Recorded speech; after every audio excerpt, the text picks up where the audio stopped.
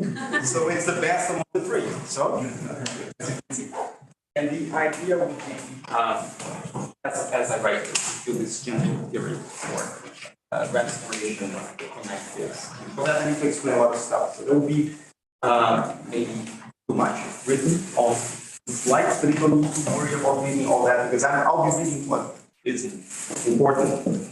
I need it there so that we can go back if we need to. So the parts in which this is going to be divided start with a very short introduction to what I call consequence theory as opposed to truth theory, model theory, theory of consequence. Then I'll talk about negation and recovery. We'll have to enter a bit this composition theory, and then there will be the most important part, which I might not get to, but if you're interested, maybe go into it if time is short. Now, okay, so what are the players here in the first part of this consequence theory? Why you know all this sentences, I'm calling consequences the way you organize sentences. Some people call this sequence. Compatibility relation that I introduced and a consequence relation, which is the complement of it, the natural principles, logical principles of consequence, or model. What do you expect, so especially variance? So I'm not going to put much here at the beginning in terms of structure. You just imagine, as usual, you have a language defined by a set of sentences on top of some atomic sentences. And this consequences are going to be these pairs of sets of sentences. Now, this is the way I would like to read what I'm going to write here as properties of what I call a judgment compatibility relation. So what does it say? The first thing it says that we have a satisfaction statement. I have here what is satisfaction statement. And it's going to be just this pair of sets of sentences, which I'm going to denote the way you would expect with this black triangle in the middle. And what I wanted to say, if you just go back here, is that first of all, when you have a satisfaction statement, you have a fragment of it, it's still a satisfaction statement. And there's two other things here called gluts and gaps, which are supposed to be disallowed. Now, if I write this, you don't understand what I have there, but as I said, satisfaction statement is this. So let me try to teach you how to read. So the way you're going to read this is in terms of assertions and denials as primitive judgments. So when I write this pair of sets of sentences, what I want to say is that somehow there is some compatibility among the judgments of at once asserting everything at the left and denying everything at the right. So you can think of it as a counter model if you prefer. So call it the satisfaction statement. You put things in different boxes. Now, if you try to read this with that idea, you see that this is a kind of a judgment configuration. And if you have one, the fragment of it, which is on the right, is still a judgment configuration, valid judgment configuration. And here, you're supposed to read this as being having an empty intersection, right? Disjoint set. So if this is a satisfaction statement, then the left hand set and the right hand set are empty. There's an empty intersection between them, so they have nothing in common. And this is something that you can read by saying that, well, if you have a set of sentences, then there should be a way of you cutting it into half, throwing half of it to the side of the asserted sentences and the other half on the side of the denied sentences. Now, in particular, from the last two things that I read, you can have these general versions of, or abstract versions of the principle of non-contradiction and the principle of external nil without anything in the language. You just say that non-contradiction means that, well, if you have the same thing on both sides here, then you have a problem because you shouldn't. So you cannot put the same thing in the box of asserted statements and the box of denied statements. And whenever you have a set, maybe it's a singleton, you have to throw the contents of it on one of those boxes. So everything's going to be either going to the set of asserted sentences or the set of denied sentences. That's my reading of the logical principles. Now, maybe you're not used to this, so I can change it. Instead of reading it in terms of this theory of judgment compatibility, I take the complement of it. It's going to become something called consequence. So if I take the complement of the first assertion, will be the contraposed version of that assertion, you have monotonicity. The second one is overlap or reflexivity if you want. And the third one is going to be code for sets. And then you have the usual definition of consequence on the framework set. So consequence is defined as judgment incompatibility. It's a derivative concept here. Now, in terms of consequence, of course, you can characterize logical constants as you will. For instance, this one people call error, implication, conditional. It might be just characterized with these three axioms that you can easily read, like the first one is almost always, right? And the three of them together are going to get something that we are going to call classic-like implementation. I'm going to explain how this works in a while. Just to add one more thing that's going to help me a lot because we use it all the time. You don't take any set of sentences. Usually we take it to have some algebraic characters, so you can do substitution on top of it. So I'm going to assume that this has substitution invariance, or what's sometimes called structurality, though you won't use this name for that. Now, this helps me a lot because when I have substitution, then I can simplify statements like this, saying that, well, there are two sets or two formulas such that you can conclude maybe the conjunction from the disjunction. Here is saying that, well, there is some way of asserting this disjunction without asserting also, while denying the conjunction, right? And here is saying that, well, whatever is the choice of formulas that you take, you have no comments. So whenever you have substitution invariance, you can just drop all these quantifiers and write things like this is always true, and this is always true, as long as we're talking about propositional sentences. Okay, any propositional sentence will do to express the existence of this counter model. Now, okay, how do we get this kind of stuff? Comes out of the blue. Consequence, who gives you consequence? Well, there are typically two ways of getting consequence out of the blue, which is by having semantics and some definition on top of it, like truth preservation or anything else you want to preserve. And that will give you a way of talking about two sets that will determine the notion of consequence, a model theoretic approach, a designation-based approach, or an axiomatic approach. And then you can choose your formalism, your preferred formalism to induce a notion of consequence with all those properties that we saw before. And what's important for me here, I just learned this word last week. You can have a prescriptive reading or a proscriptive reading. I like this one, the other one is false. This one is the good one. And it tells you that there is a way of producing and explaining the meaning of a connective by starting from a fully indeterministic version of it and then determinizing it until make it fully truth functional if you want. Okay, so this is what I already said. I'm going to explain now how to do it with an example. So that's the incredible true story of this connective. So it has a copyright thing. So it's going to be introduced the first time. And it starts fully indeterministic. So that's a non-deterministic semantics, completely free for this binary connective. But I don't want it to be that free. I want to impose some restrictions on it.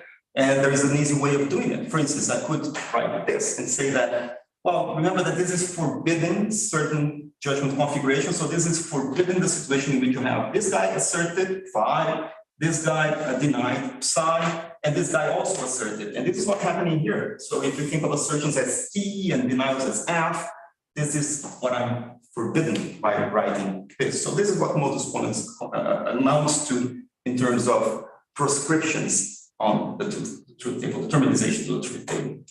And you can do the same with other rules, such as this one saying that you shouldn't assert psi, which is the second column, while at once denying the combination of phi and psi in that order. So that takes away those two possibilities. So you have just determinized the second column. And if you do this, you also do some trick on the first line, and this will give you, of course, classical implication.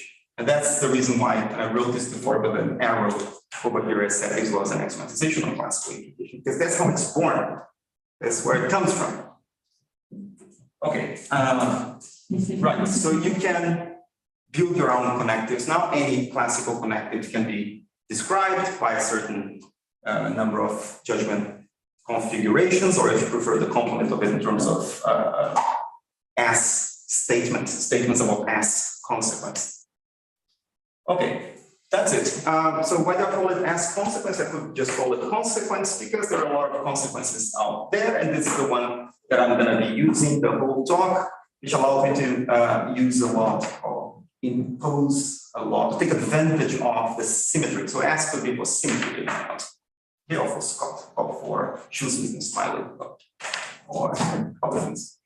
Anyway, now let's enter negation. How hard can that be? It's just a unary connective, so it should be pretty easy, but people have different ideas about what negation is or should be. And so I'm gonna first discuss what's this behavior that people expect from negation and whether are there properties that everybody should agree about on and share about all negations. And if not, what would be the least that we should expect to call something a negation before calling it a paraconsistent negation or a paracomplete negation, for instance, which are the main kinds of non-classical negation out there. Okay, so one way of looking at the connectives is to think of them as internalizing things of interest from the method theory. So, for instance, we could think of conjunction as internalizing this comma on the left and this junction, the comma on the right. Remember that I have this symmetry with left and right. I could think of top as just occupying this empty space that didn't need to be occupied because it doesn't mean much when you put it on the left, and bottom doing the same job on the right as a neutral element of the comma on the right. And I could think of implication as a way of internalizing the very notion of consequence by allowing you to pay a ticket and throw this fine from the left to the right. And then you could have also a way of throwing the psi from the right to the left with another connective, which is a contradictory of classical implication. It's not co-implication. It's something else. It's going to appear in a moment. You could have other things such as joint incompatibility or Schaeffer's stroke. You could have the NOR. And you could have negation. Negation will be doing a similar job as implication is doing here, or as these binary functionally complete strokes we're doing before, because it allows you to push things from one side to the other side. And there are two ways of doing this. Which is to think that this was originally on the left and you pushed it on the right with this ticket in front of it, with negation in front of it, or vice versa, it was originally on the right and you pushed it to the left. Now, if you have the general approach in terms of sequent calculus or whatever your preferred proof formalism, I'm not going to enter any of those here because it's too easy. I don't have anything interesting to say about them. You can do it, that's what I say. Then you can obtain all the rules from all those systems directly from these characterizations. So this, for me, would take priority because it's written in terms of consequence, written in terms of consequence theory. Okay, so what do you want negation to have? You can pick your choice. If you are a clever, pick a choice from the left-hand side with another one from the right-hand side, you just want just characterize the classic-like negation. For instance, if you have explosion and implosion, you just have what it is. So I wonder if you have seen all these rules. I just have dualized some rules that you have probably seen before, like proof by cases. Here there is a dualized version of it. There's reduction ad absurdum, the dualized version of it. Double negation, contraposition, replacement, whatever. As soon as you impose, try to impose that some rule is more important than the others, there will be this non-classical edition coming and say that I'm a non-contrapositivist, or I'm a non-causa-mirabilist, and that's it. Okay, so I don't care about any of those rules.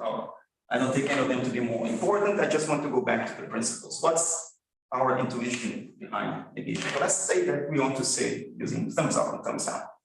Now, I have put your things in two levels. The first level is what I call kinds of affirmation, the other one, the kinds of negation. What's characteristic of negation here? Well, the idea is that whenever you have some thumbs down, you should have some way after using that connective, unary connective, to turn the thumbs up. And vice versa also, whenever you have some thumbs up, you should have some way, some line of making it go down.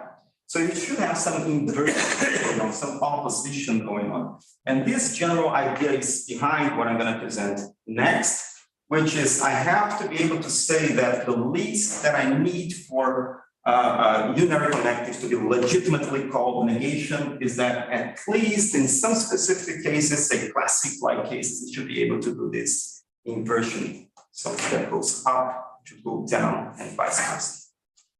So how to do that? Well, using my approach to consequence theory, I can explain what's happening here when at this first line, thumbs down, go up by saying that, well, one should allow for the judgment configuration in which this P on the right goes to the box of denied stuff, and the not P on the left here goes to the box of asserted stuff. So I want to allow for this line to exist, and I just write this to say this line must exist.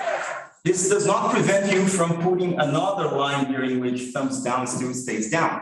It just tells you that some thumbs down should go up. And the same thing on the other side, you should allow for the situation in which some P being asserted is matched by not P being denied.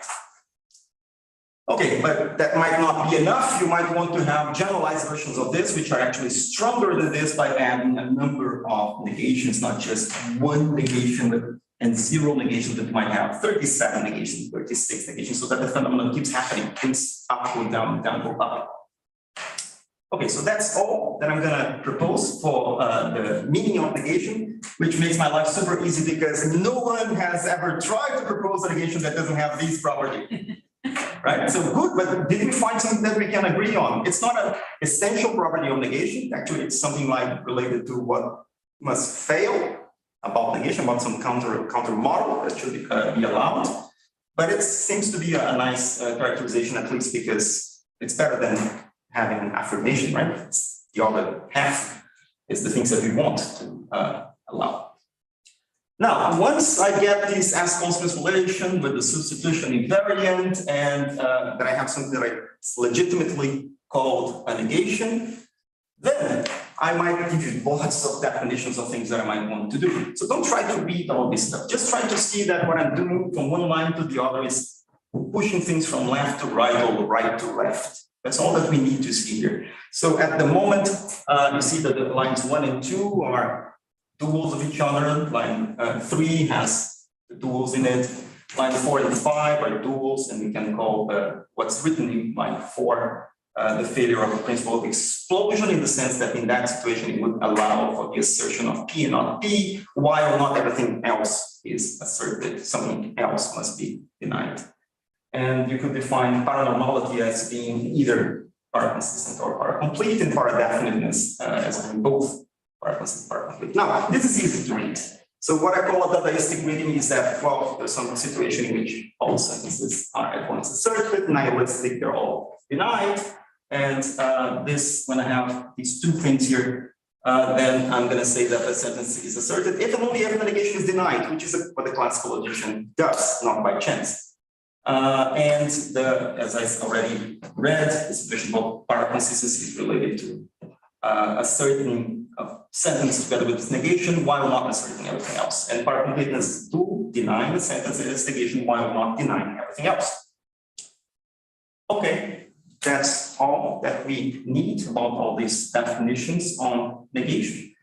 Now, when we go into a non-classical negation, we are obviously losing something. Maybe it's what we want to, but something is being lost from the classical characterization because you're throwing away some of the stuff that would develop had that negation been classical.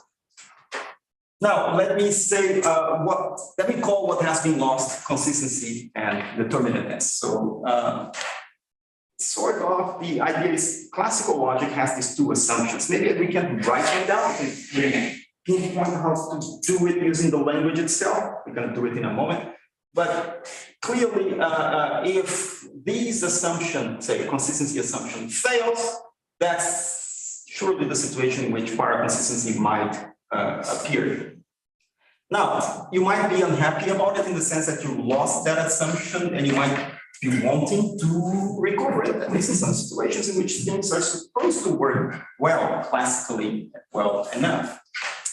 Now, let me just mention to you, you all know, of course, that when you are in a para-consistent logic, you're going to lose stuff that you probably very dear to your heart, like disjunctive syllogism, some forms of contraposition. How can we live with all this, right?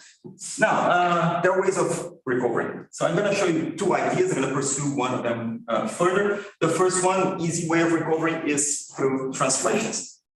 So imagine you have this negation which behaves super bad, but you have another one which is classic-like. So you just try and say, I can recover classical logic inside that weaker logic in a sense.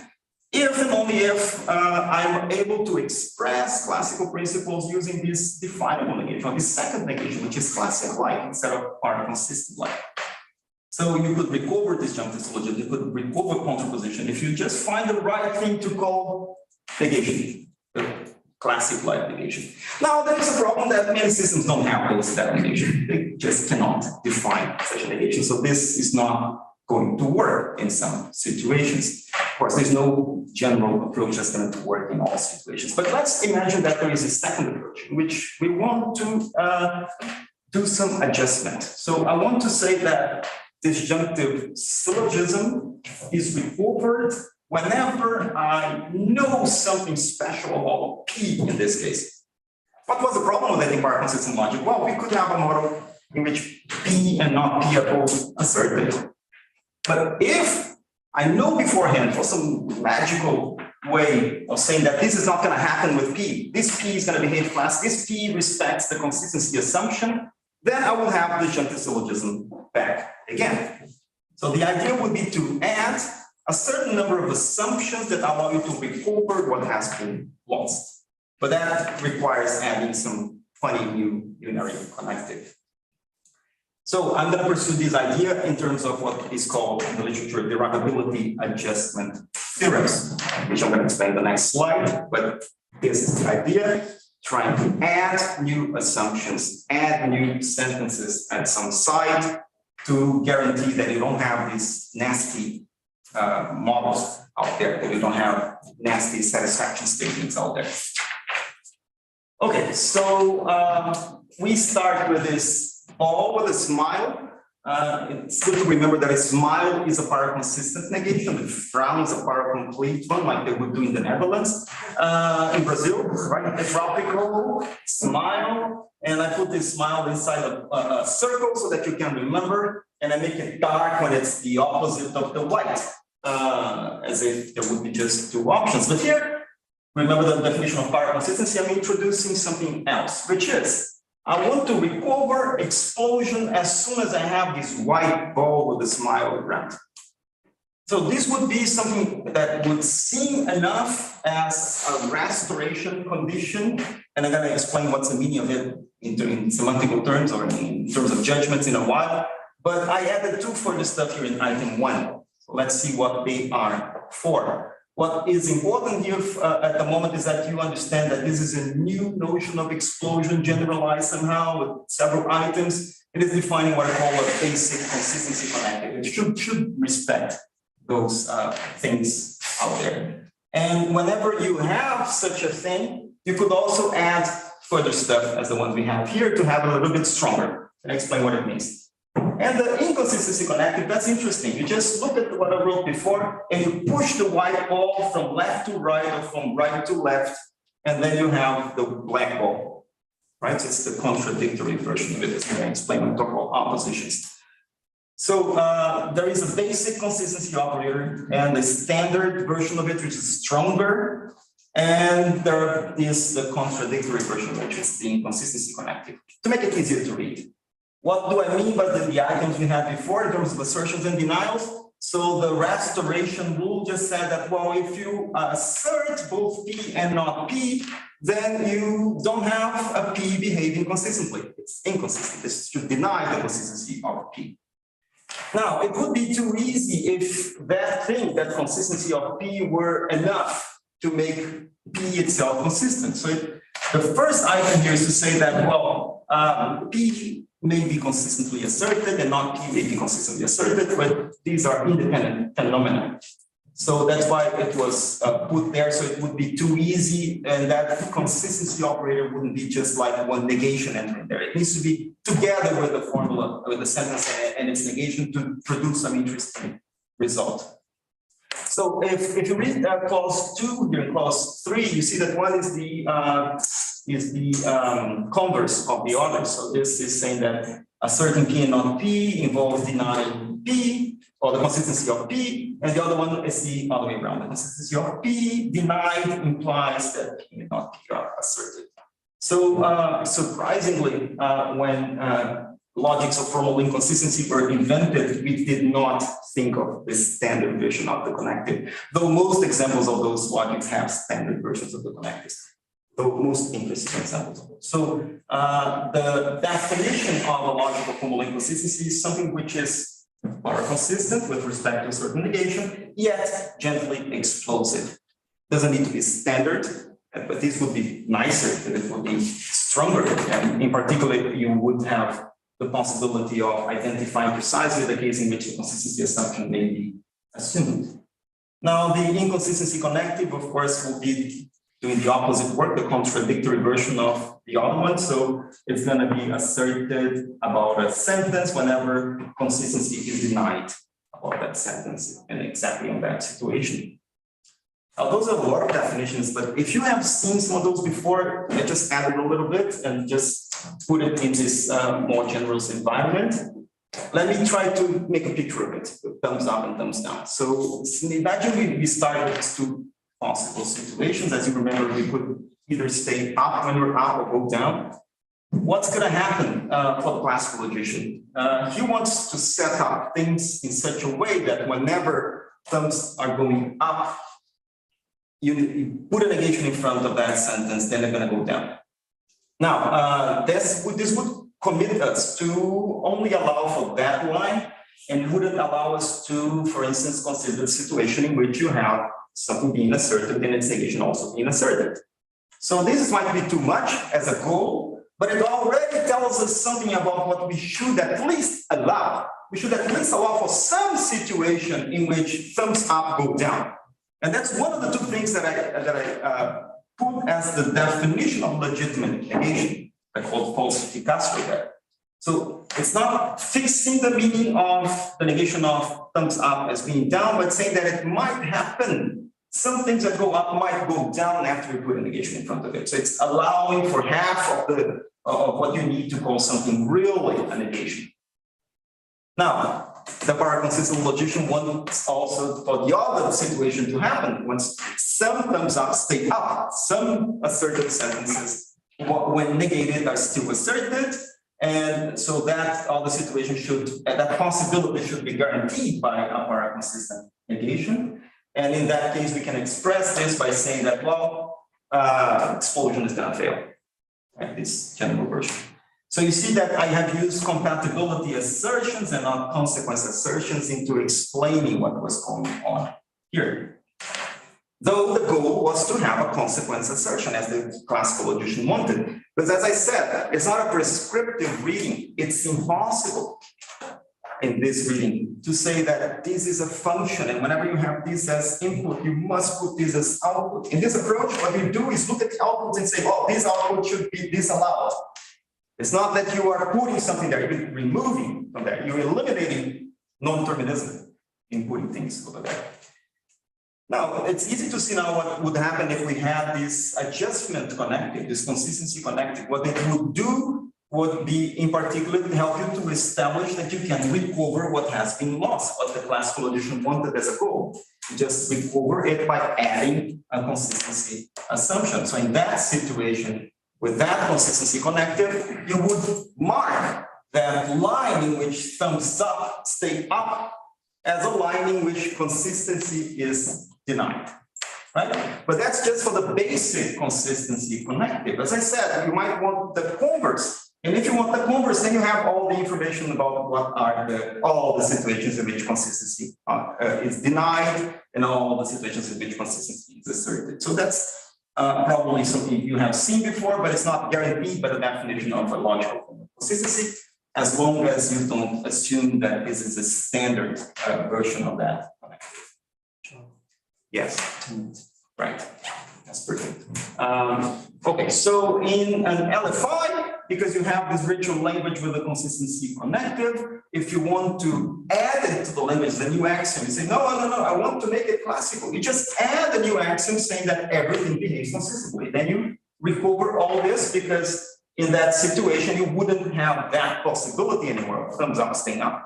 So just by adding this new postulate, you add consistency assumptions explicitly to the language. And you say, but this was not present in classical logic. Of course it is present in classical logic. This is just a unary connective that produces a top. It's already there. You just didn't use it for this because you didn't need it. You didn't, the consistency assumption didn't fail. Okay, now this is too bad because then you can't have a non-explosive negation anymore, but maybe that's what you want. Okay, I'm just allowing you to do it or not, whether you want it or not.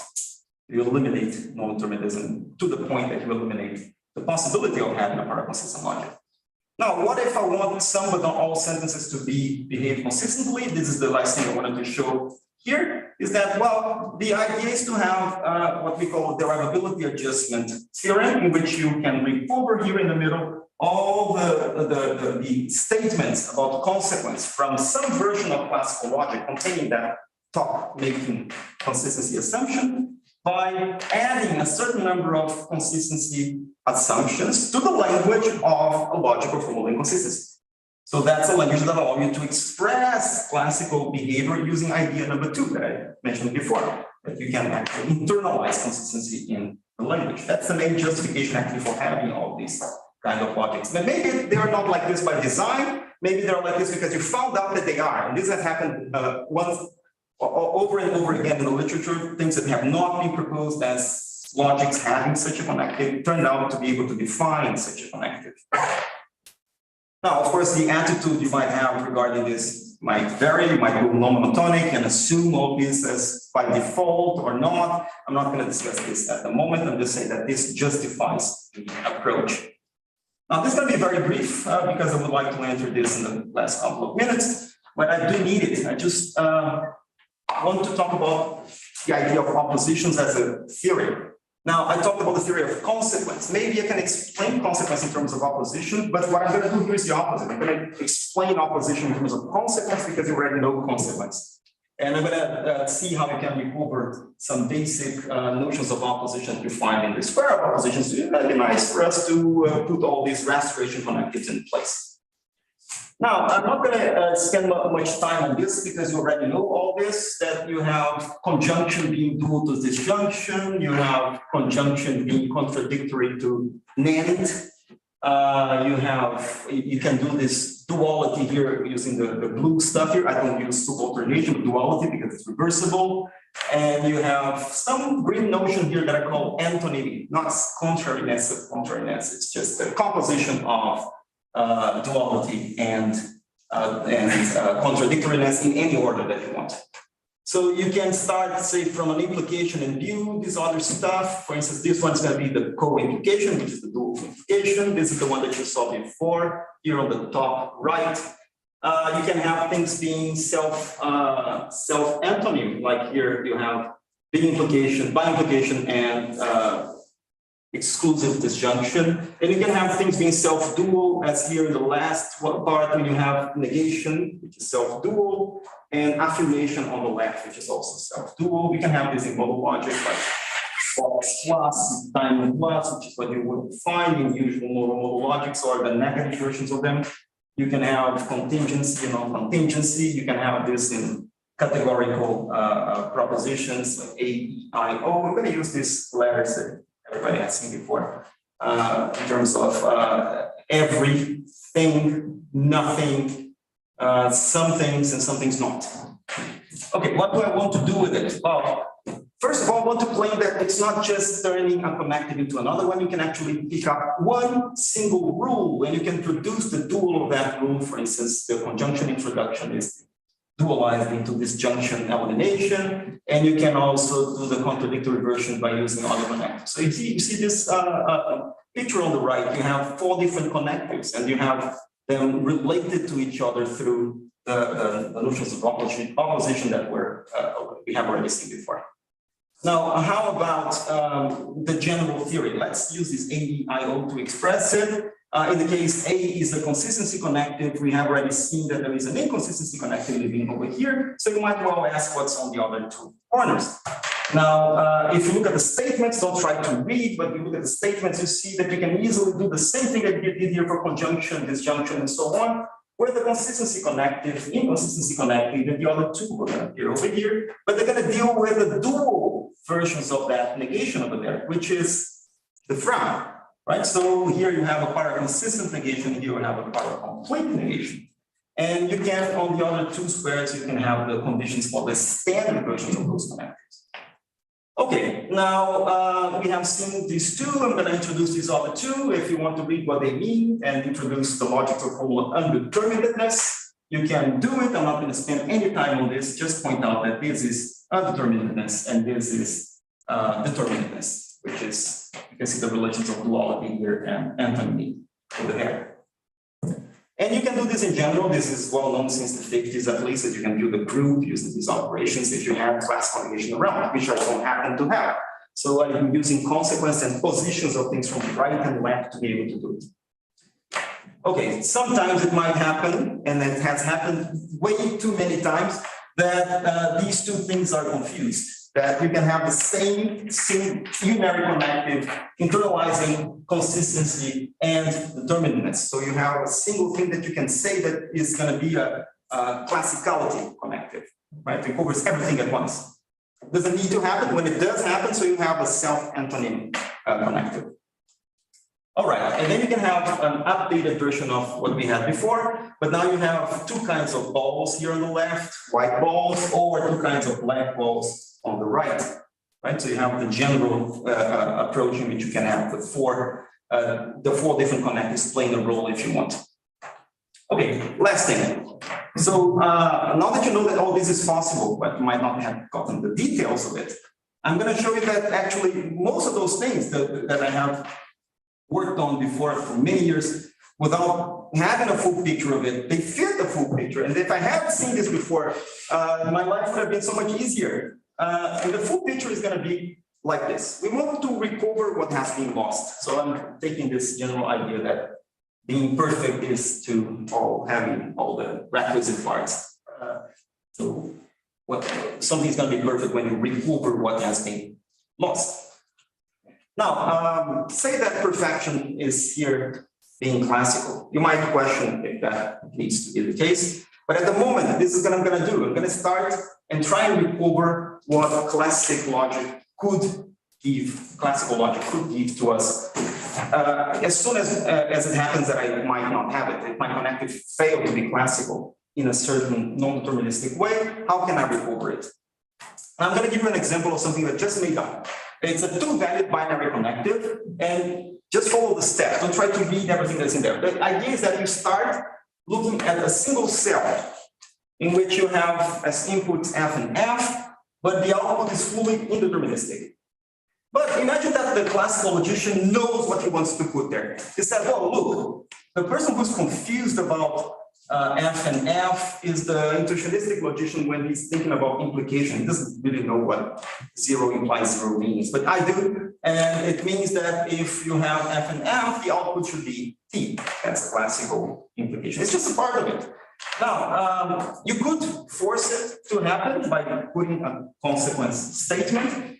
But imagine that you want to be fair. You want to say, well, maybe someone out there disagrees with me, and I want to allow for that person to say that I want T to be a possibility, but maybe F is also going to happen. So this would be the statement. You just push this from the right to the left and use the compatibility, judgment compatibility to say that T, that red T is possible. might happen. Might happen that you deny these two things while asserting P hash Q. Right, so what would be the consistency-like way of recovering it? Well, you just have to look at what you wanted to have, and you add a consistency assertion here involving P and Q on the left, as the consistency connector did, to try and recover what has been lost, which is P, comma Q, comma P hash Q. Right, so that's the way you make up this new connective. Now, once I have it, I might want to think of its contradictory version, which just means I have to push the A to the other side and get an O, right? That doesn't change my connective. I'm on the diagonal of the square of oppositions. Now, I might want to go through the duality relations, and that's going to change my connective into the dual version of that connective. So now we have hash with a D on top of it. What does it mean? It means that I'm working on that pair of inputs now, TT instead of FF. Okay, so that's another connective, and it will come with a legitimacy condition also about what I want to allow. In this case, I want to allow an F, and the classical edition wanted to allow a T. All right, so I can put this in a square, and now I have these A and the O that I saw before as a ways of recovering what had been lost, and I have the E and the I as ways of recovering what would have been lost for the other connective. Okay, and some coherence conditions might be needed, as I said in the case of the LFIs, not to allow this to be recovered way too easily. So you don't want the three things together. We want to say that, well, it might happen that you have two of them being denied while this is asserted, but you can't have the three of them being denied while this is asserted. So you have these coherence conditions coupled, and you can have a standard version of it by adding the converse relation. As you see, it's just moving things from right to left. In this case, taking the three guys over there and putting them on the left-hand side to say that there are sufficient conditions to get connected. Seems like a formal game, and it's really interesting that it could be done. Let's see what would happen if I have a unary connective. That's my last example. Imagine that I have this unary connective, and I have this classical addition wanted to enforce it to behave consistently. So what he wants to do is to add explosion. Right, so that's the goal, as we saw before. Now, the legitimacy condition, as we saw before, would be this one, which is what we have already seen, one of the two legitimacy conditions for negation in general. It's induced by this idea, and you can find the restoration conditions for all the four connectives by putting them on the right places and saying how you can recover. You can see this is a basic, together with this is going to be a basic consistency connective with the coherence conditions all induced automatically. You didn't have to think about it. You just look at the truth table and this comes out of it. Moreover, if you want it to be standard, you add these other two conditions, which you can also put on the square. So everything I have done in my whole life actually fits into that picture. If someone had told me before. Right? And I can do it for any connective, any classical connective, anytime, any moment, and you can add all these things together and they don't interfere with each other. And this gives you a very general way of recovering whatever you have lost from the classical approach. Now, as for the future, you might want to adjust your lenses. You say, this is way too much semantical for me. I want to do it too theoretically easy. Okay, next.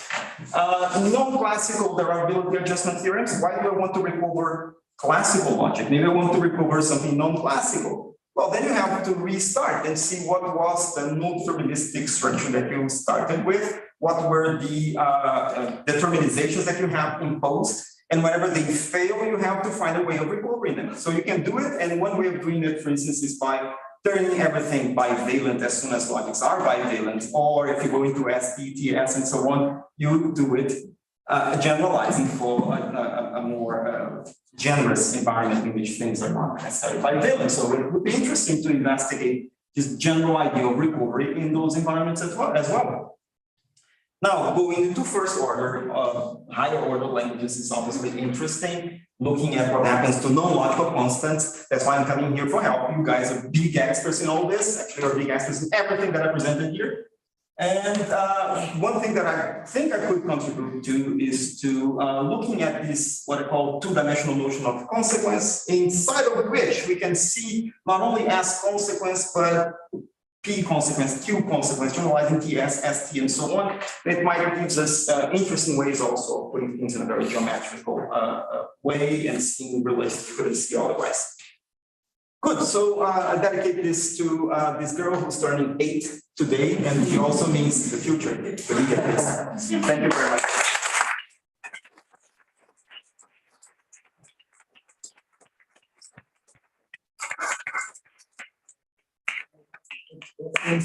Eduardo. The last, well, I really enjoyed the presentation.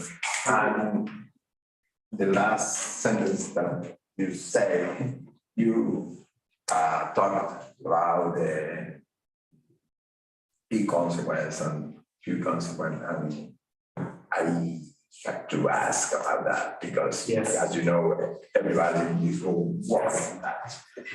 Is it possible to use the operator in the language in order to recover transitivity or reflexivity? With Federico and Damian worked this project, but we had some problems. Yes, it's very tricky. Thanks for the question. The way I would propose to try and recover, well, not necessarily using the restoration connective itself, but it might be interesting to try and internalize these as well. The idea of two-dimensional consequence relation happens to take into account another version of compatibility, in which I would put things in a way that, say, instead of assertions and denials, I have here accepted statements and non-accepted statements, while here we have a totally independent notion of rejected statements and non-rejected statements. What I want to show with this is that actually everything that I have been doing here can be done in this diagonal. So the task, the S consequence can survive in this diagonal, and you never need to use the other one. You never need to use the backward preservation of the complement or whatever. But once you want to put all this together, then it will make sense to look at what's happening. Imagine that you have here, you see there is a left-hand side, a right-hand side.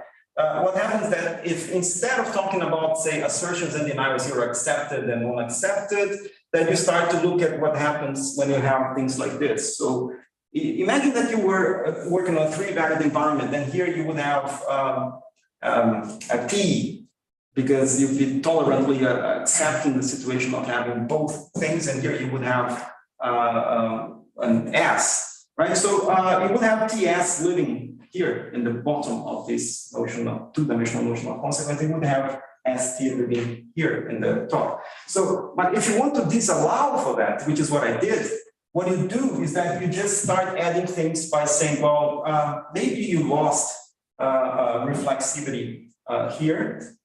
Maybe you don't have this because you might have something which is at once non-accepted and non-rejected and non-accepted. Maybe you lost this because you might have something which is at once asserted and denied. But maybe you still have some form of reflexivity here and here in terms of truth preservation, in terms of falsity preservation. Right? Now, when you go into this, the natural semantics, the natural inferential semantics behind the two-valued notion of consequence would be the four-valued one. Now, if you want to forbid some situations, like I'm forbidding this configuration here, then I will disallow for one of those four values. So I might stay with only three values. So that's like the general approach would favor FTP. And you would go into cleaning or LP, only that you have more inferential values around and not just more truth values, right? And if you go all the way here to the classic approach, you still can recover reflexivity, or which is easier for me to write, or recover cut, also that I could also write down. But at the level of the truth preservation itself, so logic could be fully standard and classical in some dimensions, and being non-standard, non-classical in other dimensions. So I don't need a restoration connector for that. You can just express this in terms of judgment, incompatibility, and using more notions of judgment instead of just two. So it's a generalized bilateralist approach. Yeah, but the situation is symmetrical, no? Because in your case, the main case, you Yes. are going to have a connective in the language in order to recover. So the logic recovery classicality. That's right. Here not. I don't need it. Here you have an external idea. Yes. I would have several competing notions of consequence living out there, and I just pick up one which disallows whatever I want to disallow. So I don't need the connected, but maybe internalizing it would also be interesting. For instance, you could try to simulate some of these situations by adding it explicitly to the language. Okay, Daniel? Yeah, thanks for the presentation. I'm very I wanted to ask you about what do you think about if someone has a motivation for being part consistent, whether they should also have a motivation to be non-reflexive in this sense, because if they are in a way asserting and negate formal negation, isn't that like also a way of asserting and denying a sentence? If that then will lead to the rejection of reflexivity. Yeah, the thing is that commits you to a specific meaning of negating, right? So I completely agree with you that in some situations it will be the same. That my formulation, pure formulation of the principle of non-contradiction, which I haven't the right to hear.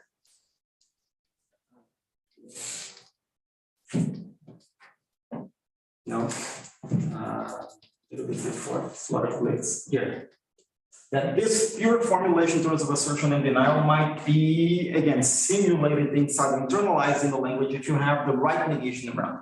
But this can be asserted even in a language without negation at all. So I find it like morally superior in a certain sense. It's really saying about what are the values which are out there. And one thing that you can do about this is, for instance, when you look at the as consequence, it's interesting. If you just throw away these two things here, you just stay with monotonicity, you can actually prove that there are four valued semantics for all the structures which have just these property of movement. And when you add these other two properties, you don't need the four values anymore. So all this is happening independently of the language. And so I find it interesting that you can express it like this, but obviously in some logics we'll be able to internalize this in terms of the right negation. So if you look at LP, for instance, which is a bar consistent logic, and you think, well, how bar consistent is it? Because it does respect this principle. Right? Say, I would claim that it's not bar consistent enough, that the same truth tables could be formulated together with a new notion of consequence, which actually demands a glut to be present, which is what would be really going against this principle. Yes. Yes, thank you very much. I really enjoyed it. A few weeks ago, we were talking with Marcelo Conillo, and I learned that there is a way of determinizing and deterministic semantic by deleting lines. And I asked him if there was a conceptual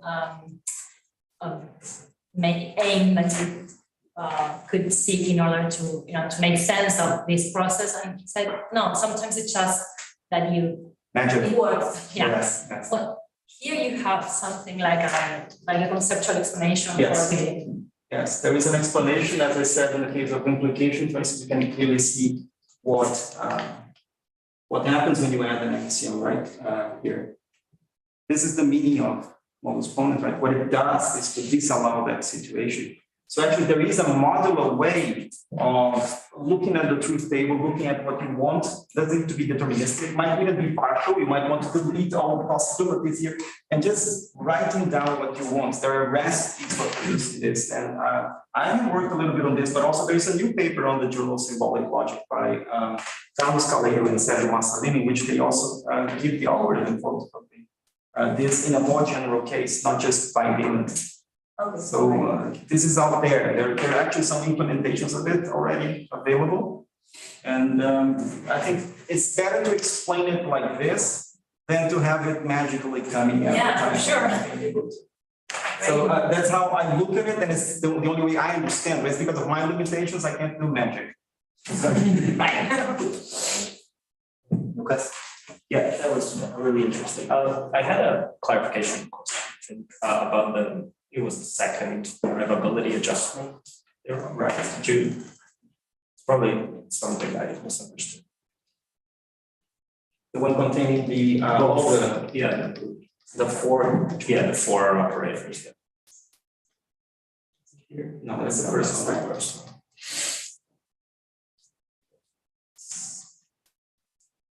Yeah.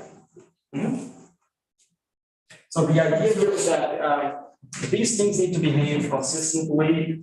These things need to behave a determined way for the classical consequence to be misread. Okay. So the defects, right? The defects are different.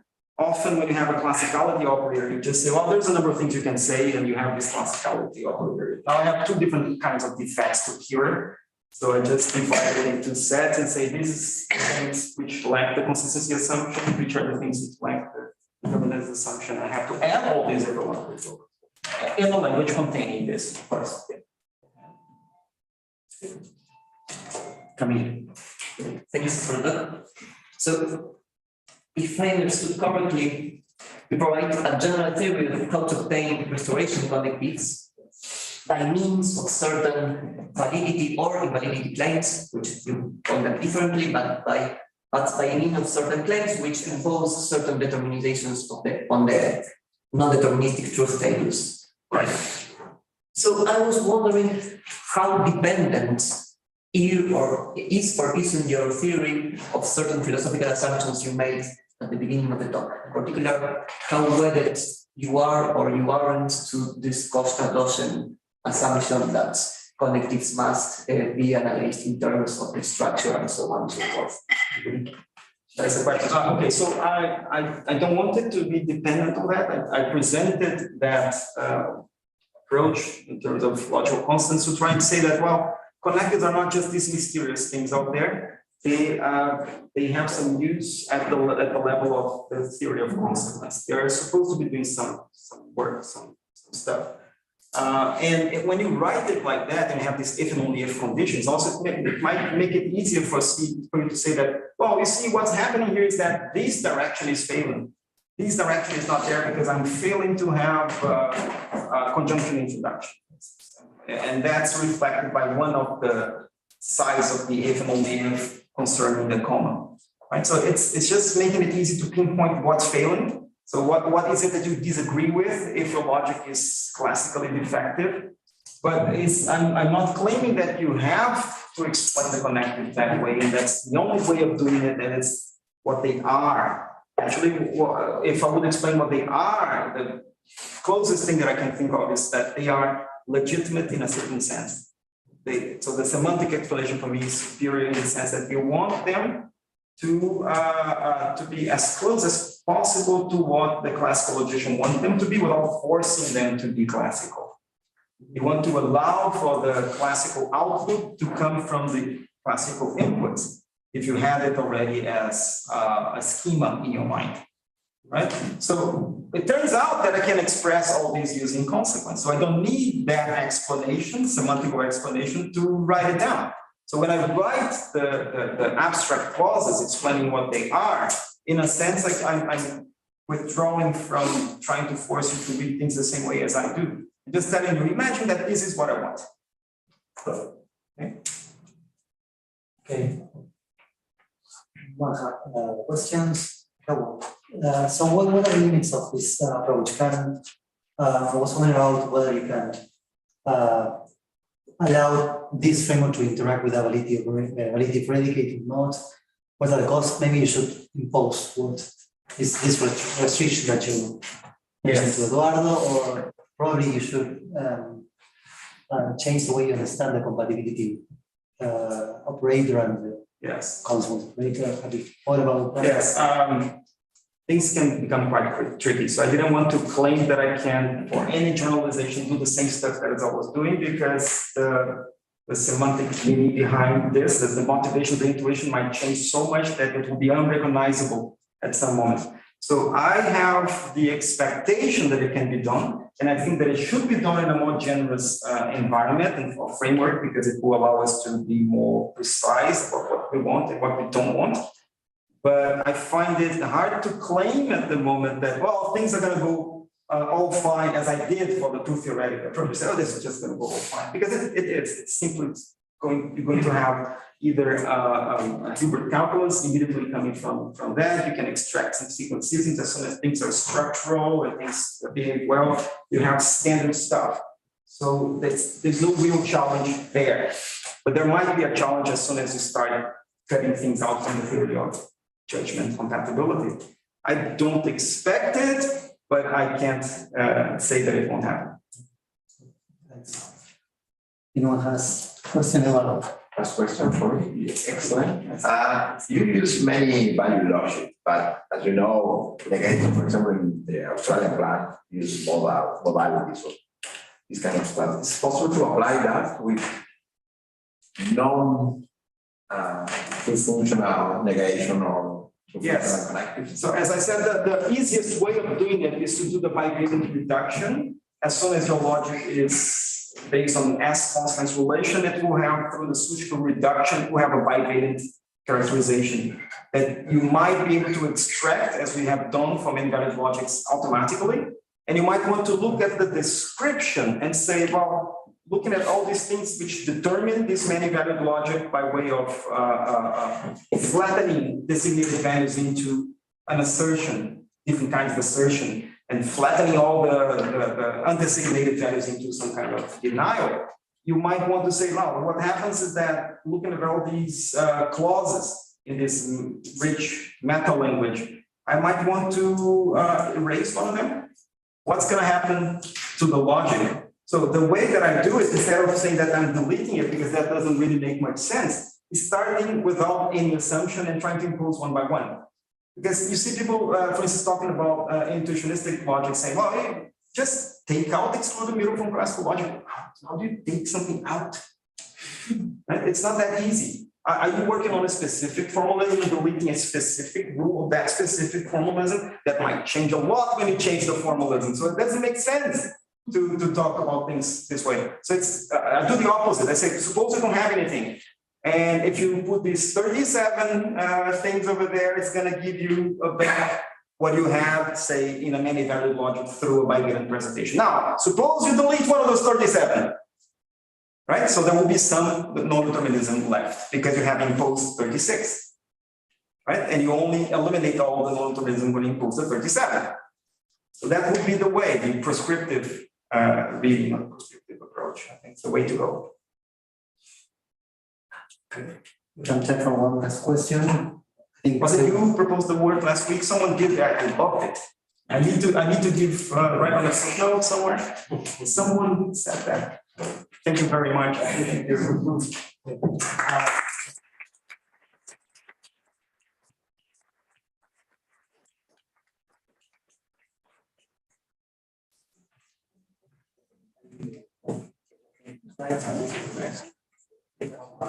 We got handouts for the next part.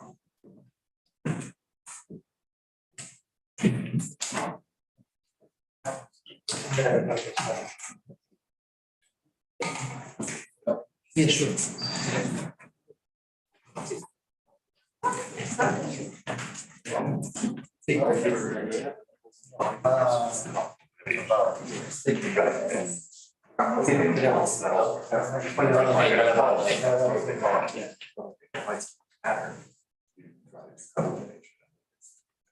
How the family this is yet. Lo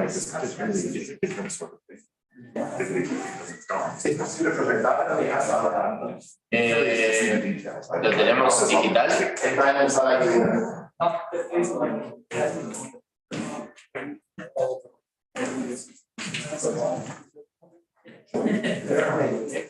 One for me.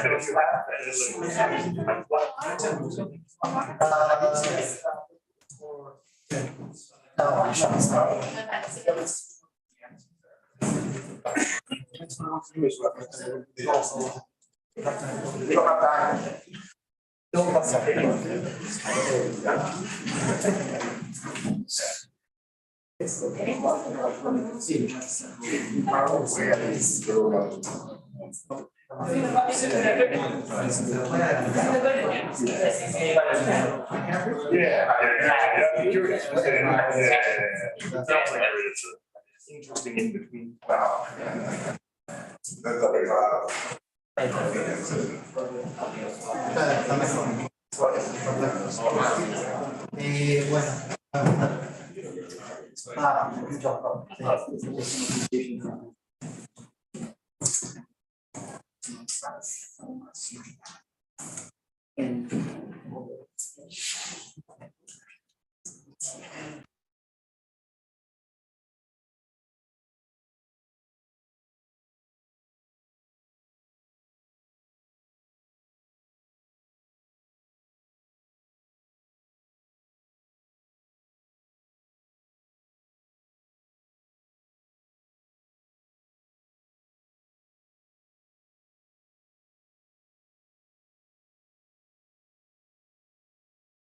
Chris Jacinto from the University of Lisbon.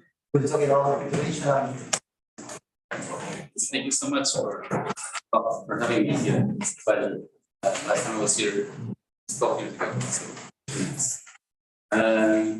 So today I want to talk about iteration and logicism. So I want to talk about the positive set theory, both positive and more general positive maths.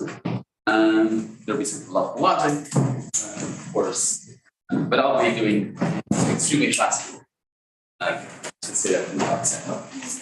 So here are my aims. I want to present what I call the sets properties view, and to show that it affords an illuminating understanding of the conception of set. After having presented this view, I want to defend it, particularly from what could appear to be an objection already in the literature by Hutton and Truman, and with objection shape called the no bootstrapping objection. And finally, I want to go a bit beyond and to show that this reply actually paves the way for a novel form of logicism about set theory, based on Russell's views on mathematical entities. So these are the aims. So let me start by telling you about the iterative conception of set. So the idea is simple. Sets are built in stages. At the first stage, you have, or at 0 stage, if you want to have individuals, and you collect each individual into sets. And what you have before you collect those things into sets, and you start and you continue building on your set theory of that. At successor and limit stages, then you have formed all the sets that have been you formed at previous stages, and you form new ones. I mean, at some stages you just collect. So what pure set theory emerges from the iterative conception? So famously, Lewis has formulated what he calls stage theory. And he said that theory is through the iterative conception, that theory gives us an inkling, an insight into what the iterative conception is. And having formalized stage theory, Lewis tells us that theory justifies at least all theorems of the set theory Z minus. So if you, that's basically ZFC minus replacement, choice, and extensionality. So Button holds that some of Lewis's stage theory's axioms are not well motivated. I need not to go through that for the purpose of the talk. That they're not justified by iterative conception. But still, he shows that together with intentionality, you get a further principle that says that for every set, there is a level that is a subset. So that you can define a level in a hierarchy of sets. That's a principle called classification. So what you have, if you think that you have extensionality, and to be sure, who has told us that if, or at least who was assuming, was not that extensionality was false, but that extensionality need not require any particular conception to be true, that let's just was analytic set, or like just a plain platitude about sets, whatever conception you have in them. So if you have extensionality around, what you have as being defined by the conception of set is ZR, which is Z plus stratification and Z having extensionality beginning. Can you repeat those stratifications, please? Stratification, can you repeat please? Yes, so you have there in footnote 7, stratification for every set, there is a level that is a subset of. So we have ZR. So some difficulties with digital conception. So the idea then is that you have these stages, they are ordered, and then you have sets being formed continuously. They are sets being formed of what you found at previous levels. And if this is a metaphorical talk, stages, formation at stages, how should one understand it? There's a minimal approach. That this talk of formation at stages, etc., is nothing but a minimal description of the universe of sets. There are sets formed of individuals, sets formed of sets of formed of them, and so on. So this approach, this way of clarifying digital conception, is not regarded as satisfactory. And the reason is plain simple is that this is amount to little more than a description of how sets would be formed if set FC is true. It failed as a justification for the set theories we have. But what we wanted from the digital conception was some way of understanding what sets are and then to see what theory of sets comes out true. So why are sets structured in the way that sets FC tells us? But in their nature, it makes it so that that description is true. So there's another approach, the literal approach, that tells us that talk of stages, formation stages, is became literal. I find this particularly unsatisfactory. So literal talk of formation invites a panoply of misguided questions. So is anyone forming the sets? If there is, how are you doing it? What goes together sets members? Do things need to be close so that they can form a set? Or can there be action at a distance? Does that formation take time? Does the set builder eventually run out of time? So there are all these questions that arise for the literal approach, which seem to indicate that's a no-go. There's a third approach, metaphysical dependence approach, that tells us that talk of stages, stage formation, etc. is understood in terms of metaphysical dependence. A set metaphysically depends on the members of its transitive closure. So it isn't clear, if we don't take this as a definition, what I said before, what is meant by metaphysical dependence, or in particular what is meant in general. So it cannot be understood as an impossibility of X existing while what it depends on doesn't. After all, it's common to think that necessarily the unit set of Socrates exists if only Socrates does. And so the unit set of Socrates would not depend on Socrates, contrary to what we want, to what this account would want. Second problem, it's unclear whether the properties of metaphysical dependence track those of membership. So is metaphysical dependence reflexive and anti-symmetric? It wouldn't be if an entity partly metaphysically depends on itself. Is it well-founded? In sets, at least from the theories we have, I think it would be well-founded. And particularly the drift conception of set tells us that sets are well-founded. But do we need to think of metaphysical dependence as being well-founded? And the third problem, which I think is related to the second, is that the order of explanation seems to be reversed. Iterative conception seemingly guides intuitions about metaphysical dependence, not the other way around. For instance, metaphysical dependence, some would say, is well founded, at least with respect to the sets, precisely because, according to the iterative conception, membership is well founded. So these are problems for the views we have on how to understand iterative conception, how to make that talk precise, talk about stages and information at stages. So there's another view, which is actually quite old, at least from 33. So here's Gödel on the relationship between set theory and type theory. Only one solution to the paradoxes has been found, although more than 30 years have elapsed. This solution consists in the theory of types. I mean the simple theory of types. It may seem as if another solution was afforded by the system of actions for the theory of aggregates, as presented by Zermelo, Frankel, and Benoit. But it turns out that this system is nothing else but a natural generalization of the theory of types. Rather, what becomes of the theory of types if certain superfluous restrictions are applied. Okay, so what is Gödel then telling us here? The iterative conception is best understood as accounting for the iterative nature of sets by conceiving them sets as properties, as the values of type variables of a particular kind. And in particular, the iterative structure of sets arises from the structure of predication. You can have individuals and it predicates things of individuals, and predicate things of the thing that predicate individuals, and so on and so forth. So here's a recipe, and there's a recipe that Al has been proposed, and we shall guide you through on how to lift simple type theory superfluous restrictions. You have a type theory of cumulative types and transfinite types.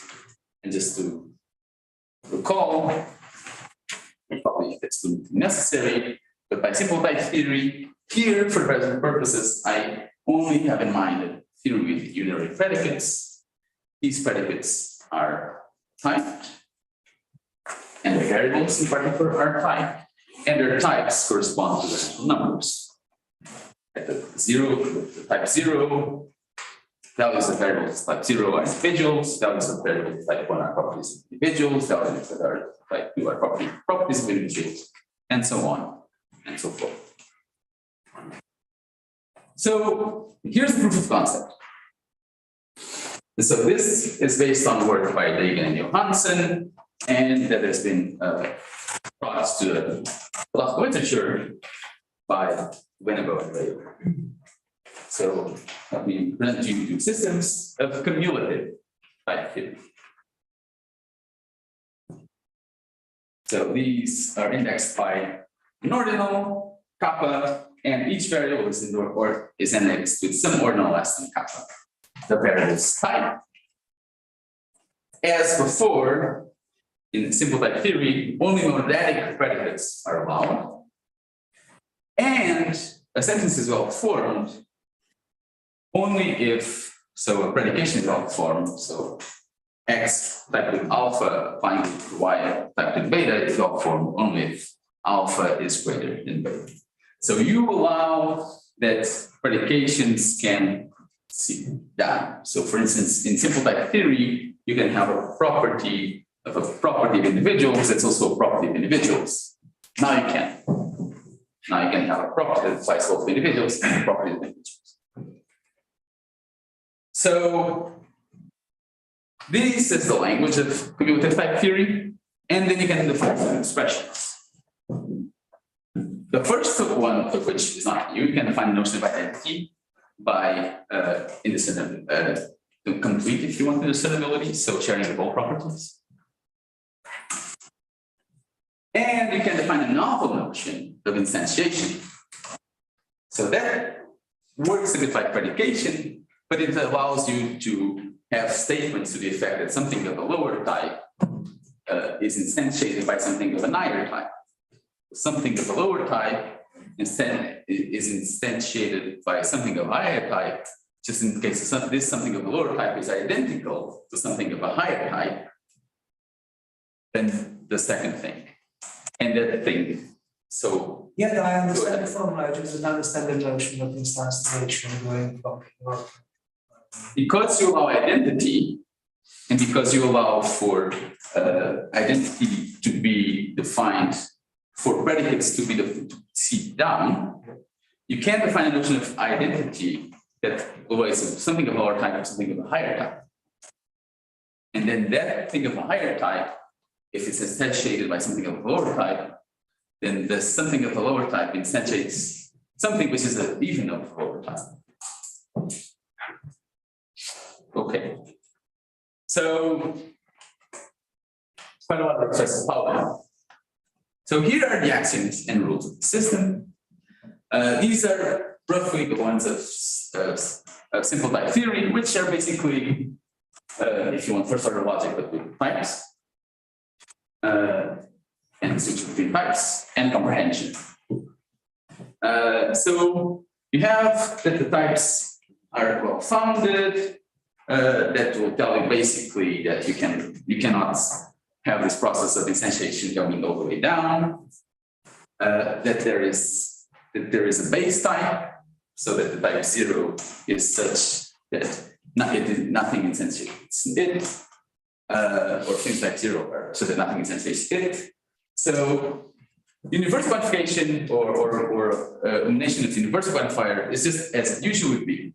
You used to be, except that if you have that something holds for all some type kappa, for all entities of type kappa, then you can instantiate that any entity of a lower type has that property. And you have the converse of if you can show that something holds for an arbitrary formula, something of type beta, any object in the arbitrary object of type beta has the property, then that will hold for all objects of lower types who are the same. New, and these are in a sense new, but distinctively new rule is this rule of limit, which tells you that at limit types, you can infer universal generalizations concerning everything that goes at lower types. So if everything at all types below a limit type kappa, if at all those types universal generalization is true, that will also be true at the limit type. So this. So the kappa in this rule is not the same kappa that the system is indexed by. Okay, sweet. I apologize. I'm just making sure. Great, thank you. Good. And so these are the basic rules of CTT kappa. And then for the particular result I want to show you, the authors that have proved these results assume two further aspects. The first is type extensionality. Basically that you have things being identical just in case they the two types are identical just in case the things that fall under them are the same. And type purity, which is even weirder. So the first should already be weird because you don't think that properties in general are extensional, right? The property of being the property of being in this room might be the property of being one of, now I can list you, but of course, different people could be in this room, where it's not, no different people could be one of us. So type purity then tells you that there is only one entity of type 0. Basically, that tells us that there's only one individual, which seems particularly good. So with these assumptions, we can prove in this system CTT kappa P, a pure extension of CTT kappa, the following axioms. The following can prove all the axioms of Z translated by typing the variables with kappa with the type kappa, and we can prove all the theorems of ZR, and that's the result by button 2.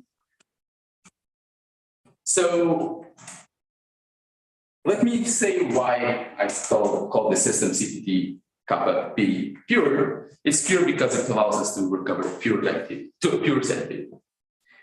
And that's why behind the rationale for type extensionality, because you want to have a notion of set that's respective extensionality. In particular, behind type purity, because we only wanted one object of level 0 because that object will be a representative of the empty set. So this is a proof of concept. I think these results are great and they're like very close to pieces of mathematics and they are philosophically significant.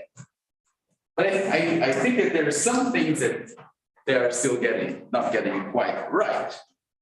So the results presuppose implausibly that it is set of an individual.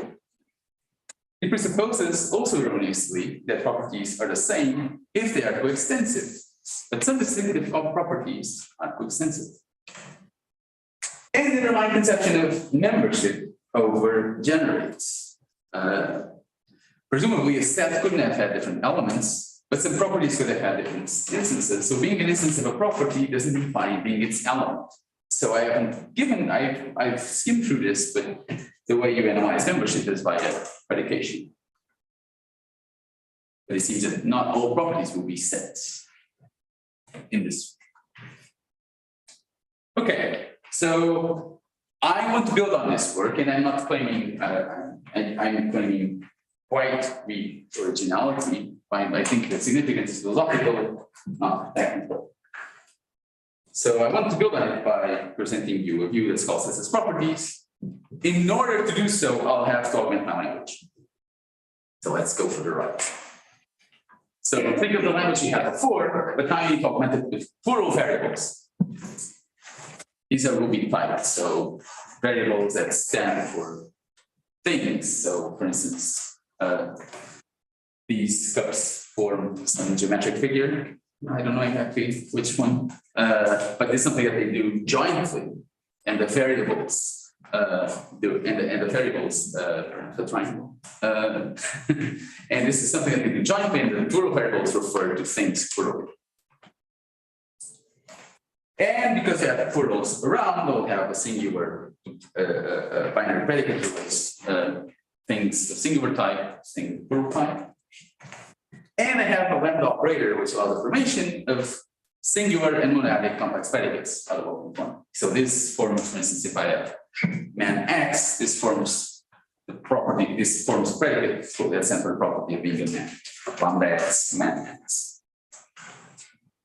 Finally, I have a primitive singular identity predicate. Identity. That's for simplicity, because we already know that we can define identity. So if we can define identity, it just makes things simpler to just have it. Okay, then set of properties. And now comes what I define to be cool stuff. We can define what it is to be set. So for X to be a set, this is for there to be some things such that X is the property of being one of them. So that's the claim, the first claim, that's all there is to being a set, is to be a particular property being one of these things. And you can define the notion of membership by instantiation by some set. So X belongs to Y, just in case Y is a set, and X instantiates Y. That's sets as properties. Plain and simple, but now we have defined set and membership.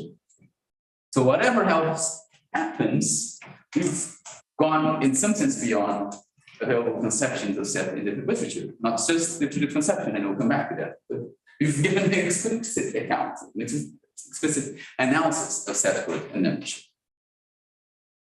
So let me come to one result we can get from this series. So let's talk about axioms and inference rules. The axioms are and inference rules are those of CTT, cumulative type theory, not the pure recursion, so the ones that seem plausible, together with axioms for standard plural logic. Here are included plural comprehension. So get given a property, you can get the things that satisfy the property, there'll be those things. And plural choice, the version of choice for plurality. Because if there's one place where it seems that choice applies, it's for plurals. Then you have axioms governing lambda, how you can infer that something has a property, just in case by satisfaction of some predicates. And I won't go through But through these axioms, of course, in the Q&A, you can comment upon that, but I think they're basically quite straightforward. And then you get sets as properties theorem. So for all limit Ornell's kappa greater than omega, such that kappa plus 2 is smaller than for all limit kappa such that kappa, so there should be a tau. Instead of in the statement of the theorem, PCTP tau and sets its properties proves ZCU are kappa, and I'll tell you what that is. So that's Z with choice, but we're talking about but it's Z and choice generalized, where you have explicit, where you have your quantifiers restricted to sets. So it's a theory that allows for realms. So that's basically it. So it's a version of ZC, but that allows for realms, and that's what the U stands for. And I have a version of stratification, but the version of stratification I have is only for pure sets. So it's basically an extension of the best that we can get from the conception of set. An extension in allowing for real elements, in proving choice. So on the sets of properties theorem. So, and the idea is like, let's look at what happened with the assumptions that the sets from types theorem had, and what we did with them. So the empty set now comes out as the empty property. That seems supernatural. That's in a sense what the set should be. Properties are not presupposed to be the same coextensive. We get the properties that sets are to be coextensive because pluralities are coextensive. Whereas they are the same if they are coextensive. Membership does not overgenerate also in the way that it overgenerated before. Instantiation is not just membership. So it's instantiation by sets. So on sets of properties and interconception, the iterative structure of sets is a structure of predication. So that's the claim. So that's how we are clarifying, and this idea is Gödel's. There's no idea. That's how we're clarifying the iterative structure of sets. The never-ending succession of stages concerns the never-ending succession of properties. Whatever entities one is talking about, they will fall under some properties. So that's the commitment. We can always predicate, Nothing is formed at a stage. It is just that whenever a thing is among them, it will fall under the highest type property of being among them. So talk of formation at stages disappears, it's replaced by, or it's clarified if you want, by falling under the property being one.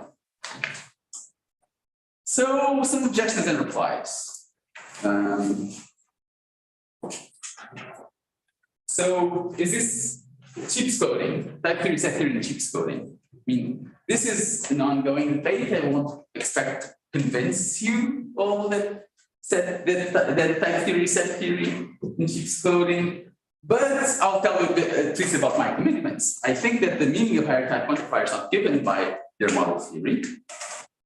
I think that higher quantification is to be understood in its own terms. It is not reducible to or understandable in terms of first order quantification. And I just think that if you think that, I think that the variables, the higher type variables, take as values whatever predicates take as values. So if you think that predicates take as value sets, I won't be able to convince you.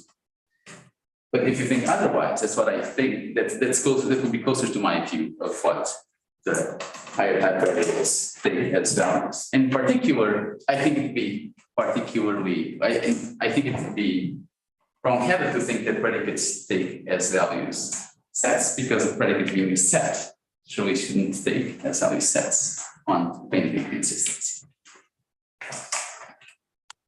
So what notion of set? So I of course I read through this, but what I characterized was the index notion of set. Set kappa for each type kappa. But the notion of set is absolute rather than relative with kappa. Where do sets live then in the type theoretic hierarchy? That's where I think that that's where one place where I particularly like what I'm proposing here. I think that set is just like notions such as is actually and identity, existence. Once you adopt type theory, these notions are type ambiguous. So for each type, you have a notion of identity, you have a notion of existence, you have a notion that means exactly and things of that particular type. And I think this allows us to make sense, better sense of Dumm's claim that the concept set is indefinitely extensible. It is not that set is, as Dumm claims, indefinitely extensible, so that you could always form a definite conception of sort of, let me just say what it is, what Dumm had in mind. So supposedly the concept is indefinitely extensible if and only if whenever we can form a definite conception of a totality, all whose members fall under that concept, we can, by reference to that totality, characterize a larger totality, all whose members fall under.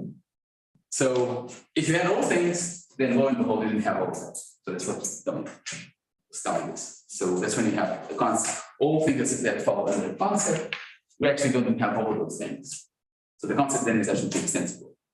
But then it seems that you didn't really have all those things. So this the notion of indefinite extensibility is on its face quite difficult to grasp. And so what I propose is that instead of thinking that set is indefinitely extensible, set is type ambiguous. For each level of the hierarchy, you can find a different notion of set. When you find particular limit ordinals, you can find a notion of set that gets you all the set theory that we've been using, and perhaps if you mention these things more. So objection, set theory is too strong. Among the truths of set theory is replacement, but the theory I proposed, the plural and cumulative type theory that I proposed, doesn't try to replace it. So set theory is too strong to be type theory. I have two replies to this. I think actually there are more ways to go about it, but here are two. It is a known fact that distributive conception seemingly affords no justification for replacement. And what I proposed here was to account for distributive conception. Perhaps you have other notions of set in mind on which replacement is justified, but that was not my aim. I was trying to clarify distributive conception. So that's one. The other is that you can get the proportion of replacement quite trivially.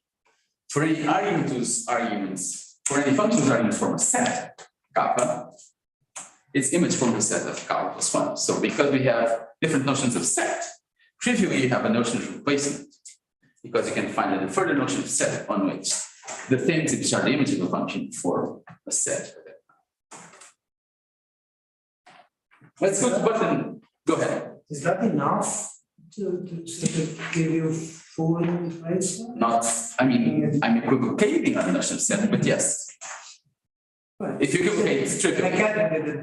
The engineering part, the mechanics. Yes. That's like, it's a straightforward. It's just like, it's basically almost comprehension like without. Okay. So objection, no ideological bootstrapping. So, and this is the objection I want to pay particular attention to. By button and truth. So when n is a positive integer, this is the finite ordinals is not demonstrable in plural cumulative type theory for types of n plus 3. So I cannot apply my theorem basically to prove the existence, the proof of theory that's as strong as Z, C, U, R. So because I cannot prove this theorem, it seems that Cesar's properties used. Cesar's properties, this thesis that I was advocating, it doesn't even vindicate Z minus, which is the weakest system typically seen as justified by distributive conception. So, there's an easier way of putting these things, which is, look, I'm assuming that sets are ordinal. Ordinals are sets, so I'm assuming all set theory to get this machinery going. Because I'm assuming set theory to get machinery going. In one sense, am I accounting for the notion of set rather than presupposing it? My reply is standards. Ordinals are not sets. They are properties of all ordinals.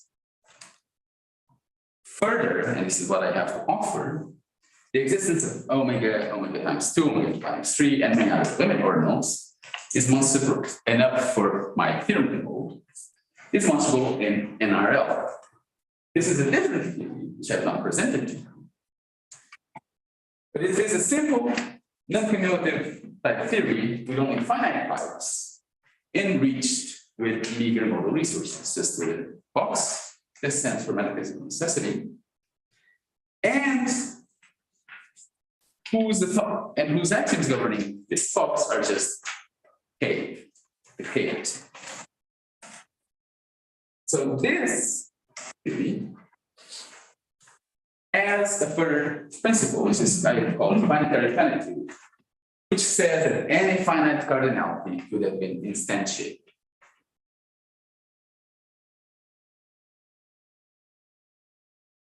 Thank you. Just to say then, with this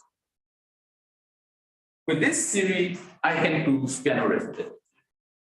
I can already indicate a version of logicism. I can indicate Russell's logicism in NRL. And NRL has the power to give me enough ordinals for me to index my cumulative plural and cumulative type theory for me to be able to derive all the set theory and more than seems to be justified by this conception.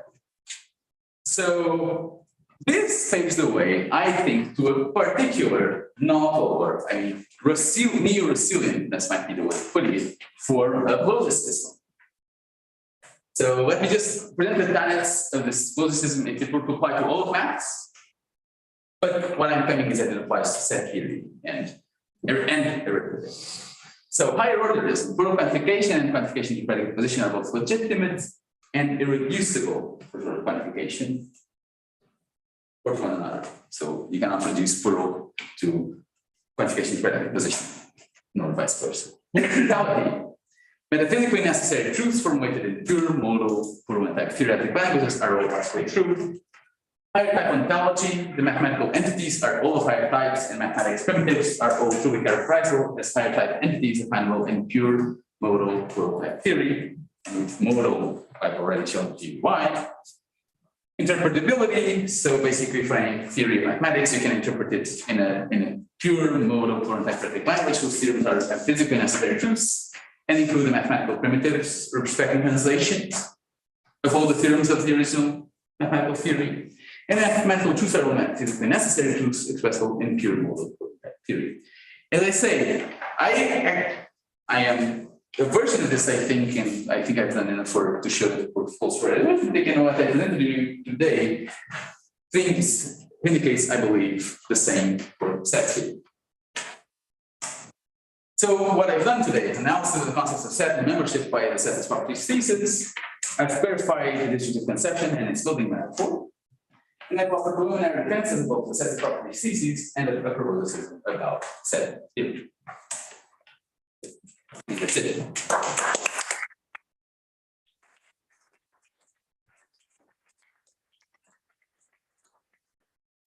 Questions? Yeah, I guess I have a question about the kind of big picture question. So at the beginning of the talk, you mentioned that you cannot justify placement nor the axiom of choice on the basis of the iterative conception.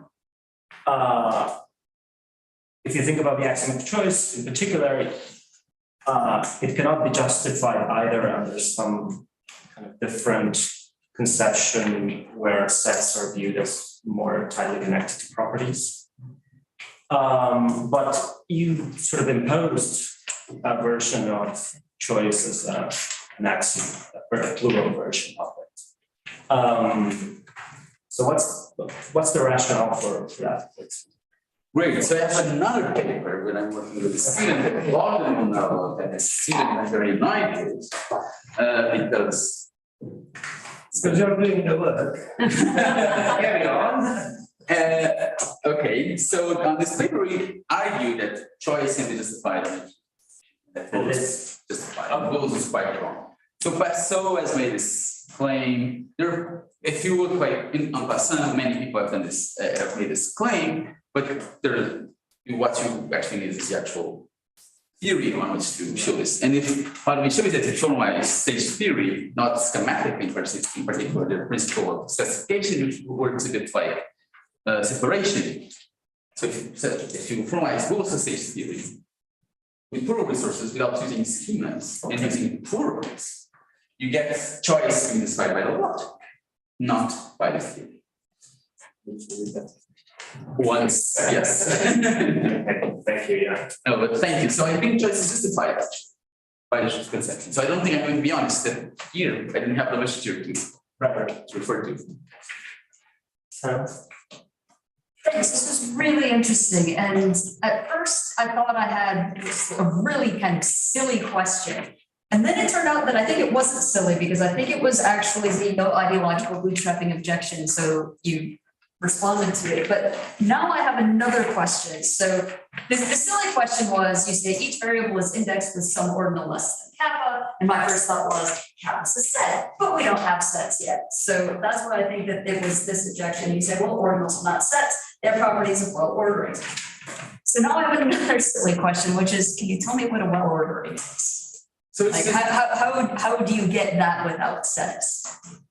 So, well, ordering is a property of the orders, right? Okay, well, what's an order? How do you get an order without sets? So you can find these notions all in second-order logic. Okay, Second-order logic. I think I would need to see how it actually works before I would be comfortable that there were not sets lurking underneath everything. Yes, but you can define order in second-order logic if you want to. No, well ordered. Yes, but there is the other object that, for example, Juko Vananen usually says that actually there is a discussion about the axiom of choice in second-order logic, because second-order logic is a set theory content into logic. So let me go through that, because Yeah, I think we're concerned about similar things. so choice, I'm not assuming to be an axiom of theory of properties, assuming it to be order of my type theory, it would be a property of the theory of plurals. And it's just the idea that if I have some things and some things and some things, I can pick one of each, and there will be some things. Nothing about properties. So one reason why you might be suspicious about choice, I think, in particular here in Lewis, is that it's not clear whether you have a notion of set which is following a notion of predication. What I'm saying is that sets live in the middle, right? They follow predication that's given the structure, but these particular predicates are ones that are given to us by being the property of being one of some things. That gives them their extensionality and their choice properties. I mean, that's like how I think about sets, I think. And about second-order logic, one thing that I need to say, and that I can say, that all that I've done has been proof practically. I've not assumed anything about standard models or any of that story. So if you think that we have difficulty spinning down those models, that's not an issue for the project I presented to you here. So I've not appealed to any of the semantic story of how to do that. I actually think you can give model theory, and I mean, I actually think there are model theories for higher order languages given in higher order languages, but that's not something I need to engage with for this talk.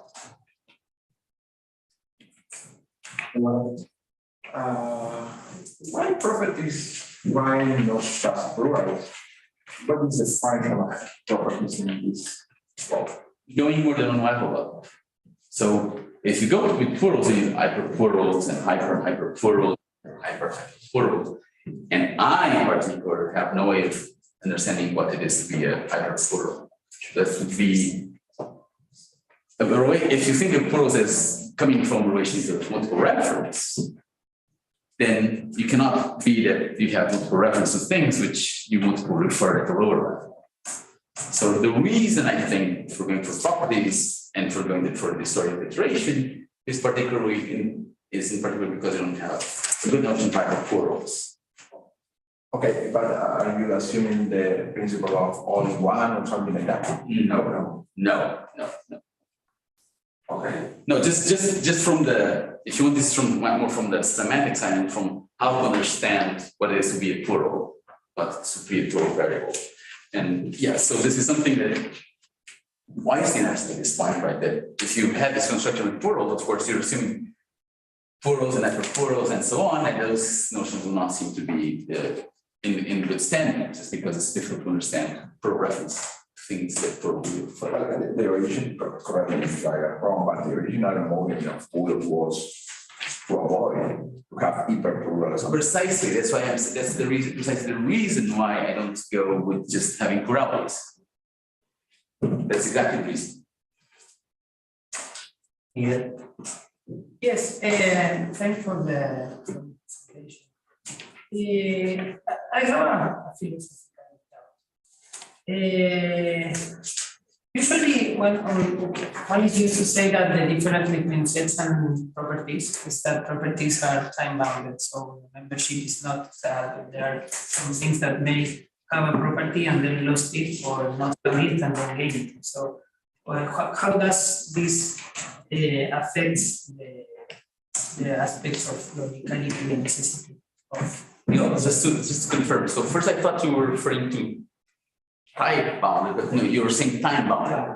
Time, yes. Right, that's perfect, that's perfect. So in general, properties can change their elements, their instances. But particular properties are special in that respect. So it's a property of being one of something. Because if it's a property of being one of us, it cannot be that later on, if some of us dies, it's not the same us, right? It's a different thing that you're referring to.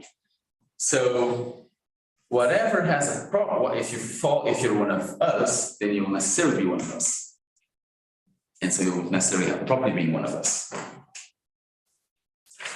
Let me now give you some bells and whistles. Because what happens if you can start, what happens if one of us dies? And what happens if you think that if one of us dies, there's no there's no one of us anymore. There's no us anymore. If there's no one of us anymore, then that set, if you think that there's no one of us, given some other commitments with respect to properties, you might think that that set ceases to exist. So sets will, in general, will be contingent beings, but this is not so strange. So we might think that this, even independently of my theory, we might think that the unit set of Socrates will fail to exist if Socrates fails to exist. So there's nothing fancy going on in that respect. So that's a commitment that I already have, the pure already have. And I can actually prove with further model research that pure sets necessarily exist on this picture. This does not affect the truth of mathematics, since you are advocating for the view that numbers are cardinalities. So for cardinalities, I can prove that they necessarily exist. And for pure set, I can prove that they necessarily exist. So if you think that mathematicians are doing pure set theory, thank you. So how was about kind of out of topic, I think, but so how can you find the empty set in terms of plurality? Is there something like empty plurality? So can you define the empty set in terms of the empty plurality? So I'm assuming that the special case of plural reference is a reference to none. So that is controversial. Okay. If I don't have that assumption, I can get some results with what I say that it can be a set as to be that thing, the empty property, or be one of some things. So I made the assumption that pluralities that there's a special case of plurality, and with that assumption, things go smoothly. If not, there might be some epicycles in the ways of fleshing out the theory, but they don't affect the results. Just the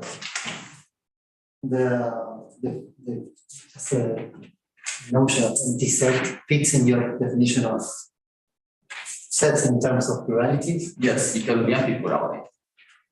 And is the empty set one of the? Yeah, so the empty set is a property being one of those things in the equality. Okay. Because there's nothing in the equality, so there's not going to hold that property. So, okay. I think I have spoken about this, and you well know that I might not think of transfinite types being ruled out for one's type theory as a superfluous restriction. Because there's like 6,400 things, people actually take, anything else is just extravagant and bourgeois propaganda. But I mean, the serious sort of objection I might, raise is your view here is exactly that the moment you are allowing transfinite types, you are actually encroaching in the realm of Cantorian set theory, and no amount of, nothing you could say about predication is going to sort of save you from that. There's absolutely no reason to suppose that predication goes like that forever, up to 7,000 levels. So the recursive structure of predication. So there are two things. You might be objecting to the existence of these ordinals, but those I can prove exist. Well, whether your theory. In not the theory of sets, in the simple type theory with this planetary connecting. So those I can prove exist. So the other thing you might be worried about with is whether it makes sense to think of predication as going transfinite. So I think that makes sense because I think that for anything below a certain limit, you can think of a property that they all have. And that's just, for me, that's the story I have. I mean, so, Button and Truman, for instance, they don't like it. So they think that they couldn't be, for reasons, philosophical reasons, independently of whether I can prove these ordinals, it makes no sense to think of predication as going that far. I think that takes another kind of discussion, and so far the best I can do is think of a way on which this makes sense. I think we have a battle of intuitions. I cannot show that they are wrong, but I have some way of thinking that this makes sense from one to approach it. So it will be the clash. That's a satisfaction, but that's my story. That's very funny. Yes. Battling intuition. Yeah, good. I'm happy. I'm happy that your knowledge is strong. Yes. So if there are no more questions, we should finally speak them.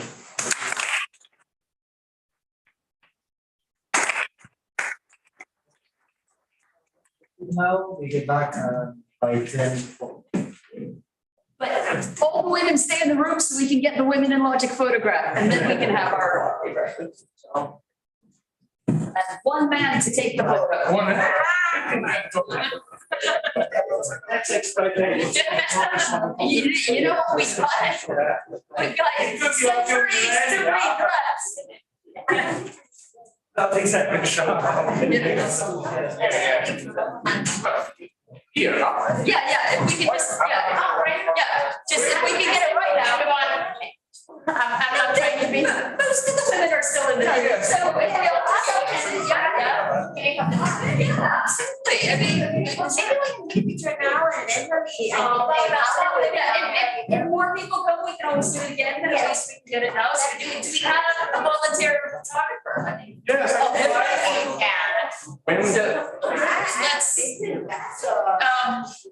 That is going by like, She said, I'm gonna repeat the photo. Yeah. So. Here. Let's not do it with somebody else's talk in the background. How about just over here with all the roads? like a football team. Yeah. Maybe Yep,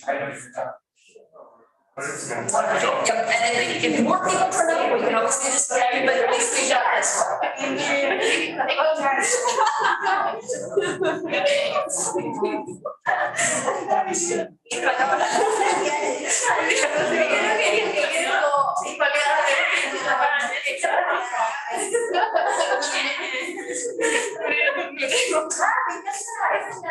La que compraste acá, ¿no? Sí, sí, de verdad que vino un día bueno comer esa cosa.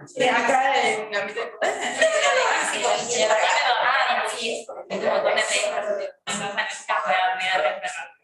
¿Por qué no hacerlo en el proceso? ¿Por qué no? Que me da vergüenza internet. Ah, Pero le quiero decir, encerrada, claro. Que no vea, que me con medias de rey, mini shorts.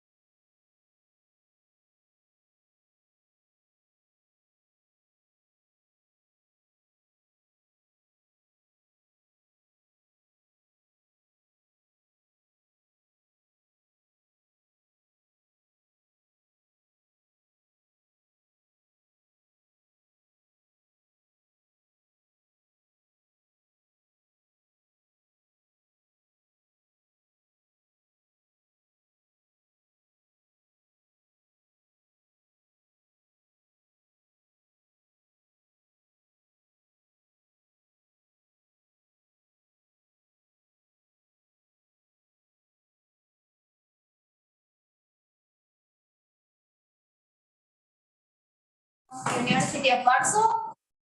And his presentation is titled Simultaneous Axiomatization of Truth and Paradoxicality. Thank you. Very happy to be the second talk here. Yeah, a simultaneous axiomatization of truth and paradoxicality. I thought I can begin by quoting from a paper by two members of the Buenos Aires group, Lucas and Camila. So this is the first motivation for doing what I'm doing. So they say that a lot has been written on solutions to the semantic paradoxes, but very little on the topic of general accounts of semantic paradoxicality. So the idea is that there are many true theories have been suggested in order to solve this or that paradox, but not many of them tell us exactly what they're solving, and it's a bit of a pity. But since I will present lots of symbols, I thought I should give you more motivation for doing this. It's a bit underdeveloped, this session, I must say. I still have to understand why exactly this is interesting, but let me try. So the first is a kind of a trivial reason that the concepts of truth and paradoxicality interact. So some sentences are true or paradoxical because some others are true or paradoxical. So even if you think about the usual diagonal construction of Gödel's or line sentences, in some sense they depend on the fact that we have identity of between lambda and lambda, for example, right? So that's an interesting, and there are also less trivial ways in which these two concepts interact. For example, there are the revenge paradoxes. And if we let truth and paradoxicality interact, we might get new pathological sentences. For example, the one saying I am untrue or paradoxical. If you try and think whether a sentence is true, false, paradoxical, you get some sort of trouble. So, and there is also the idea that I think a good number of philosophers are trying to pursue, which is that of having a sort of semantically closed language. So you want to talk about semantic notions in your object language. And to be honest, it's not very clear to me why the predicate X is paradoxical should be confined to the meta language. So we talk about truth, we talk about necessity, we talk about so many other things. Why should we be talking about paradoxicality as well? And I also wanted to mention that this goes back, for example, to the talk that Dave gave last week. Once again, a good number of philosophers are trying to provide a sort of unified solutions to different paradoxes. So there we have different paradoxes. Is there something common between them? And perhaps really to understand what this is, maybe we should start thinking about paradoxicality more in general, maybe, I don't know. And so this concludes the scientific motivation. The last one is a personal taste. I think that just it's an interesting concept. But I also realized that I forgot to add something that I realized while Joao was giving a talk. There is this idea of classical recapture that we heard a few times already. And you know, one way of expressing classical recapture would be I can recapture classical reasoning on sentences which are not paradoxical.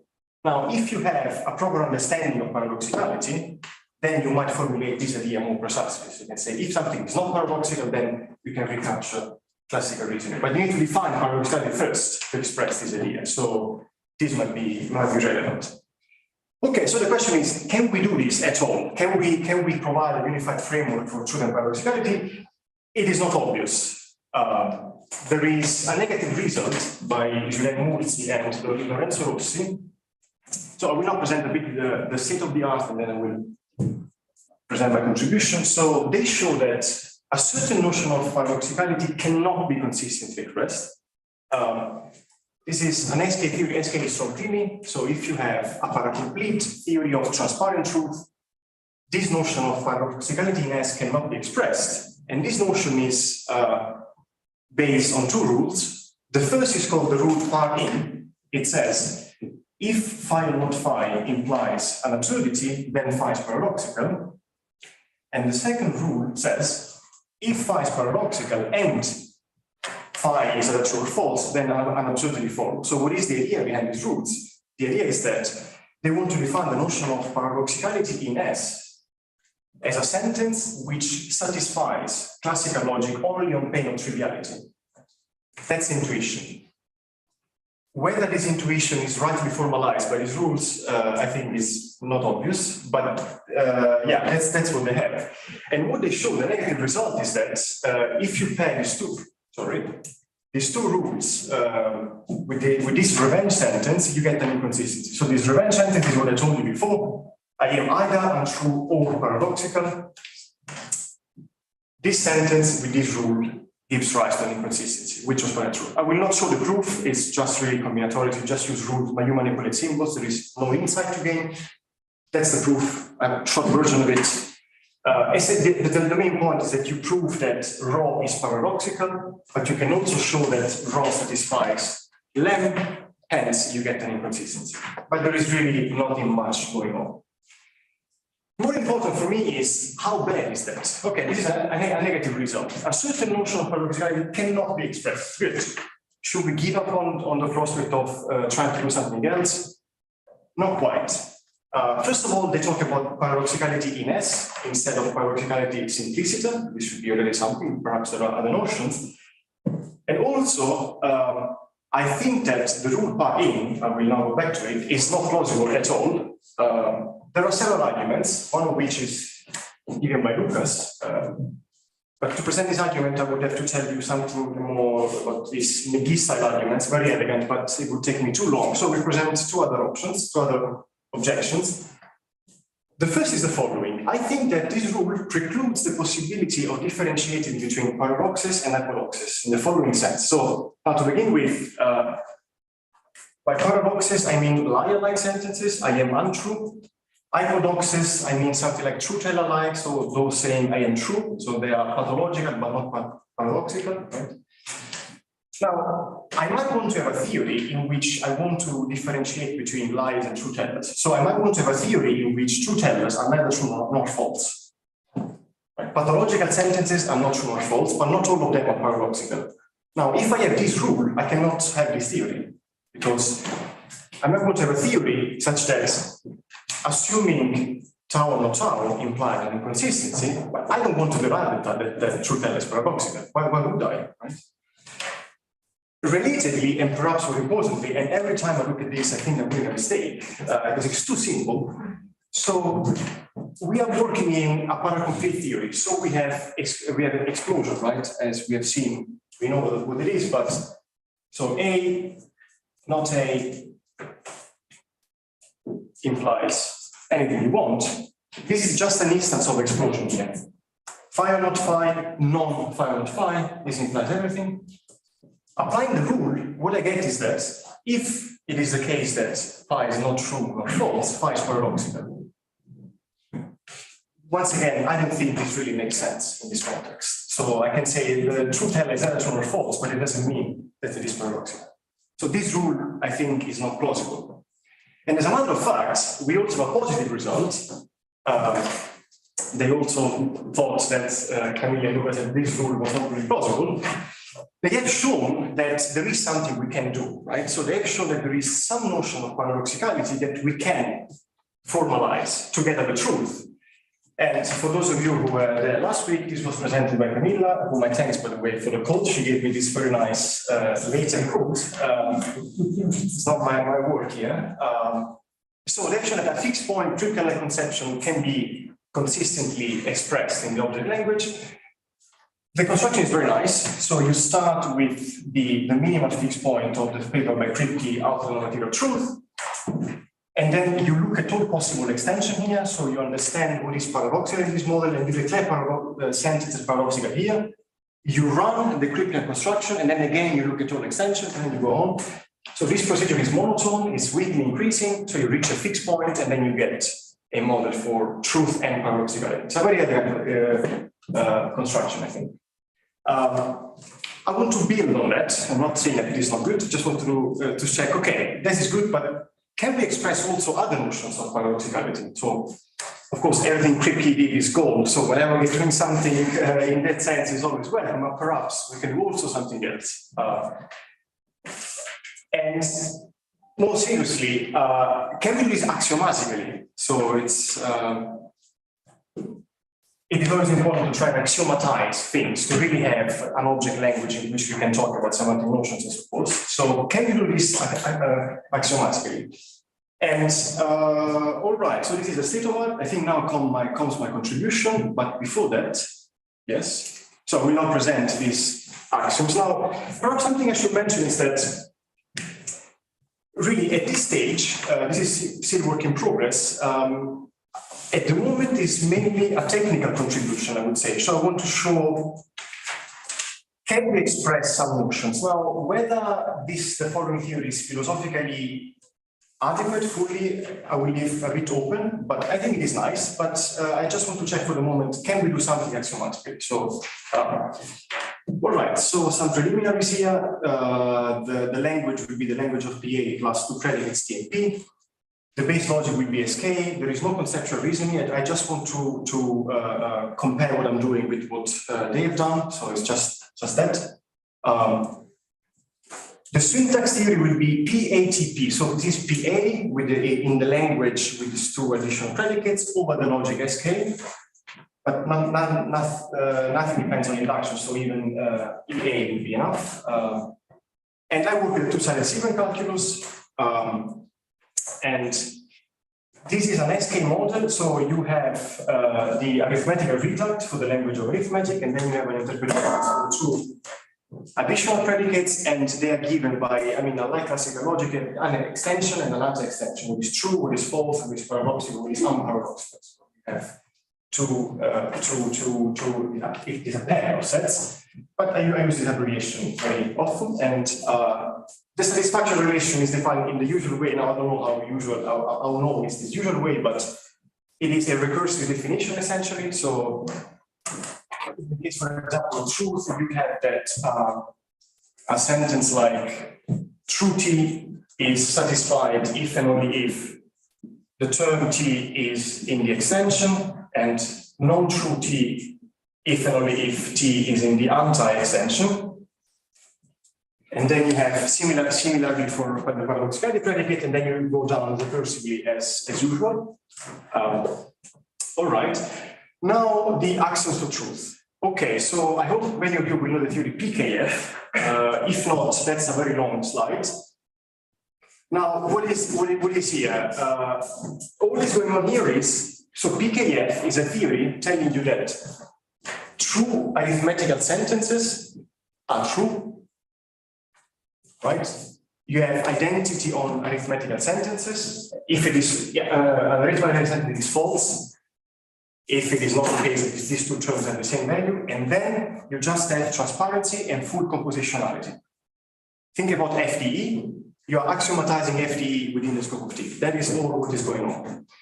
The only additional truth axioms concern the expansion of the language, because you want to not to say the truth behaves transparently on the entire language. So you just say phi is paradoxical implies that it is true that phi is paradoxical and the other way around, and also for negation. So once again, extending transparency to the full language. You have a fully transparent truth predicate and fully composition.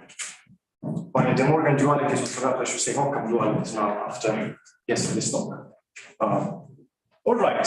Now the axiom of paradoxicality. This is a bit longer, but before going into the technical details, let me give you the informal intuition. So now, first of all, I would like to have a theory in which paradoxicality is disjoint from truth or falsity. So nothing should be paradoxical and either true or false. Right? So 2 different concepts. This is the first requirement. The second will be that I will try to develop a quasi-compositional notion of paradoxicality. Now, what does this mean? So it means that I think that you can describe the notion of paradoxicality as having basic paradoxical sentences, not atomic paradoxical sentences, but basic paradoxical sentences. Think of them as the minimum required to obtain a paradox. Something like I am untrue. Less than this is not obvious when we can get a paradox. Like, what is the minimum required? The basic paradoxical sentences. Now, formally speaking, they're not atomic sentences. Typically, they are some sigma 1 sentence or pi 1, depending on how you formulate them, but you know, they're quantified sentences. but still they're basic in some sense, they're the minimum required. And then I think that in some circumstances, the paradoxicality of complex sentences, for example, the conjunctions, can be described compositionally and recursively depending on the components. I will explain a bit better what I mean, but if phi is paradoxical and psi is paradoxical, then the conjunction will also be paradoxical. And then finally, the last requirement is that this composition of X is paradoxical should respect strong cleaning in the following sense. So when cleaning was introducing the logic, the strong cleaning logic, he said something like, if we have enough classical information, the value of a sentence is classical. So for example, if a sentence is false, the conjunction becomes false. Why? Because classical logic tells us that a conjunction is false exactly when at least one conjunct is false. So that's enough classical information, right? Dually for disjunction, for example. So in particular, if a sentence phi will be false, if phi is false, then the conjunction and the universal quantification should be false as well, respecting this idea by E, right? And a similar way to express this would be to say that paradoxicality is grounded in basic paradoxical sentences. Now, think about the idea of truth being grounded in the arithmetical language according to Kripke, right? So if something is true, you can trace down the reason why the sentence is true. You instead of constructing the fixed point, you go the other way around, you go down and down and down, and then you reach the minimal, the arithmetical component that makes this sentence true. Here, something similar can be said by this compositionality, right? So take a sentence which is paradoxical. Now, either it is a basic component, a basic paradoxical sentences, or it is something complex, whose paradoxicality emerges from this construction, right? From the component. So you can go down and trace the reason why something is paradoxical in some sense. And here there is an addition up to isomorphism, maybe up to some equivalence that I need to explain. That's unfortunately a technical detail that I couldn't escape. Okay, so these are the basic intuitions. Now, this is the way of giving them formal expressions. So the first axiom says liars are paradoxical. Now there is a bit of an abbreviation here. So this formula means phi and psi are logically equivalent in some sense. They're equivalent in the syntax theory, right? So take PA over SK, and these two sentences are equivalent, right? And this one says phi is a liar. So this P SK phi is defined as in PA TP SK you have phi if and only if non-true phi. This can all be expressed in the language of arithmetic. It's all can be done. This is the second axiom, which is the ugly one, up to equivalence. Now, just let me say something here. To be honest, I don't know whether paradoxicality should be taken as an extensional concept or an intentional concept, an upper intentional one. I don't know. I didn't think enough about this, to be honest. The reason why I'm having this axiom here is because I want to prove that this theory is consistent. So I want to prove a stronger result. So the stronger theory will be consistent. If you don't like this axiom, throw it away and you still have a consistent theory. But really, I didn't think enough about this philosophically, whether we want to have it intentional or an extensional motion. I don't know. Anyway, this says if phi and psi are equivalent and psi is paradoxical, then phi is paradoxical. The third group of axiom is about truth. So the transparency of truth also within the scope of the paradoxicality predicate. If I say the liar sentence is paradoxical, then also the sentence, it is true that the liar sentence should be paradoxical as well. So there should be no difference between phi and true phi within the scope of T. And similarly for negation. So negation simply says, well, if phi is paradoxical, then negation is paradoxical and vice versa. So that's should be, I hope, uncontroversial. Like one of the reasons why there are paradoxes is because precisely the sentence and the negation gives rise to issues. And here comes the first real compositional bit. So what are the sufficient conditions for having a conjunction being paradoxical? There are three conditions, or maybe 2.5. So the first is that both sentences are paradoxical. then the conjunction is paradoxical. The second condition is, suppose the phi is true and psi is paradoxical, then the conjunction is paradoxical. Why? This goes back to the remark on the strong cleaning, or respecting strong cleaning, right? They cannot be false. If one conjunct is false, the conjunction should be false and not paradoxical, right? At least one conjunct should be paradoxical, so the other one can be true at most, either true or paradoxical. And this is just the other way. What about the necessary conditions? First of all, okay, suppose that a conjunction is paradoxical. In some circumstances, it can be explained compositionally. So this is just this formula here. So this can be explained compositionally unless phi of psi is a linear sentence, in which case there is no compositional explanation. It is simply a basic paradoxical sentence. So you can have formulae such that you can prove phi and psi if and only if non-true phi and psi. And in this case, once again, it looks like they are atomic in some sense. So, or this up to logical equivalent stuff. And as for the quantifier, the universal quantifier is just the usual generalization of the conjunction, so it is an infinite conjunction. If one conjunct is paradoxical and all the others are true or paradoxical, then the entire, the universal quantification is paradoxical. Sorry. Yes. Can you just say a little bit more about the last disjunct in R8 and why it focuses in just on the first conjunct? Sorry, can you repeat the question? I'm just wondering, looking at that, like, it's just about phi, it doesn't involve psi at all. Can you? Sorry, no, just that's a typo. It should be phi and psi. Oh, okay, that's like the whole yes. Sorry about that. It should be, this one is thank you so much. Thank you. Yeah, as for the necessary condition, once again, the same. So if this sentence is paradoxical, either it can be explained compositionally because of the components, or it is a base paradoxical sentence, or it is equivalent to something which is paradoxical. All right. So the then done, this one is not important, I think. So there are axioms for truth, axioms for paradoxicality, but now we will see principle, how can they interact? Two principles. The first says, if something is true or false, it is not paradoxical. So this gives us negative theorems within paradoxicality.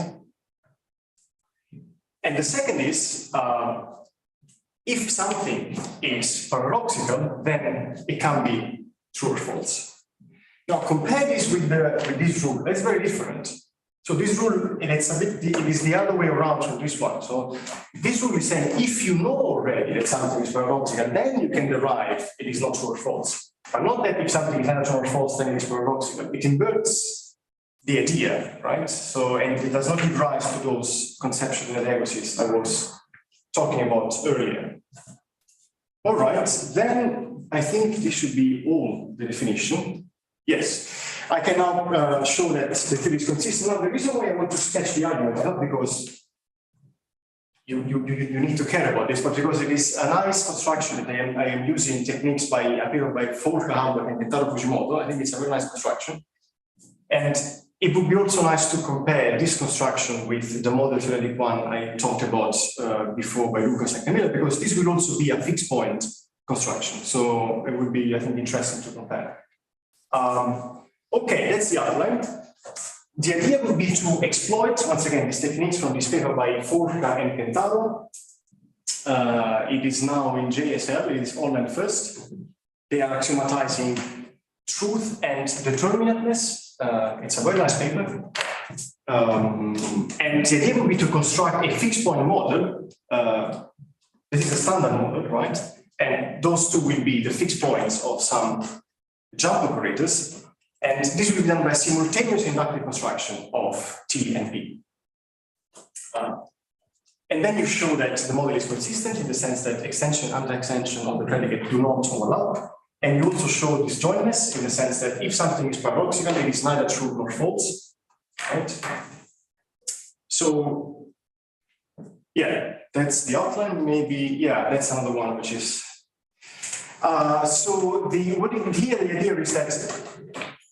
idea is that, okay, we have the axiom for paradoxicality, we are describing them in the arithmetical language. So we are defining the closure condition of the paradoxicality predicate. So this one says, think about this as say, so if this formula holds of X means that X is paradoxical. Now, what does it say, for example? X is a sentence and is a lie, that is paradoxical, or X is equivalent to some Y which is paradoxical, and so on. So this simply describes in a precise way the axioms I have suggested, nothing more and nothing less. And for those of you doing truth theories, as usual, you can obtain a jump operation from such an arithmetical formula because you have a jump here. Essentially, this jump takes all sentences which are paradoxical in this model, right? So you have a jump defined on pairs of sets with a parameter, true. So the relative to this interpretation and to this interpretation, this guy's paradox is a bit like this notion here. This is the usual satisfaction relation. So it says when a sentence phi is true or satisfied in a particular structure M. What is going on here? You can read this as a bit like, so this one is satisfied, this one is paradoxal or something like this, right? So in this structure, this is paradoxical. So it's a bit like defining a different satisfaction relation. It's something similar. All right, so this is the formula. Now you can define two jumps. This one is the usual triplet jump. It's just a different notation. So you have the jump on T. Notice that in both cases, you're defining a jump with a parameter. So relative to a fixed interpretation of the other predicate, right? So this one gives me the extension of T, everything which is true in this interpretation, and this one, the anti-extension. And similarly for the paradoxicality jump, this jump gives me what is paradoxical in this one, and then I get, once again, the idea would be to say that something is paradoxical if it is something is not paradoxical if it is true or false. So the anti-extension of P would be this, what is true or false in. All right. Now, with standard techniques, you can show that the jumps are monotone. Now, what does it mean, the monotonicity of the jump? It means that suppose that you start with, say, an interpretation TP, which is contained in some other interpretation T prime, P prime. Now, if you look at the jump, they are just telling you what holds in this interpretation. So they get sentences that behave in a certain way, a certain model. But then in particular, if this interpretation is contained in this other, right? The model here, in this model, you will satisfy phi, right? This implies that in the expansion, you will also satisfy the sentence phi. So, and this gives you the monotonicity of the jump. So if you have an interpretation pertaining to another, you have monotonicity. And via monotonicity, you can, as usual, prove that there are fixed points, and in particular, they can be approximated from below in the usual way to define a weakly increasing sequence. And this comes here the simultaneous construction, right? So you start with the interpretation in which nothing is true, nothing is false, nothing is paradoxical, nothing at all. And then you define the jump, right? So what is the first level, right? In the first level, you take every sentence which is true, false, paradoxical in the previous level, always relative. So in this case, once again, keep in mind the parameter here, right? And limits, you just take unions, you collect what you've done along the way. And what is important is that you can show that the resulting model is okay. With this sequence, you can approximate the minimal fixed point. So if you start with the empty set, you start running the jumps, you get the fixed point, T infinity, P infinity. This one is a model of the theory. This means that the theory is omega consistent. Now, to show that this structure satisfies the axioms, it is almost immediate simply because the jump describes the closure of the predicates. What you need to show is that it is consistent. What you need to show is that if you start from a consistent interpretation, once you go up, no inconsistency will arise. So the fact that the sequence is increasing depends simply on the monotonicity of the jump. You start from the empty set, you apply the jump, and the sequence can only increase. But how do you know that at each level, no inconsistency arises? Right? You need to make sure that if an interpretation is consistent, does not give rise to any inconsistency. Right? 10 minutes. Good, thank you. I will be even less, I think. Okay, the strategy is the following. Suppose that the minimal fixed point is inconsistent. So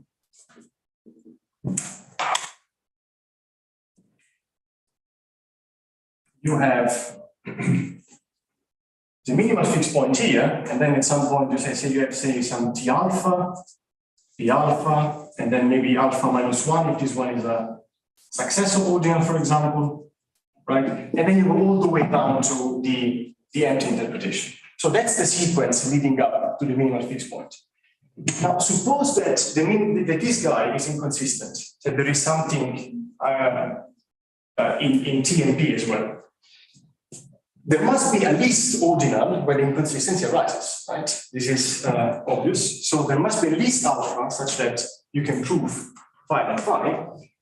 Another question is, can this phi be in T alpha plus and in T alpha minus? This, can the inconsistency arise in here? Can this guy be inconsistent? Can this be the least one? No, it can't be. Because by definition, something is in T alpha plus only if it is satisfied at alpha minus 1, right?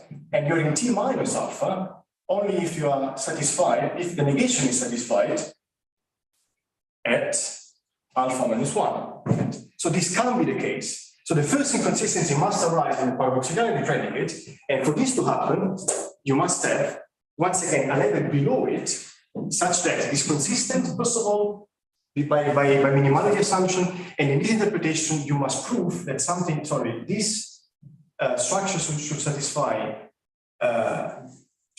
this structure should think that phi is paradoxical and phi satisfies lem. And essentially what you have to do is that you show that this is impossible. So if you take a consistent interpretation, for example, this one, the empty interpretation, you can't have this. In any consistent interpretation along the way, if something is paradoxical, it does not satisfy lem and vice versa. And the way to do it is, you might say, well, just reason by induction of phi, for example. But this will not do. Because basic paradoxical sentences can be complex. So a simple induction on the syntactic complexity will not be enough.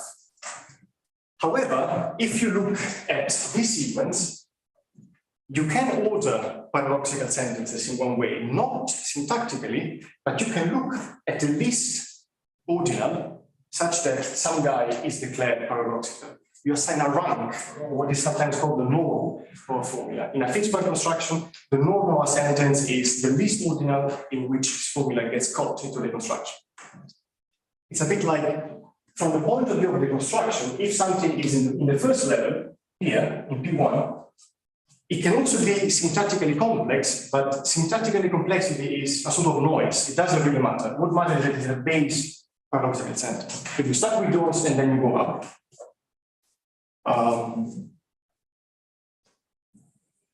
Right, so that's, I think, the summary. So the starting point was to ask, can we axiomatize truth and paradoxicality simultaneously? There was a negative result by Julien and Lorenzo Rossi, and a positive one by Lucas and Camilla. And yeah, I investigated the possibility of axiomatizing a different notion of paradoxicality, and once again, in an axiomatic theory, the partial results show that such a theory is indeed possible. This theory axiomatizes a quasi-compositional notion of paradoxicality, right? So meaning that paradoxicality is grounded in basic paradoxical sentences, modulo the details of syntactical equivalence, logical equivalence. And I think that this theory has nice models, like the construction is not too bad, I would say. Like it's a standard Kripke construction, but where you construct two predicates simultaneously. I kind of like it. But whether this is a good theory or not, I don't know. I will leave this for the next talk. And actually, I still have 5 minutes. I don't know. I just wanted to tell that I had also some slides on limitations, right? And once again, I'm not defending this theory. I just want to understand what are the possibilities, and maybe I can just very briefly mention some limitations here. For instance, you might want to have a theory in which you say, if something is paradoxical, it is not the case that it is true or false. You want to assert this positively. You can't in this theory, not in general, but and yeah, this results in inconsistency because with this one you can prove, say, liar sentences are paradoxical, right? So you have this, but then using the commutation with negation, you can prove that something is paradoxical and also true, but in PK-FCS you can prove that liars are not true, so we get an that's a limitation. How important this axiom is, I don't know. Another limitation would be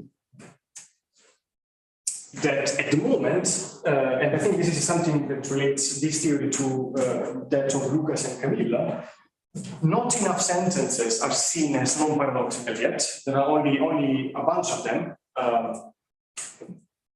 But I think one way I think this can be solved is to axiomatize not only paradoxicality but also hypodoxicality. So suppose that you have an axiomatization of something is hypodoxical.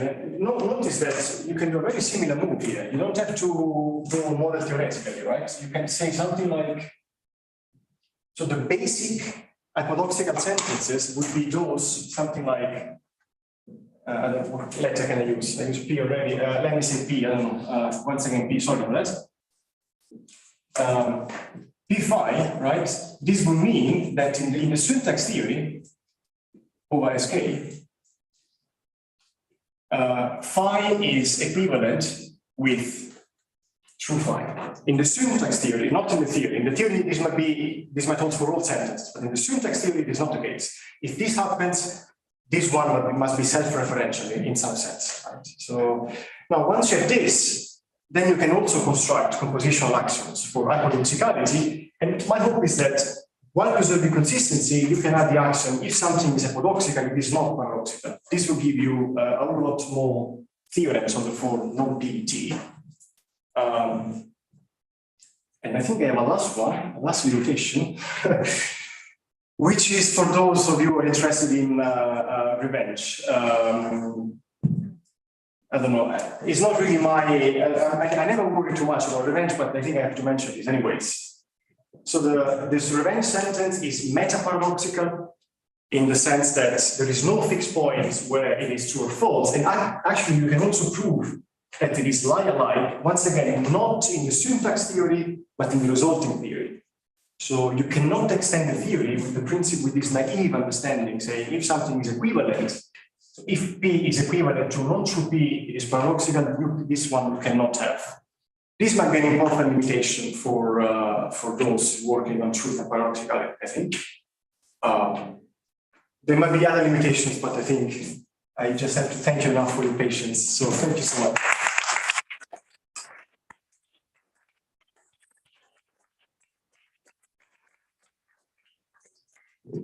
So now we have some time for questions. Please raise your hands if you have questions. Yes, Camila. Yes, thanks for the talk. It was awesome.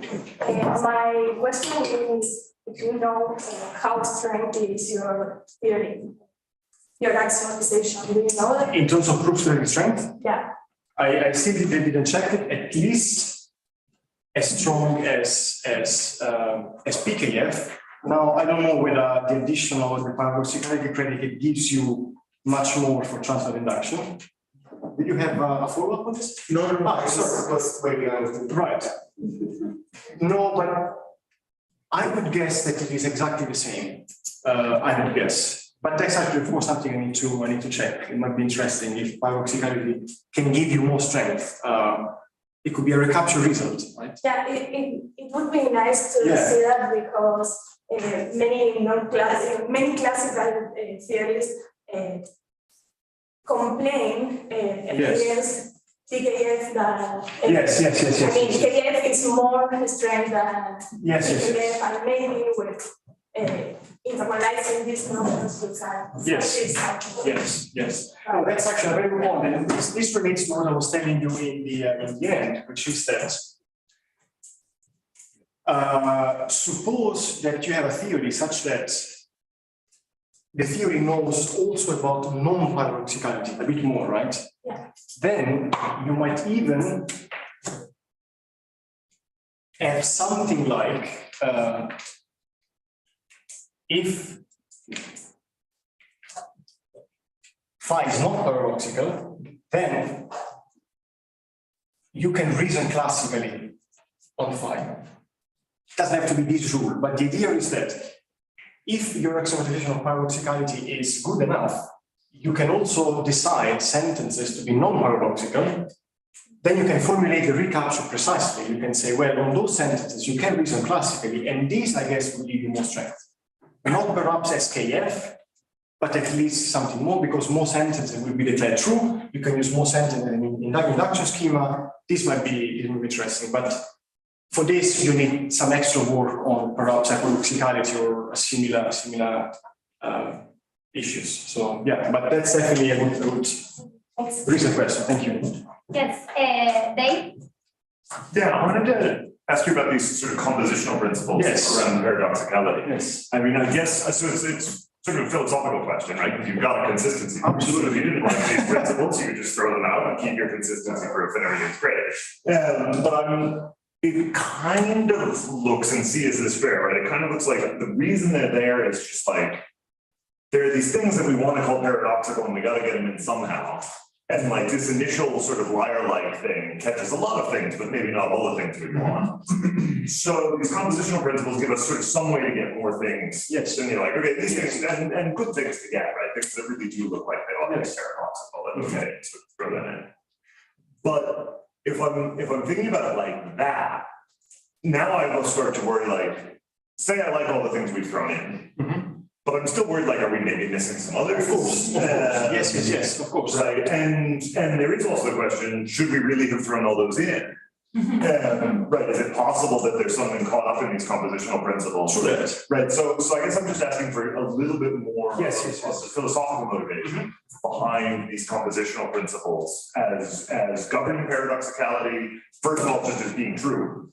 That is, good principles, but also like, is there a reason to think that they've delineated an interesting class, or is it possible that the interesting class is bigger? That is a very good point. So one of the reasons why I think it's difficult to provide a proper answer is that we don't express in natural language so many sentences of this kind. So some artificial decision has to come in at some point. So, and I was just curious to see how could a compositional motion of paradoxicality look like? Because most of them have this supervaluation flavor saying, if it's not true in all these models and we don't really know what is going on with super complex sets of sentences, I thought, okay, it might be a nice notion, but what if we try to get those complex set of sentences step by step, or at least can we approximate this, say, the Kripkean paradoxical sentences step by step? Now, why I'm telling you this is because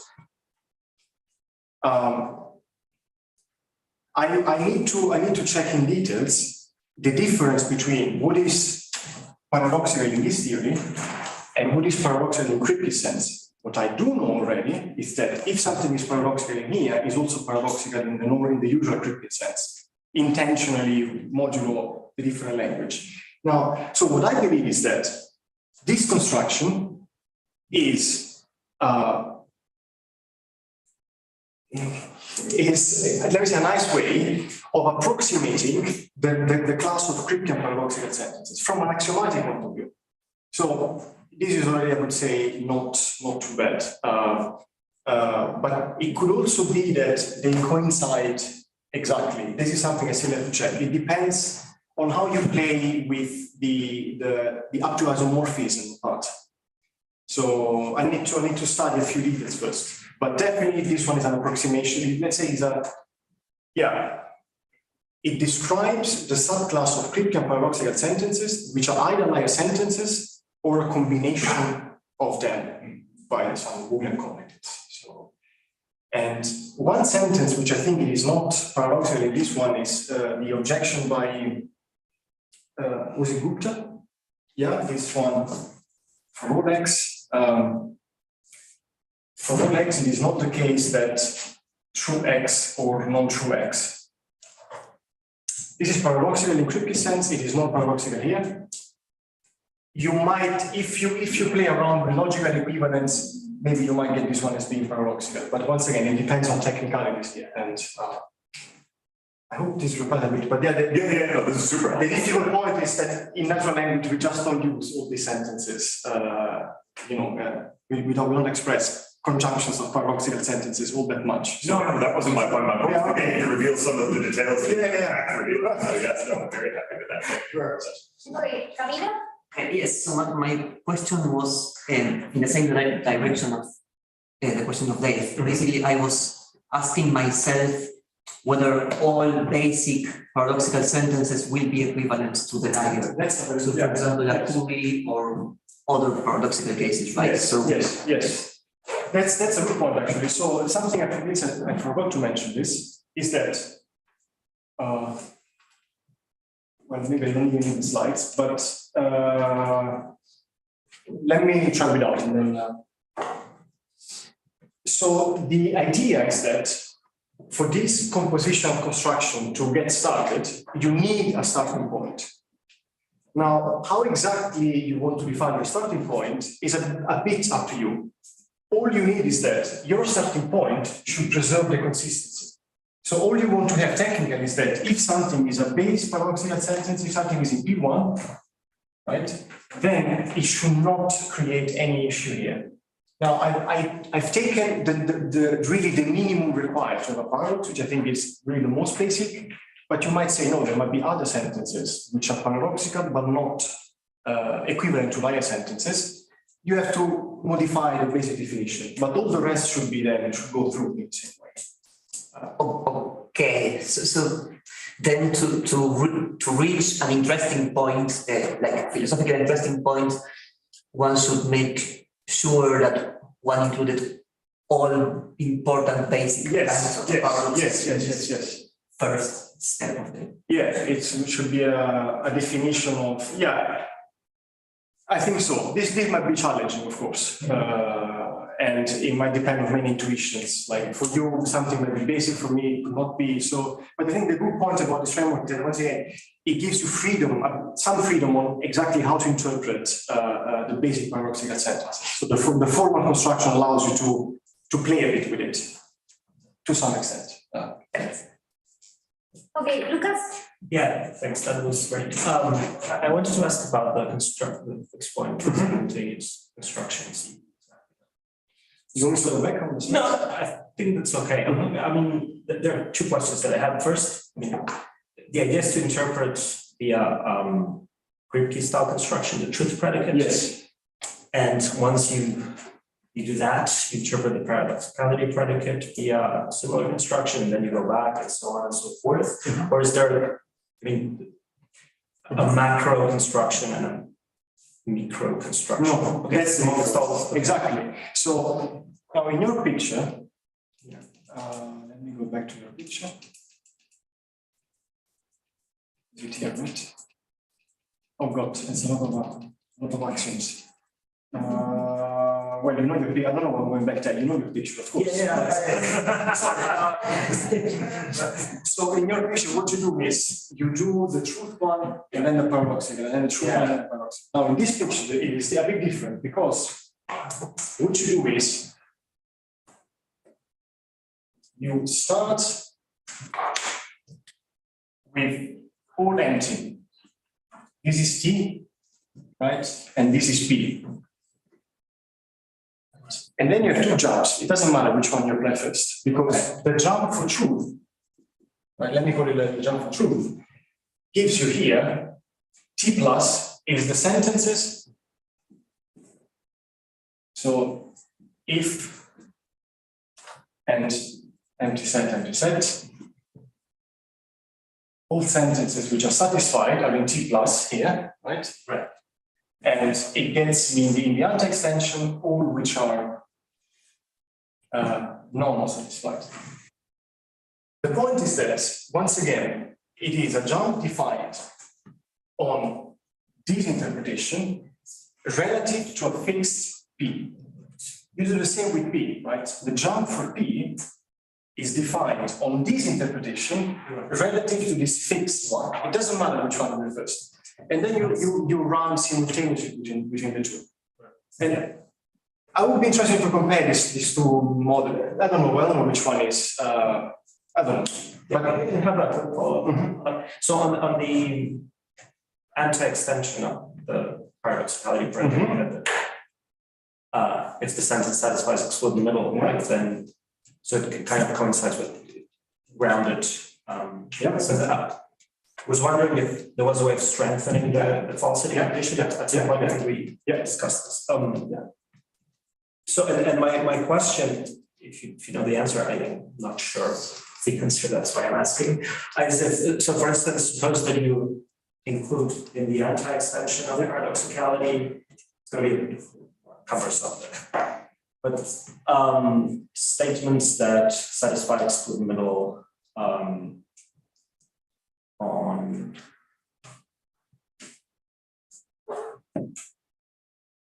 all maximum fixed points or something like that. So it's just to get the truth teller in there. Yes. Grounded. That could be, okay, so let me say, from a model theoretic point of view, do you have any intuitions about monotonicity no, regarding that? No, I didn't think about this double construction at all, to be honest. Just because I wanted to have this simultaneous transition and a simultaneous in that construction. I thought I could use those techniques by Alban and Fujimoto. So now keep in mind that okay, these are to some extent nice models, but the final goal is always the axiomatization. Now, once you start talking about all maximal fixed points, how do you axiomatize this, right? So there are definitely ways to make this stronger, and I'm now thinking about it. But the question is, I want to have a stronger model only if I have a stronger axiomatization. So for the moment, I was starting with a simple axiomatization. I just wanted to prove the consistency. This was the main thing, right? So that's why I said, okay, let me be as simple as possible. Right. A nice way, I think, of strengthening this, I don't know how it could work in your framework, is so the extension, so P plus is given me by what is paradoxical in the previous level. Once again, this one can be seen somehow as a paradoxation relation between structures and sentences. Now, I was wondering about a few days ago when I was thinking how to explain things, what happens if instead of using this, you use this to negate the conditions for being paradoxical. Now, this is not tricky, and the reason it's not tricky is because this one involves a conjunction with non-beweisbar, and once you have these pi1 sentences, you need to be very careful about what happens in the axiomatization. But I would guess that this one will give you also a lot, in particular truth-teller sentences and many other paradoxical sentences. So take a sentence that does not satisfy any of the paradoxicality axioms. It is not a baseline sentence. It is not logically equivalent to something which is this. It is not compositionally obtained and so on, right? So if in the theory you can prove, for example, that say in PA, it is not provable that tau is equivalent to non-true tau, right? And this should be okay, but here I have to look at some details, right? If you have this, then you can show that tau does not satisfy any of those disjuncts, right? And then you get that it is not paradoxical. And this will give you much, much more in a way that you can axiomatize. That's the crucial point. Whereas on the maximum fixed point, I just don't know how to express this. Okay, Dami? Yeah, thanks for that. Really like it. I was thinking about using strong opinion for these. I get that strong opinion is good for groundedness, but what about paradoxicality? I'm not sure about that implication. I mean, this is coming from a super intuitive point. So, could there be sentences which are not paradoxical taken alone, but which conjoined or disjoined or even within equivalence are paradoxical, something like that? Or is this something outrageous to think about? This is just a super naive question that I'm asking. Right. So you're saying, can you have a complex sentence, say, let me say a conjunction simplified, such that neither conjunct is paradoxical on its own, but well, in one sense, yes, because if you play around with the usual diagonal construction, so the usual diagonal construction, so the basic layer sentences,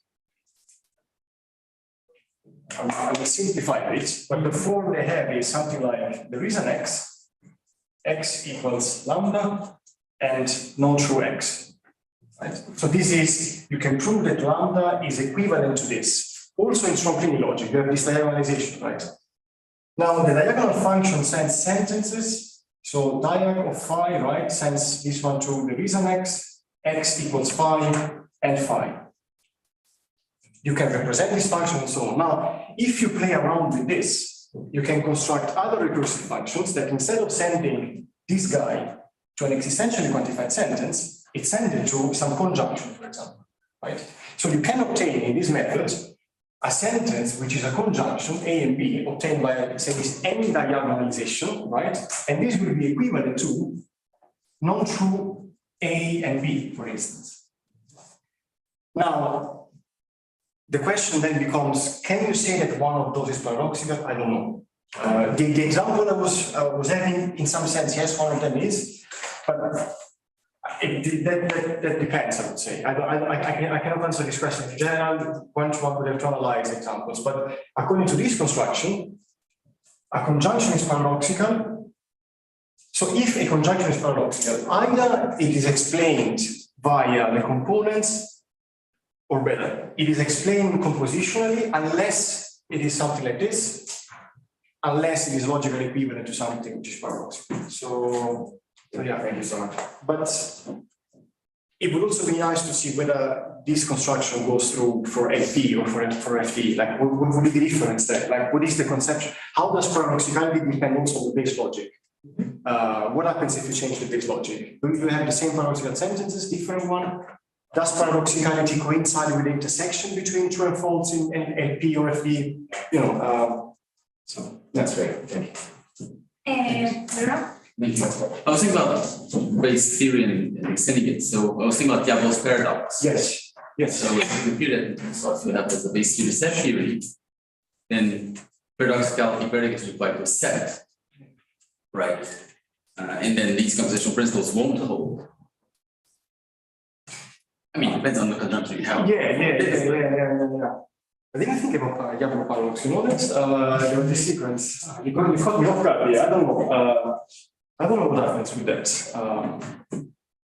And definitely I don't know what happens with the set theory. That's so underdeveloped. I don't think there is even in a normal truth theory on partial logic or in set theory. I don't know. There could be something. I just don't know. If someone knows any truth theory formulated on set theory, there is some work done in classical logic. For example, Kentaro Fujimoto has done quite a lot on it, formulating like the same truth theory, not over PA, but over something else. And some interesting differences arise, by the way, in that context. I have no idea what's happening there. There's a paper by Penelope Madi. Yes. from the eighties. Right, this, yeah, The fixed point that's construction. a semantic construction, right? Yes, that's a semantic Right, I was talking about, Sure. Okay, so we have a lot of questions, but the last one goes to Was wondering about the revenge paradox. Can you, Yes. expand the language with a revenge predicate and expand your models with something to deal with this revenge paradox? So you build a new fixed point with this revenge predicate. Revenge predicate, can you tell me more what you mean? No. Put in the extension of this basic revenge predicate things that in your fixed point either paradoxical or satisfy the excluded meaning. I don't know. It's 180. It could be that if you extend the language and then you construct a model on top of it, you might solve this issue, but another one will arise perhaps using this other predicate. I guess, but but do we really want to get rid of the ghost of Thursday? I don't know. I mean, this seems impossible. So No, if having a paradoxical predicate is better because you want to say, you are able to say something that you cannot say, probably each of these ones are better than the previous one. Yes. I don't know, it's really, that's really my bad. I tend not to work too much on revenge because it's, at some point it will be back, so whatever you do, so I just say, okay. But sorry, I mean, it's a good point. Okay, thank you very much once again.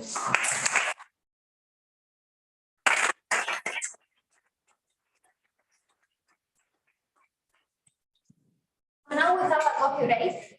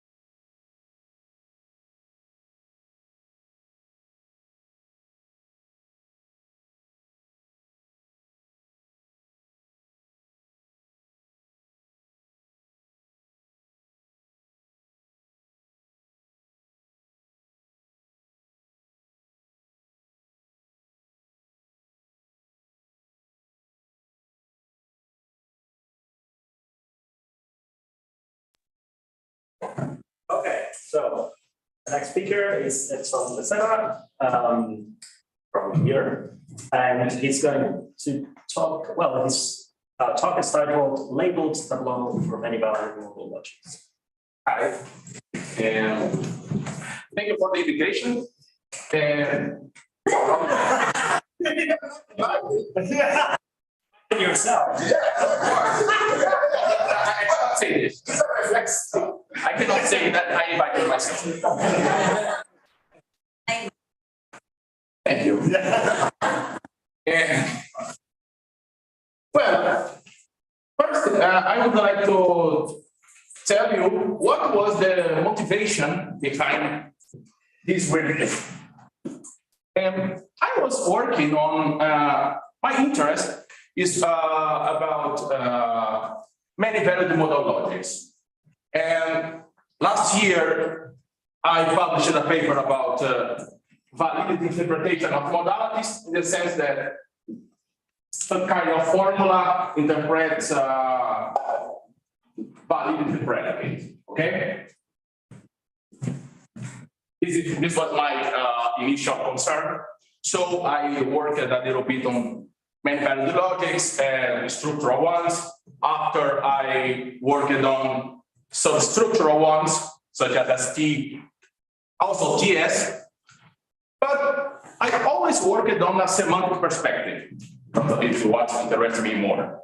But after I asked, well, how could be a proof system for these logics? And so, for this reason, I adopted Tableau. Well, Tableau because I like them. I think they are beautiful. And, okay. Well, generally speaking, and for my personal opinion, working with model logics, classically based with axiomatic perspective is more easier for many reasons. But if we work, for example, with sequence calculus, we need generally a proof system that is also expressively rich. For example, if we see, for example, the model logic S1 is a very weak model logic, it's a non-normal one. We need, for example, if we want to provide a sequence calculus, we have to introduce labels for words, labels for accessibility relations, labels for normal words in order to give a complete sequence calculus for these logics. So it's not only S1, but if we look from a general perspective in non-normal model logics, that there are a paradise of non-normal model logics, we need expressive proof systems. For this reason, I choose to work with Tableau. But in this case, the situation is some kind worse. Why? Many valued logics in general, if we consider 4 values for above, we have the problem of expressivity of the language. For example, we cannot separate in the object languages, we cannot discriminate the truth values. For example, if we give a completeness proof for a 3-valued logic in a model system, if we have this, for example, we have this if and only if suppose that it's not designated.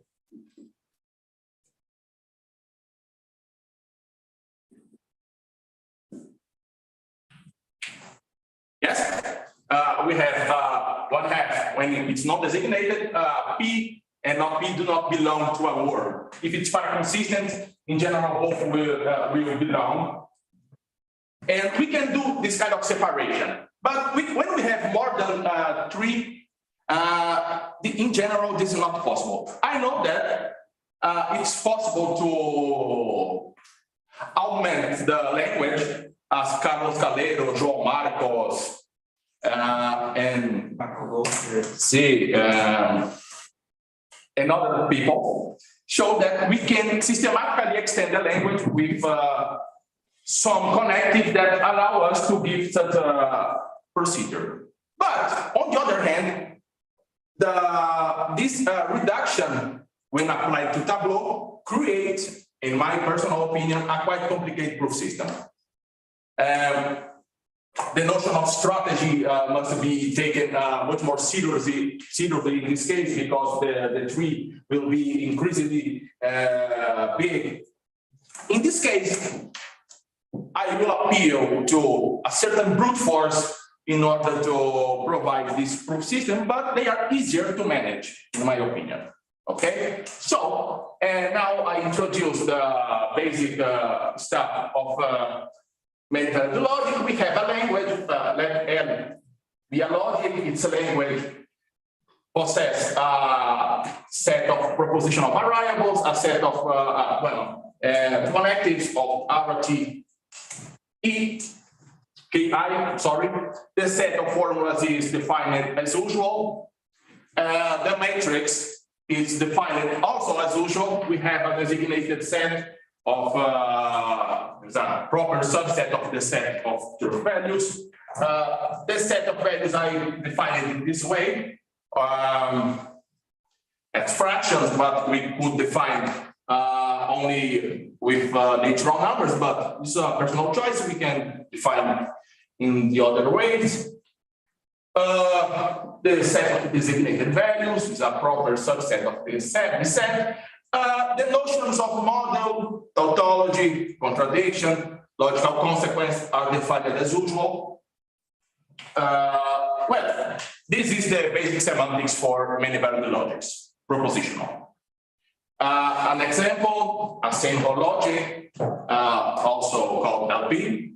This is a straightforward example. We have these truth tables. I will use them as an example, as application of the tableaus I will present later. Okay, can you see? Okay, that's all. NP, semantically represented in this way. Now, in what concerns the modal extension, we extend the language with two operators, box and diamond. But in this case, I will consider operators that I will consider modal logics where modal formulas are only true or false. We have, for example, constructions where modal formulas can receive intermediate values, but my concern was to deal with modalities, bivalent modalities. Okay, because as I told you, my initial interest was to formalize this kind of thing, and it's more natural to accept that this kind of statement is only true or false. Or a formula is a tautology, or is it true or false? No, there is no intermediate values. Of course, we can argue in a more general perspective that it's possible to provide a non-classical meta theory where this kind of statement also receives values beyond truth and falsity. Okay, this is not new. For example, Segerberg in 1967 presented a paper on three-valued modal logics, and in this paper they have he presented modalities that may receive the intermediate values and modalities that can receive only two values. But in his logic, it is possible by means of some classicality connectives to separate them. But in general, as I said, we do not have this device in the language. Well, given invalid, forget about that.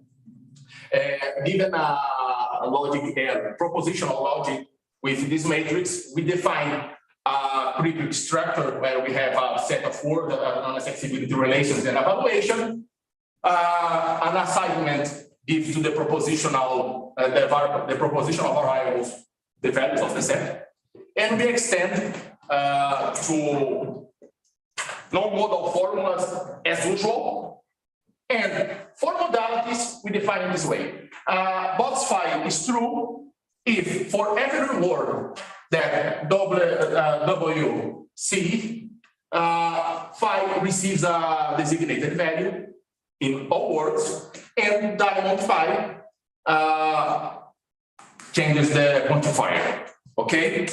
And so, well, the notion of validity and logical consequence are also defined as usual. Well, if R is classical propositional logic, we obtain the modal logic K that has this action, the action K, the propositional tautologies, modus ponens, necessitation rule. In general, here, as I am considering many valued logics in general, we obtain many valued fragments of K. And of course, if we add restriction on the flexibility relations, we obtain stronger modal logics. KT, the class of all reflexive models, K4 transitive models, S4 reflexive and transitive. In this presentation, I am just focusing in these three kinds of systems, but in my work that is in progress, I don't know when I will finish it, but I consider other modal logics as S5, the logic of the symmetric logics, and so on. And the family of these logics is denoted by this L in Gothic. Okay. Well, now if L is LP, we have, for example, some validities for example, and we have this scenario. We don't have the interdefinability between box and diamond because the bivalence will break them. And yes, these two definitions will break in this setting because the modalities are two valued. Axiom K is not valid in LP, in model LP. Necessitation is valid. The equivalence axioms will hold axiom T, axiom D, and the axiom D in version of diamond holds. This holds in LP of the transitive models, and also the version of axiom 4 in diamond will obviously holds to this logic. In a more general perspective, the interdefinability will not hold because any values. The bivalence axiom holds. Necessitation is valid in any logic, even if these logics do not have any valid formula because the antecedent will be always false. So this rule holds vacuously. This restricted version of axiom T holds in logic in reflexive frames. This holds because serial frames the logic are serial, reflexive is automatically serial. Transitivity holds in both versions in our logics because since if it's only one, this behaves when we have two values as propositional logic. This holds because we have only 1 and 0 between the two formulas here. Okay, of course. Box does not hold in any logic that the set of tautologies is empty, and K does not hold when the logic fails to validate modus ponens. this kind of action will not hold if the logic is infectious, if the infectious is non-designated. The distribution of box will not hold. This version amalgamation of time will not hold. No, sorry. This will not hold for designated infectious logic, such as para-consistent with clean. And these will not hold. Just to recapitulate the previous slide. So when you say that all logics, do you mean like all? Which is there? All here. Which are, sorry. These logics are many valued or classical, okay? Whatever many valued logic. No, yeah, sorry. In the case of many valued logics, the interdefinability of box and diamond do not hold because of the intermediate values. And which are this class of many valued logic? Any? Yes, because of already in case the class of all models, the interdefinability will not hold because of the third value will break the interdefinability. How do you interpret this stop you have there? So in your semantic? This stop will be abbreviation of it's not the classical top. It's an abbreviation of the classical tautology, like syntactically speaking. Yes, but for example, in the logic KT, we cannot define such kind of thing because the intermediate value is non-designated. This will never be valid. This one, once Lucas complained, as always, of a thing that I sent him. No, this is not practical.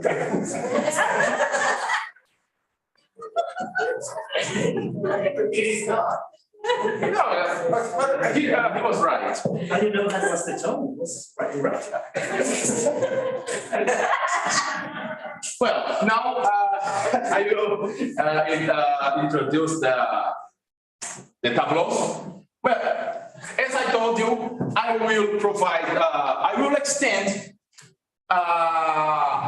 the label tableau provided by Walter Carnielli in his doctoral thesis. He provided in his doctoral thesis in a paper he published after in the Journal of Symbolic Logic that it's possible to provide many valued tableaus for many valued logics. And so I extend this procedure. Why? Because it was that came to my hand, and so I think it was easier to manage his formalism also. But interestingly, this kind of tableau can be generalized, for example, for the non-deterministic case, as Pawlowski shows in a paper of I don't know if in Logical Universalis or review of Symbolic Logic. He had two papers where he presents this extension. To facilitate the reading, I consider this abbreviation here. TM abbreviates this kind of fraction. Okay. Can you see? Now. Let's go to the basic definitions. I introduce many metalinguistic marks, signs in the labels in the proof system. So given a formula, this is a label, and a labeled formula has two labels, in fact.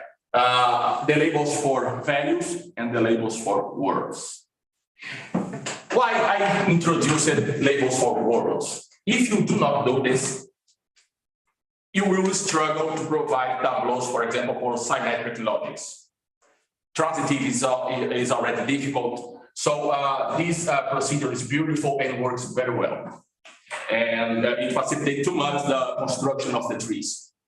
Okay, so given a silent formula, a tableau for this labeled formula is built as follows. How much time do I have? Been talking for 18 minutes. 18? And we have 12. And this is the root of the tree. Given the root, we expand the tree by applying the rules of the tableau. in this extension, we have, of course, the expansion that we have all formulas, or this kind of the labels for the accessibility relation, the rule of accessibility, connecting natural numbers. In the case that phi is a model formula, okay? Given a model formula, we apply the rule, we will have a thing of this form and the formula obtained by the application of the rule. And the endpoints of the tree are nodes with labeled formulas for which there is no rule to be applied anymore. So we can extend, for example, these definitions for set of formulas, because tableaus are interesting tools to evaluate, to check if a set is consistent or satisfiable or not. Given a tableau and a branch of the tableau, we say that the branch is complete if every rule that can be applied is in fact applied. A tableau is complete if all of these branches are complete. Let be a tableau and be a branch. A branch closes when there is a formula that has two different labels in the same branch, or have, for example, modalities with labels that are different from 0 or 1. If you apply the rule, the model formula receives an intermediate value, the branch closes. Okay? Now, given a natural number to other natural numbers, we define the rule for propositional connectives. That is, so this exactly I know, it generates. One side I was checking if the rule K holds for and B, the axiom K, the tree is more than one, is a gigantic thing, but no, it is. So you know, the rule for this expands in possibly different branches, and this conjunction expands into branch. This conjunction here, and so the evaluation, the values, of course, are produced by the imitates the function, the evaluation, the mode of evaluation. Okay, the semantic. So I will give an example that makes this clear. The model formula, when the label is 1, extend into branches that phi, the label of phi is a designated value. Okay, this is the necessitation rule. When it is 0, it will expand to at least one branch that the label is not designated. Now, of course, the diamond behaves in a dual way. The extension, the word is new, also here. And when it is 0, it works as in the universal quantifier. Okay. Well, the rules for that connects words, we have possibly 2 in this case. Of course, we can provide more rules, but here I am focusing on reflexivity and transitivity. Well, the tableaus for logics that are reflexive are we have this rule when this transitive is rule, when it's reflexive and transitive, we have both rules. Okay. No, in the case of S5, it's as I told, it's enough to add symmetric rule because we obtain a equivalence class, and then we have S5. Well, and the definition of tableau is this. We have a tableau from phi to a set of formula sigma. If every tableau that we begins that with the premises receiving designated labels and conclusion receiving associated one, every tableau in this configuration will close. As a type of example, we consider in this case LP. After I realized that this is a abbreviation of a very beautiful bad words in Spanish. Say that. No, my mother is very well. We have three rules for negation. One with gives this, 1/2 and 0. For conjunction, we have these three rules. As I told you, this generates big trees, like the case when the conjunction receives a 0. We have many cases because we will expand into all the possibilities that evaluation gives 0. In the case of model formulas, we have this. Okay, box when is 1, 1.5. Diamond, of course, but they must be new. And I told you what that is. Okay. Given in general a many-valued model logic, we can show a general way of proving their completeness and soundness. For generalizing, for example, these definitions were I generalized from, for example, Chris' book, when definitions of faithfulness and induced interpretation that I will show in the next slide. But given we define faithfulness as this, a model is faithful to a branch if there is a mapping that allows us to prove that if we, given a labeled formula, we apply the rule, we can maintain the rule faithful to the model we defined before, okay? The model for the logic. And this allows to prove the soundness. For completeness, the definition is quite straightforward. Given a branch, we define an interpretation of this the branch, where all the propositional variables at the node will receive the value will be the same of the label, and this allows us to prove this lemma, and so we have the completeness. As I told you, although those tableaus are brute force, they allow us interesting generalizations. For example, in the case of the logic ST, we have, for example, ST can be presented in, as everybody here can be presented by means of this kind of systematic structure. The definition of consequence relation is defined as the preservation of strict to tolerant. We can show that this logic is in general non-transitive.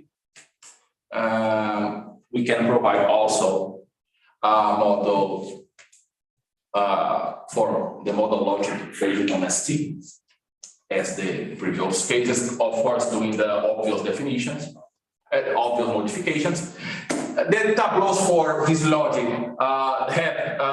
have the same rules as in the case of LP, but the definition of proof will change. The definition is quite obvious. The premises receive 1 and the conclusion 0. I put here the case of TS, but I forgot to define, present the matrices for TS, but okay, TS has been inverted, and this definition of consequence relation is defined from tolerant to strict.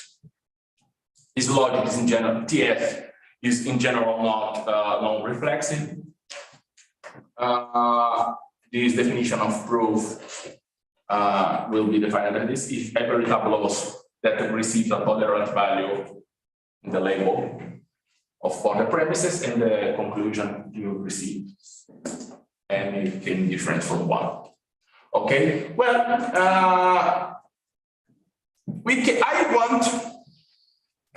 I don't know when, to prove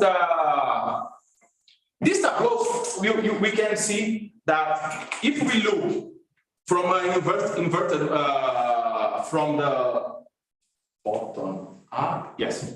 If we read it this way, we can see that they behave like the sequence calculus, any-sided sequence calculus. So obvious the generalization is this construction. The conversion is similar.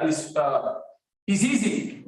We can follow the recipe given by Smulian when he proves that his tableaus can be are equivalent to the sequence system, but in this case we have the any-sided ones. And of course, extend this analysis for logic that, for example, video law or logics that are not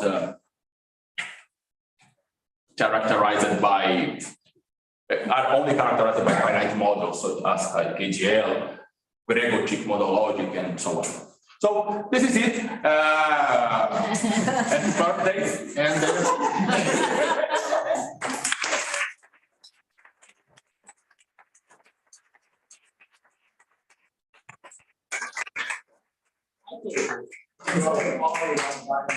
no, only one. That's a client. Okay, let's start with Dave.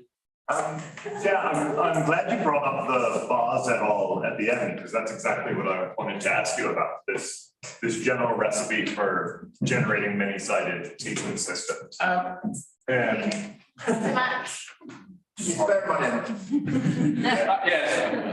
yeah, so in particular, I mean, I totally agree. I think this will probably, take their many-sided sequence systems, treat them as labeled tableau with 3 labels.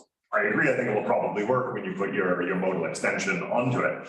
But I guess what I'm wondering is about the difference in the way of handling the non-modal fragment.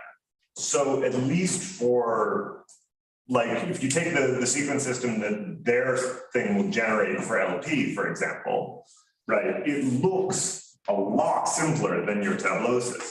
Right, so the rules never branch more than 3, and you only need to do a single proof to show validity rather than having to check every possible. Yes, yes. And so I'm wondering, like, where do you think? So that I totally agree. The differences are not coming from the difference between tableau and sequence, right? Because either way you do it, you could do it the other way. So where are the differences coming from? Do you think do you think that their method is going to be like more efficient in general, or is it just on LP? I'm confident it's more efficient, but their method is general. Your method is general. Maybe your method is more efficient for some other logics. Like, do you know how these 2 ways of proceeding compare? No. The reason I presented tableaus it was that first. It's easier for me to provide them because of familiarity. Yes, doesn't matter. But in what concerns the construction of the converse construction, I have tested only when we have just one non-designated value because we have only one tree. Okay. In the 3-valued case. In the paraconsistent case, sorry, because in the LP we had only one. I guess that we have to put these trees together and build them do the construction from the bottom up in the same time. Because of course the sequence we have just one proof. In this case we have, for example, in the LP we have 2 proofs because we have 1 to 0 and 1/2 to 0.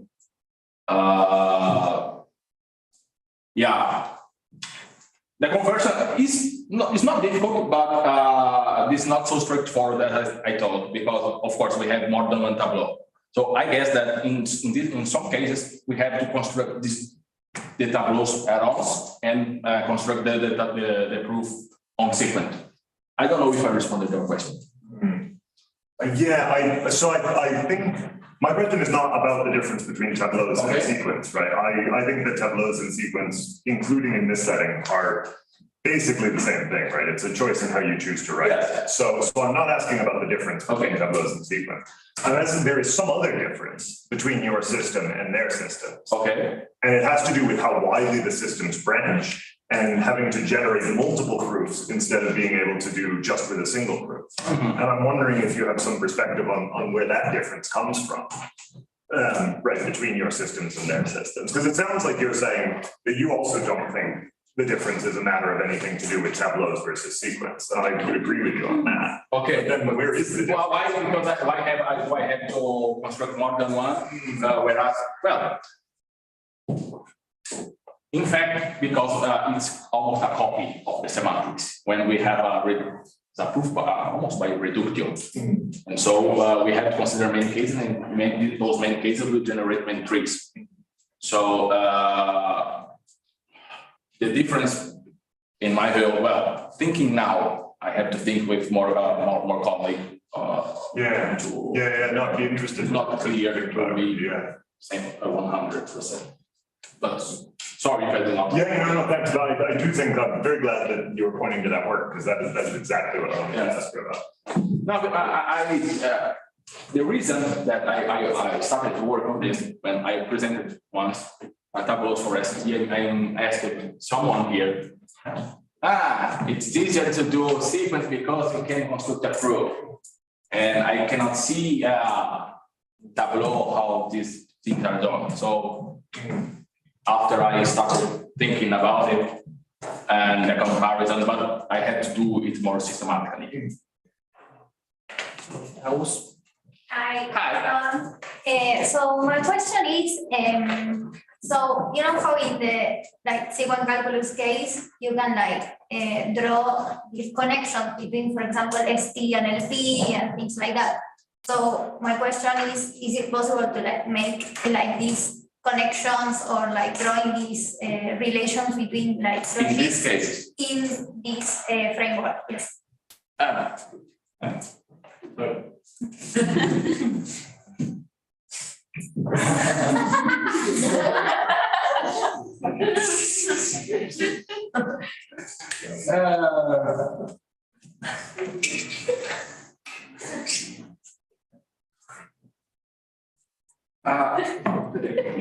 Proof. Well, the relation of in the case of the label, the inside sequence for LP, K3, ST, TS, we just the connection between them. They will have the same rules for the connectives, but they will differ on the definition of valid sequence. Yes. Here it's the same. Okay. We have we will have to change the definition of proof. What counts as a proof? As I told you, with in the case of ST,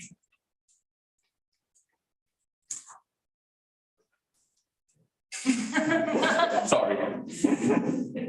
In the case of ST, we have to define in this way: 1 to 0. In the case of LP, 1 half 0. In the case of K3, 1 half 0. In the case of TS, 1 half 0. Different than 1. Sorry. This is the way they relate to each other. It's almost the same relationship they have with the sequence columns. You have to change the definition of proof. Okay. Yes. Okay. Sure. Bruno? It's about, this might be best way to work with the general setting. So, about frame characterization. So, the results you gave concerning as frame characterization. Frame characterization, yes. So, the results you presented concerning S4, for instance, these did not concern frame characterization. That would shown that, I mean, at least what you said, it didn't say anything about. But these principles still characterize a frame that usually characterize. Do these results still obtain? I did not analyze the case of, for example, GL, because the relation now is not the straightforward as in the case of, for example, K, KT, K4, KT4, K5, because they have the frame characterization. Okay, they have the canonical model behaving as we expect, but when we move for logics that are not complete to with respect to infinite frame, for example, KGL, record chip, any other ones, it's not clear for me because the tableaus for this logic are not so easy to obtain. The case of GL, for example, is not it's also straightforward.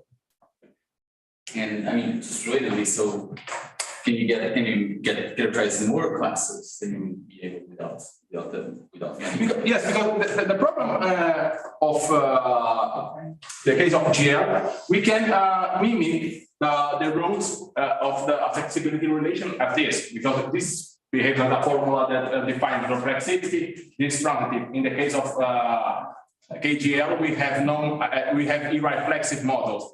How you can express this by means of a formula, because in fact, this is a way of describing a frame condition. How you write this? This is not clear for me. Because I had to show this to work, but. Luca has a follow-up. You said that it's difficult to define like tableau for Gregorgic logic. No, I don't know how to define it, because in the case of Gregorcic GL, I don't know if we have to make a restriction about the size of how many labels we have, labels for words. We must have, I don't know, I guess. And how you would define the frame, for example, characterize the non-conversely well-founded in the case of KGL, because we do not have a first order formula that expresses these conditions. There are sequentiality for Gregorgic logic, right? They define that. Yes, but I don't know as yes. But those sequence couples behave. They behave as normal.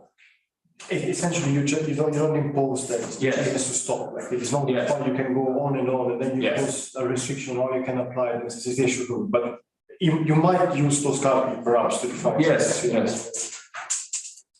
No, yes, but my point was more to how to define, for example, the conditions of the reflexivity, how to define the frame properties to mimic this one in this case. It's case of tableaus, but maybe it's possible to. There is a straightforward way to do so, to do this, but. Miguel? Yes, I am a bit intrigued by the modal nature of the calculus, because I understood the general framework downloading the values, but I am interested in your philosophical interest for having the modalities. So you said at the beginning that you were trying to understand the box. Yes, this was the initial idea of the project when I arrived here. Sorry. So the box is it's a validity predicate, and the diamond would be a satisfier. Yes. And are you question or inquire whether you can interpret the box and the diamond as saying something about the set of the tableaus? To have like a more theoretic semantic of the logic? I don't know how to. Would there be because if the box is capturing a sense of validity, is that as saying that if box something is valid, suppose that this is true, okay, this is valid. So we consider that as a quantifier over universal quantifier over the set of tableaus. Okay. So the tableaus closes and the diamond as. I don't know if you can make that correct correlation. Well, for example, you can show this. You can show that, for example, depending on the frames that extend the reflexive ones.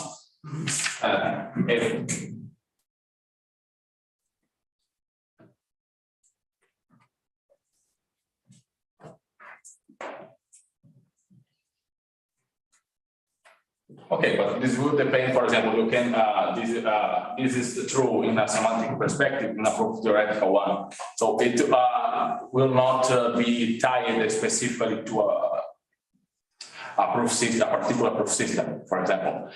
Suppose that I am working with classical logic and I have a Hilbert calculus, okay?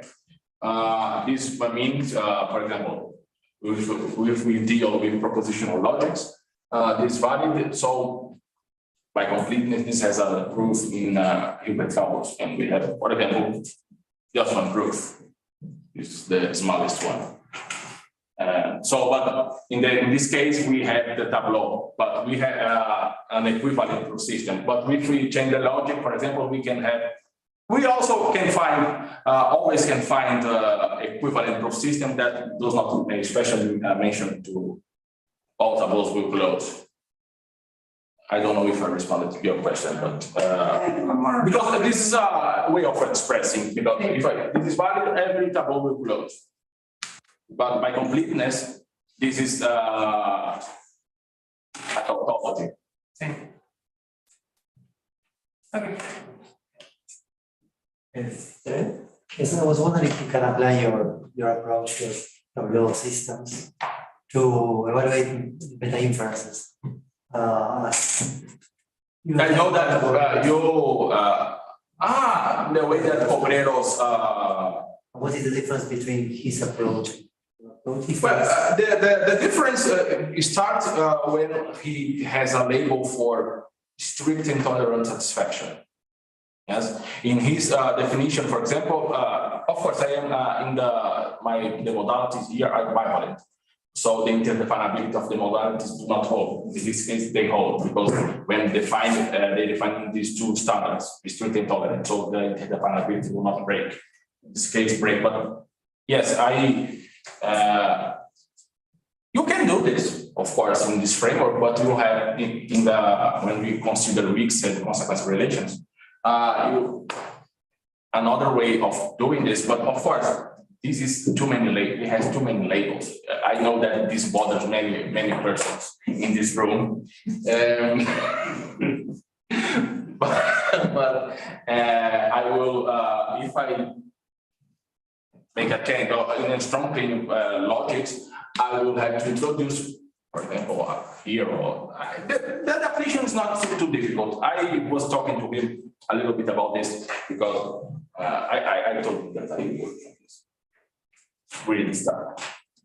Thanks. Another question? Two questions. Okay, Diego first. Yeah, I mean, this is like a follow-up to a comment that I made. So can you go back to the interdefinability thing?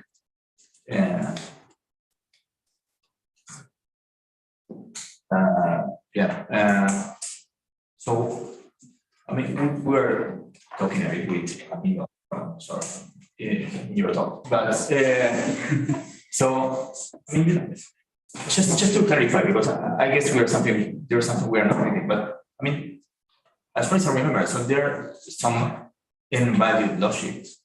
Yes. Just as logics with many values, only with that definition, in which are like functional. I mean, let's say that they're equivalent to classical logic, because let's say you have like two values for truth and two values for. Yeah, for example, the propositional logic, classical is complete with REST, for example, to a three-value model. Yeah, this is your topic. Yeah, your topic. Yes.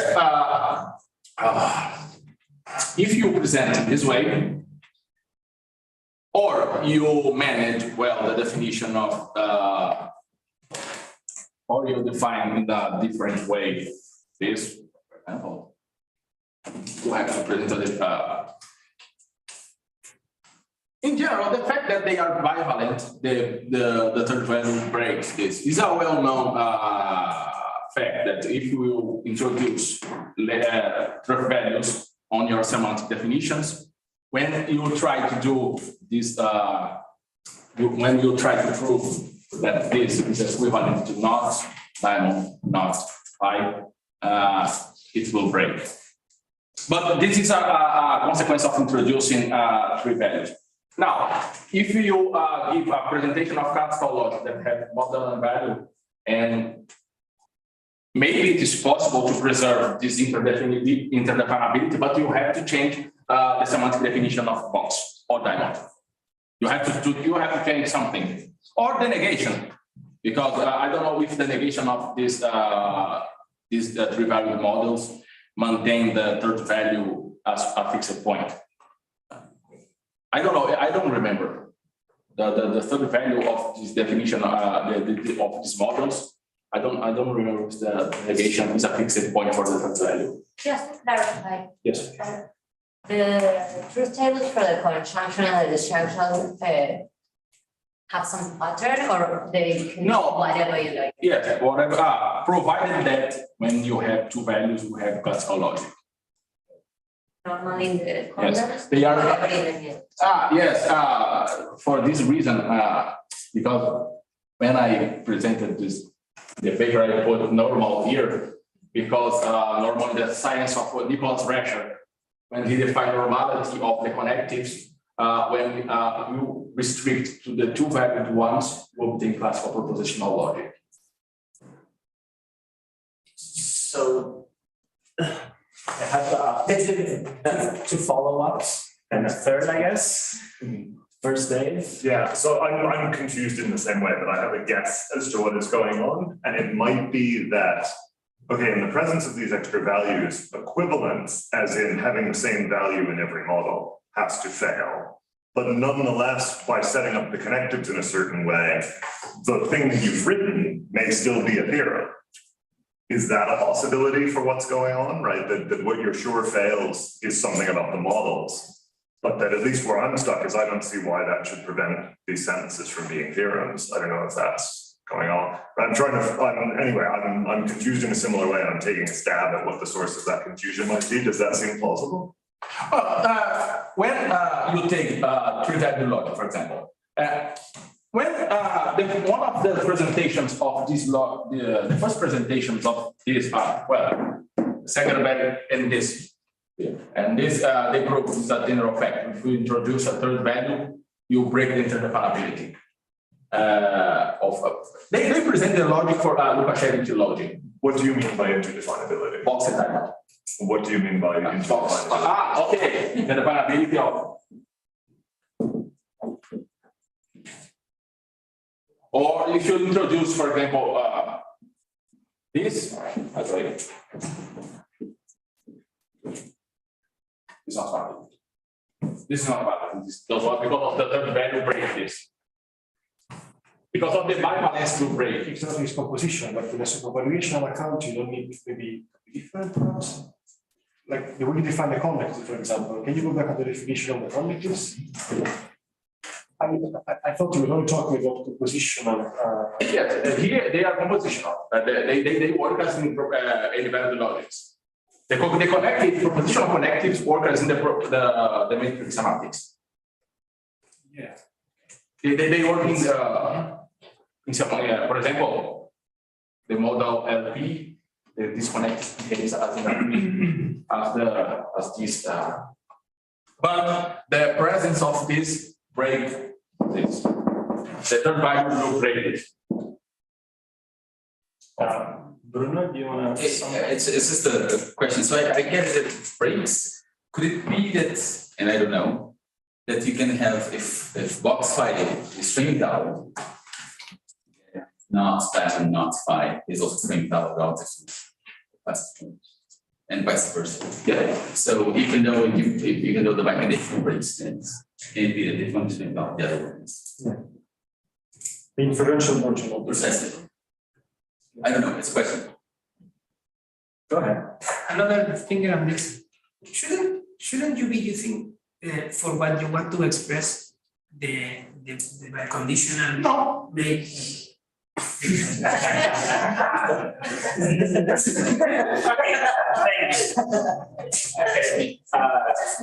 Joao? Yes.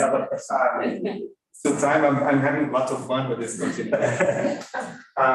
Okay, so I was very excited when I saw that the talk was going to be about how we call it many-valued modal logic. So yes. Modal many-valued logic. Yes. I wish you had called it. When you saw the presentation. I wish you had called it modal many-valued logic. The modalities turned out not to be many-valued. So the logs are many-valued. Right. It's only finite valued anyway. I don't know how in the general case. The infinite you are, Yes. well, maybe, well, it's totally possible because, for example, you have, for Cross example. symbol is different from knowing how to do. Yes, no, but there are constructions of, for example, of infinite, logics. Yes, but they don't use infinite labels in general. Yes, yes, of course. Yes. Now, the question that I had was, I'm not convinced by what you said at the beginning that I'm not gonna do the bivariate reduction because this is a lot of work. I might not have the language expressive enough to do it. Even though I know it can be done, I'm not gonna do it. Okay, great, it's your choice. But at some moment later on, you start presenting specific logics, and those logics are expressive enough. So the LP and yes. The problem that I have with this using these labels, and I think you could perhaps tell me what you think, how do you feel about it, is that if you use the label 1/2, say, for LP, and then you use it for K3, you're talking about two different things and you're just calling them 1/2. It's like calling me and her by the same name. Right? It makes it so hard to compare logics. And because you want to do something very general that applies to a great number of logics, yes. I think it's a very natural question that somebody might come and say, okay, so how do they compare to each other? Can I use the proof system of one to prove something about the other? If they were to talk about the same language, if they were to have only two labels, perhaps you could do it. Yes, in the case, you say for LP and K3, of course, they have the same, I can characterize them as the same values, 1, 1/2, and 0. And so the rules for negation will be the same. The rules for conjecture will be the same. It doesn't mean the same anymore. Yes, but the definition of proof will show this. Because we cannot evaluate in this way because, okay, we cannot, they are not the same thing. In fact, they are not because the definition of proof shows this. And that shows that you cannot use one of those proof systems to talk about the other system. Yes, this is in fact an advantage that you can overdo it because it's like yelling at us, do it because it seems to be the same language, everything shows the same, the algebra is the same, the rules look the same. Just the definition of proof is a little bit changes because logic is about. But then you can no longer use one to talk about the other. You cannot analyze one from the point of view of the other. You cannot put your shoes on to talk about one of them and then say, from here, that's what I can see. Okay. You're blind after this. Yes, I concede to you that these further applications of the proof system becomes uninteresting or at least uninteresting. You're saying that. No, but in fact, they are more user friendly. Say so. Yeah. I do not need to rely, for example, on extensions of the language. But that's a conservative extension of the proof system, so it doesn't hurt. And see that this doesn't hurt is debatable. I have, for example, I have 25. Don't ask me why I need them, but let us suppose that. Right nowadays, doing things. Let us say that a computer that has reason by 16 truth values, but you do not have a linguistic resource to separate them. Well, I have a procedure to extend this logic with 16 labels. Okay, but and then I do the bivariate reduction, and then I provide the proof system. Okay, is verified, complete, and sound. Okay, there is it is all remembers a talk I had to Walter about cell phones, comparing those things. Okay, this is ugly, but this is an ugly cell phone, but it works. I can give it to you a new cell phone that it's smaller, but it's much more complicated. And for example, here, I do not introduce the notion, for example, of strategy, that it's more, yes, but. That's the main point, because you mentioned it, sorry. Maybe you can continue later, but there's so much. Okay, so thank you. Thank you.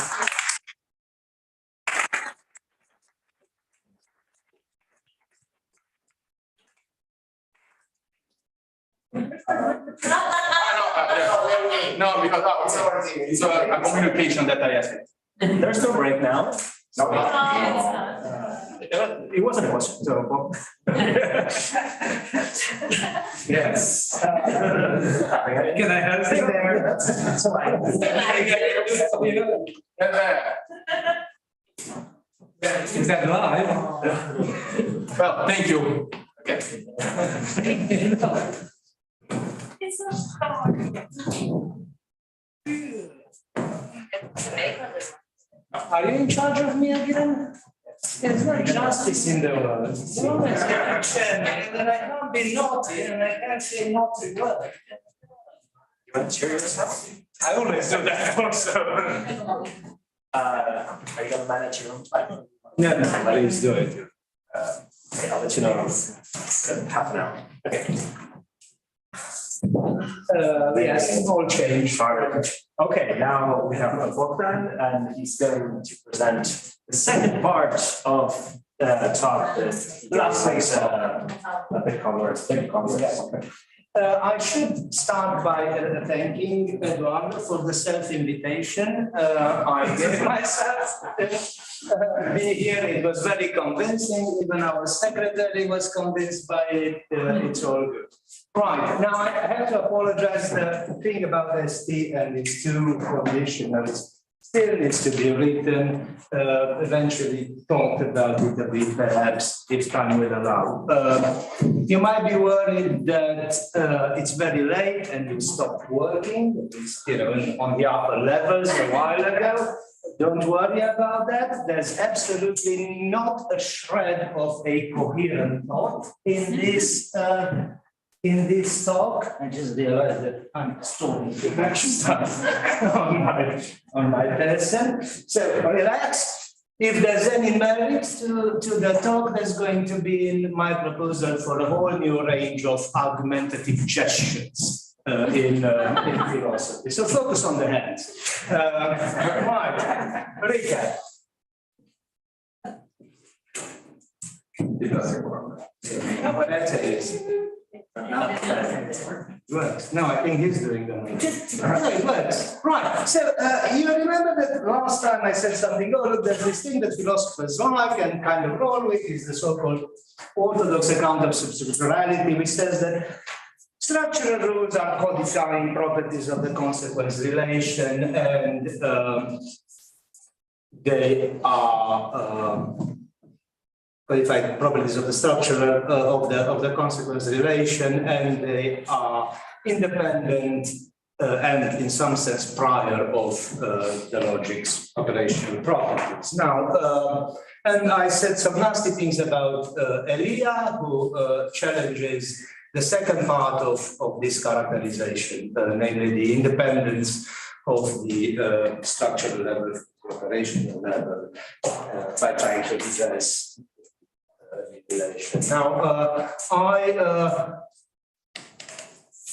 kind of like this, but I want to challenge the other half of the characterization. So I want to make a case that structural rules of the logic are not codifying properties of the consequence relation. They are something else, something that I have brilliantly called sui generis proof resources. That's a pretty neat trick in legal scholarship. Whenever you have some sort of an aberration going on in a legal system, England are trying to explain something about this. I mean, that's a sui generis category. It's all fine because it's sui generis. So that's the move. You can ask, I mean, some of you know why I need this and why I want to do this, if you read my stuff with Paoli. But yeah, there's a bit of a problem. So this is the view, right. structural rules are sui generis, they are independent of both the consequence relation and of the logical operations. But it's actually kind of difficult to come up with a viable argumentative strategy for making this case, for the simple reason that there's lots of substructural logics, and there's lots of, structural rules that can fail. And sometimes, something that you can say about one rule doesn't really match up with what else happens in what happens somewhere else. So how do you go about making a case for this? Well, I mean, maybe somebody more intelligent could come up with some sort of general story that's both, convincing and substantive enough. Not my case, so I'm going to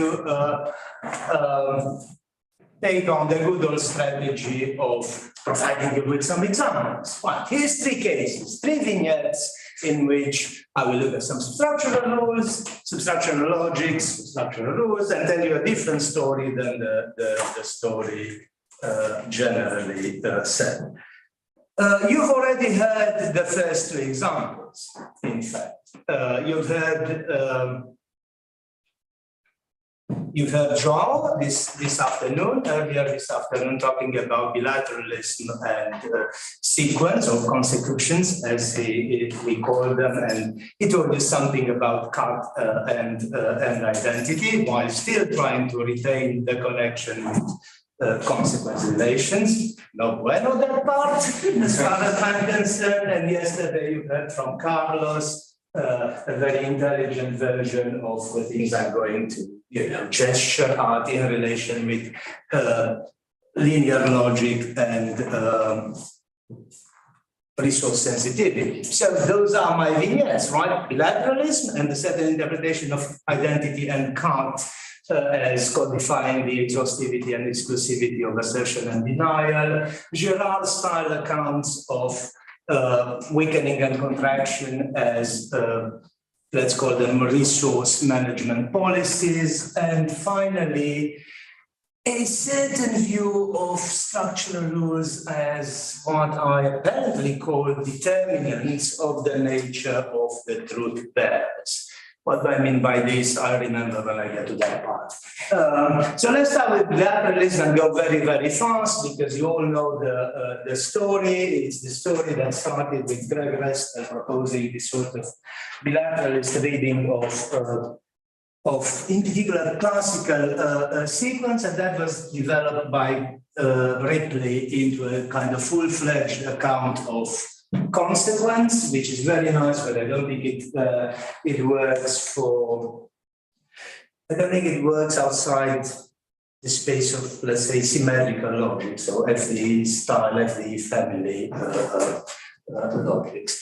So the thought is very simple. You just read a sequence as saying it is incoherent to assert all the sentences in the antecedent. We take sentence here to mean not sentence, statement in the antecedent and deny all the sentences or statements in the consequence. So a sequence is really a sort of incoherent position, something that expresses a clash between some assertions and some denials. Now, for Greg, it's very important that this interpretation retains enough of the traits of consequence, so as to make it possible to read sequence as claims of consequence. So something here. If you are committed to the assertions you've made in the antecedent, then you cannot deny the consequent, and that sort of commits you to almost entertaining a positive attitude about it. And that obviously works if negation or if negation is involved. Otherwise, in logics, in weirder logics like intuitionistic logic, in which it's kind of difficult to find the resources to transform the interdiction to deny something into an obligation to assert it, then this entire thing breaks down. There are attempts to fix this, one by me in a paper in analysis, but that's very sort of speculative. Greg has others, they don't really work. There is not in a satisfactory way. It gets worse if you are doing intuitionistic logic, because Kant gets this distinctive flavor of a principle of exclusive middle. If you read it bottom up and contrapositively, what it actually says is that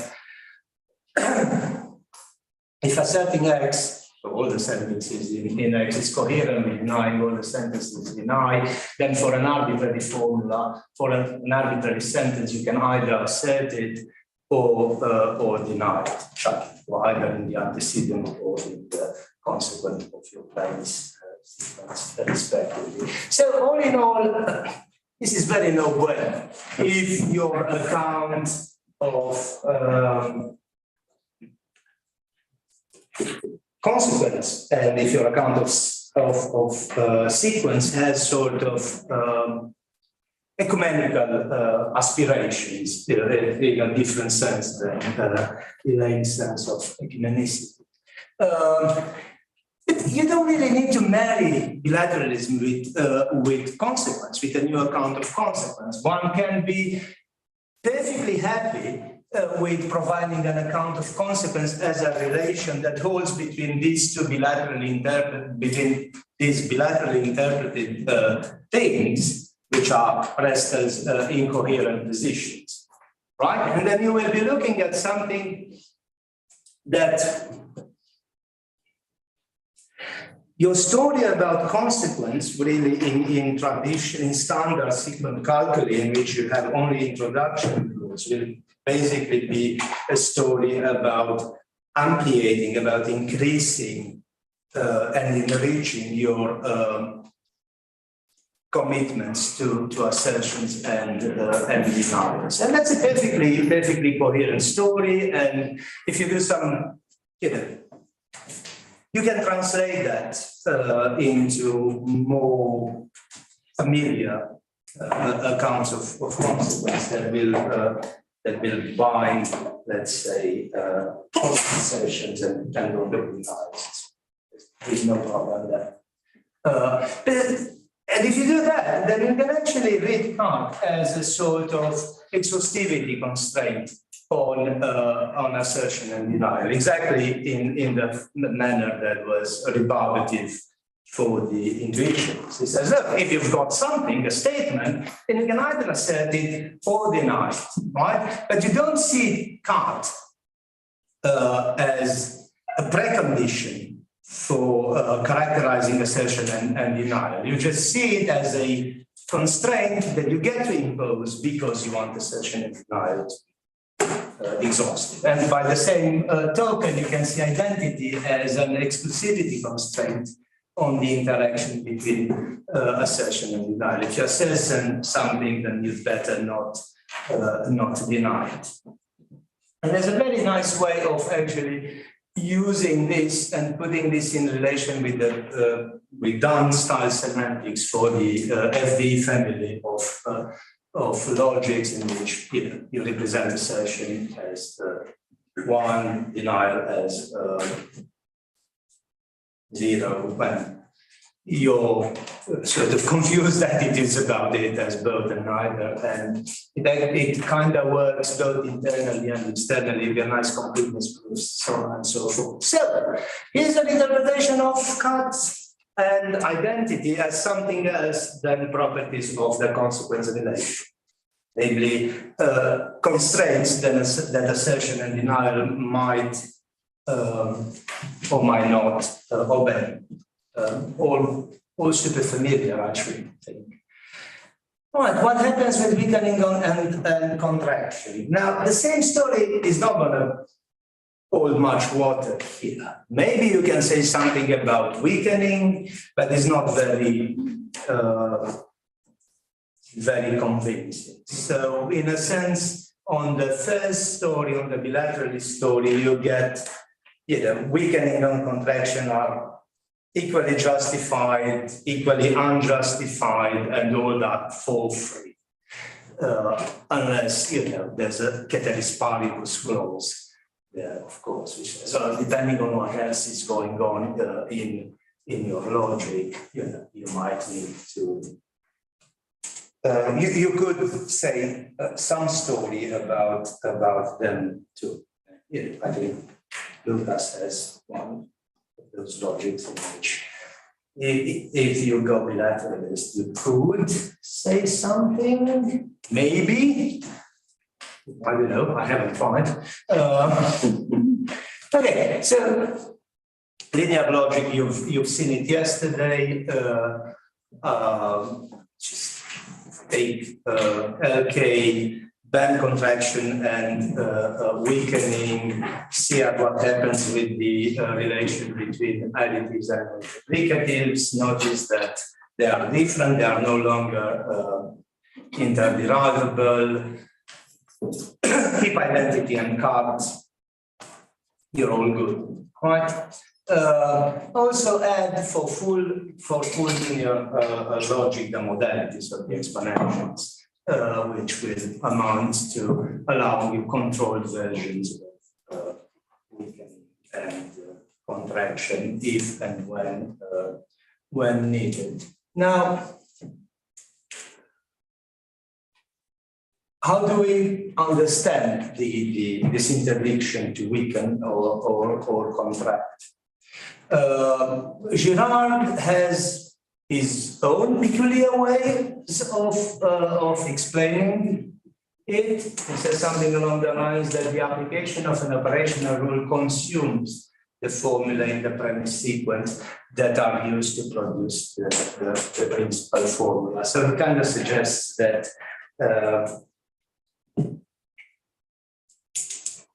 if you allow control, weakening and contraction, what you are actually doing, you are sort of externally managing the resources that are available to you in inference. But this is not really the way in which linear logicians generally go about explaining what's going on there. Usually you will have tongue-in-cheek economical metaphors like the menu example yesterday, or here's the same people who initially introduced the menu example, whose name escapes me. Lafont, yeah.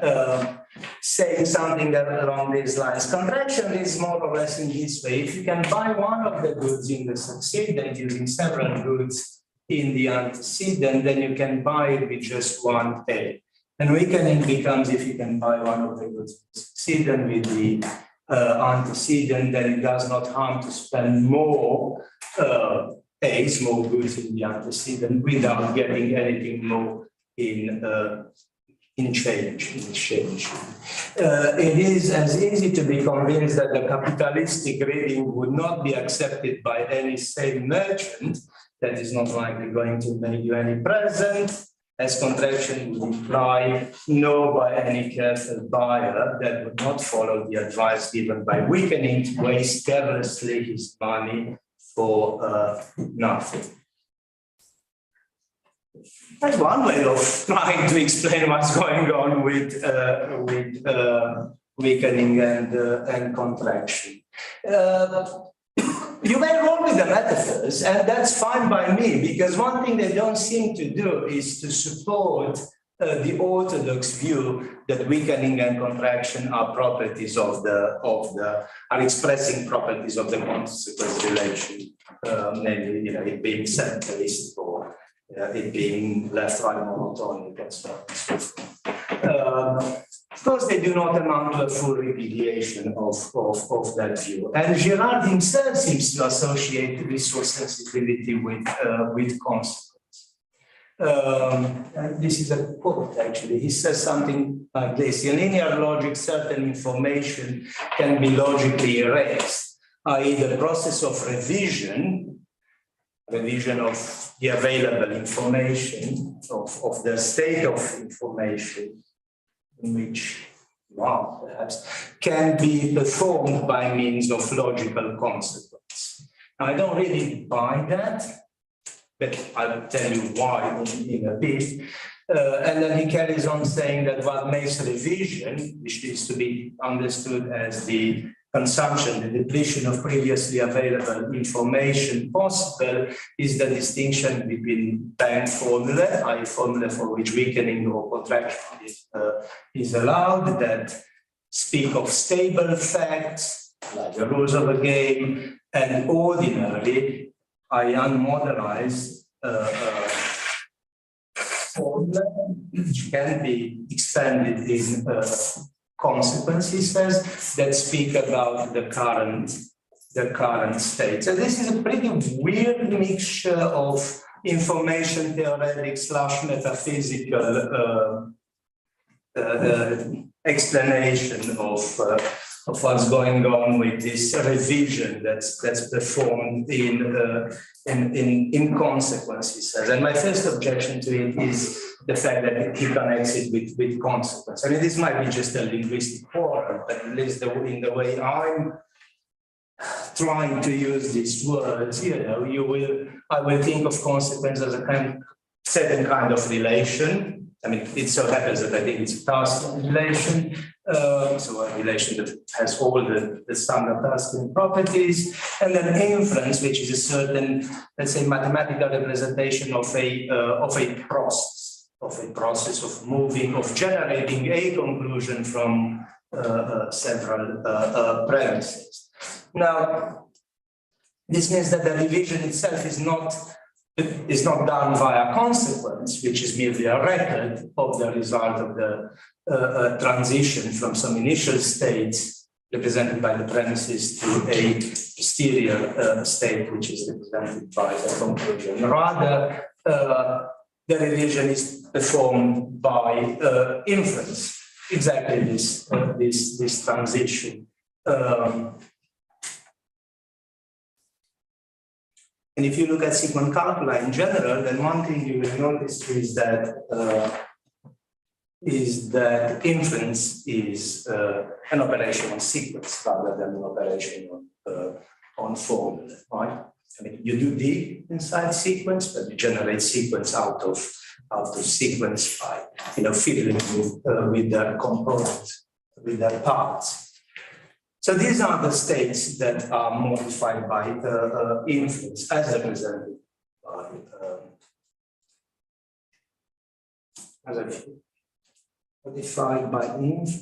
the states modified by inference are represented as sequence. Cool. How smart am I? Of course, what makes a sequence the sequence it is the availability or not of certain information, right, in it. And this is crucial for the production of further states out of the available ones, i.e. for inference.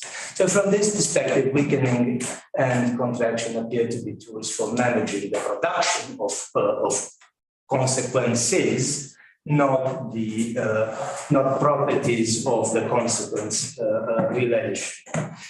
And then if you really want some sort of interpretation of weakening and contraction, then you can play with this notion of resource and resource management in various ways. A simple one would be something, about weakening, you say something like that any information that you can retrieve from a database can be retrieved from a larger database. That's cool, that's fine.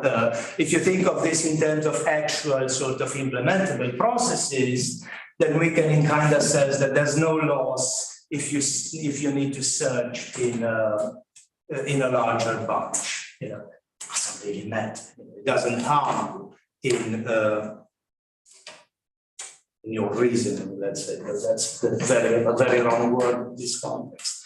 And then contraction will say something like a single copy of a resource, information token, suffices whenever several copies are used. Whether this is credible or not as a sort of a property of, let's say, physically implemented inferences. I don't know. Kind of what happens in sequence calculi. So that's second example of a reinterpretation of the structural rules as something else than properties of the logical consequence relation. And here's the third one, which is slightly exotic compared to everything else that was discussed here. I shouldn't have said nature, and I shouldn't have said determinant. I should have said something else, but the idea is rather simple. Oh, that's a caveat. Yeah, the idea is really simple. So traditionally, you have logical consequence, right? You have some truth bearers, and your truth bearers are going to be the result of consequence as well, right? That's how the story goes. Consequence falls amongst sentences, statements, judgments, propositions, whatnot. And textbooks in general will be very, very careful to give you a sort of longish footnote in which they explain that, well, it's a sentence, it has to be declarative and it has to be disambiguated and it better not contain indexicals and so on and so forth. But if there are judgments, you might have, they might say something about the metaphysics of Kantian judgments and so on and so forth. And these are decisions that you kind of need to take before going on doing logic. I will try to argue that, in fact, you can look at some structural rules as it were, enforcers of various types of truth bearers. Right, does that make sense? Yeah, what I'm trying to say is that you can, depending on your choice of truth bearers, you might want to have some structural rules, but you might not be so happy with other structural rules. The caveat for this example is that whereas in the preceding illustrations, I was, for better or worse, able to offer both of reinterpretation of the structural rules and a kind of reinterpretation of the sequence themselves as incoherent positions, states of information, respectively. In this case, I have no such story to say about sequence. But I don't think that that's a problem. Although, feel free to challenge me. So, here's what I just said. The relata of consequence are usually taken to be truthful. For me, there are something a bit more complicated, i.e. sequence. So let's say at the minimum, truth bearers in a particular configuration. And I think that's again something that came up in Joao's talk today when he described consecutions in a way that felt very close to my heart, but whose details I don't remember. It was very similar to what I'm trying to say here. And you get the usual tweaks to make them behave in ways that are compatible with what you want consequence to look like, which, if you are in a textbook, is generally going to be a Tarskian consequence, certainly going to be a reflexive and transitive consequence in most textbooks. Maybe Dave wrote one that's a bit more liberal in that respect, but I don't know. I haven't read it yet. So here's an example, actually not from a textbook, but from a monograph. This is Ramfit's The Boundary Stones of Thought. So Ramfit says that consequence relates statements, which are to be understood as ordered pairs whose first element is a meaningful, that is disambiguated, declarative type sentence, and the second element is a possible context of utterance, i.e. a determination of all the contextual features which can bear upon the truth or falsity of a declarative utterance. So, when I'm inferring something from Camilo had empanadas for lunch, I'm not really inferring from that utterance. There's a lot of contextual information that attaches to my premise, which might be explicit, might not be, but could be made explicit. Perhaps in some cases it will stay forever implicit. But all that plays a role into determining what's my real premise, if it is to be a sort of Amphithean state. Now, this seems to provide some kind of justification for adopting a rule of identity as a rule, because it's pretty clear that every Amphithean statement will tell itself. Likewise for contraction, at least under the ceteris paribus clause, that nothing else that you try to capture in your logic, or rather in the behavior of your sequence, goes against it. I don't know if it gets a bit funny. He goes on to say that the premises and conclusions of a single argument may be understood to be statements with a common second element. And that I just don't understand. And he carries on saying, we assume, in other words, that the context is held constant throughout an argument. This seems to be a presupposition of the logical appraisal of ordinary arguments. I mean, we might discuss about this second part of the quote. The first one I just don't understand. Why should the premises and conclusion of a single argument be understood as statements with a common second element? I mean, for one thing, it seems to make it seems to make this conjunction impossible. So think of this as being an application of the conjunction introduction rule and trying to conjoin Caesar is in the garden in the context given by Servilia's saying this on the 8th of April in 37 BC. I think he was still alive at the time. With Brewer was a genius in the context of Hilbert saying this on the 27th of May, 37.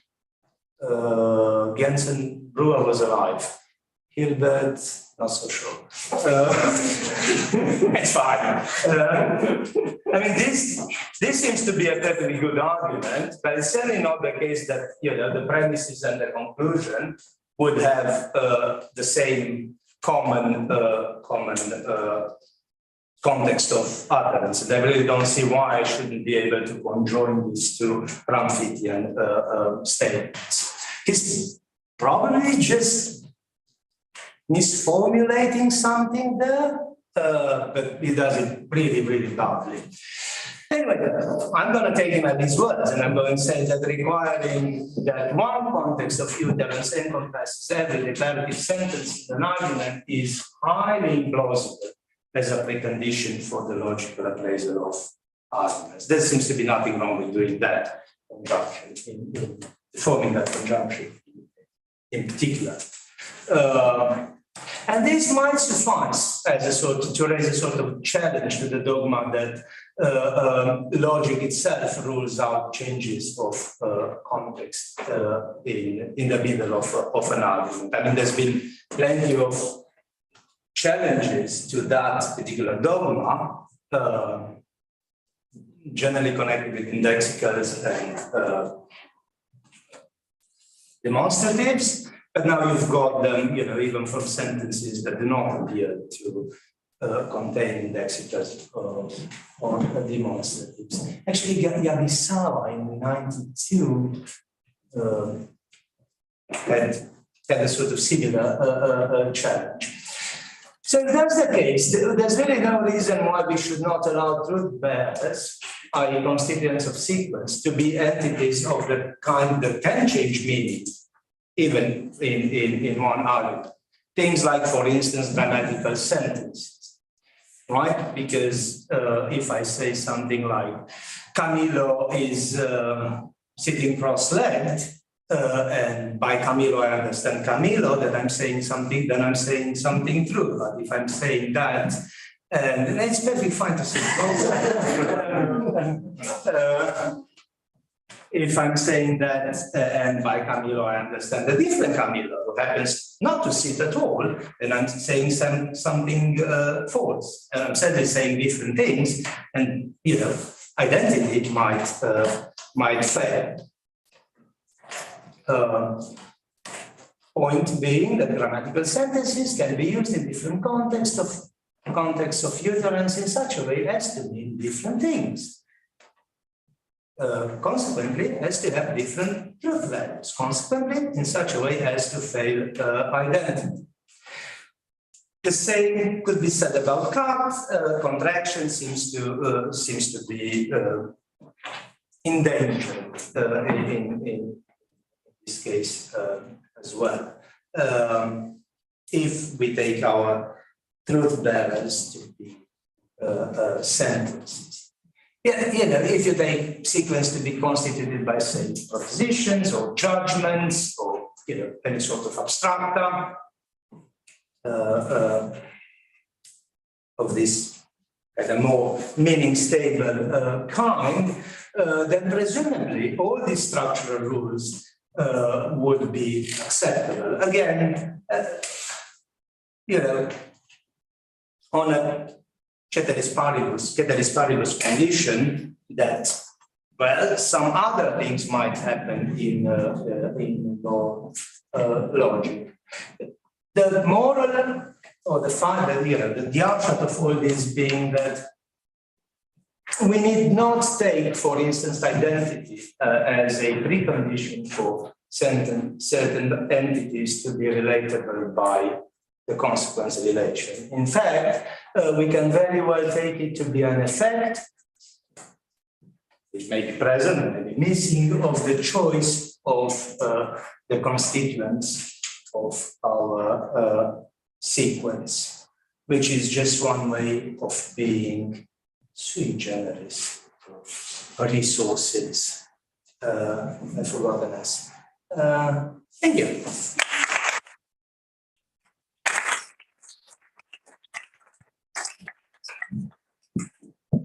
Okay, Camilo. It's a question. So, how does this present picture fit with your past? Which past? I mean, I'm thinking of the co-determination. I think you call it. Yeah. So the idea that 2016. Because here you say that you are quite good with the thesis that the structural properties are independent of the operational. Whereas there I'm saying that they are not, because they are covariant or codependent. I think I changed my mind.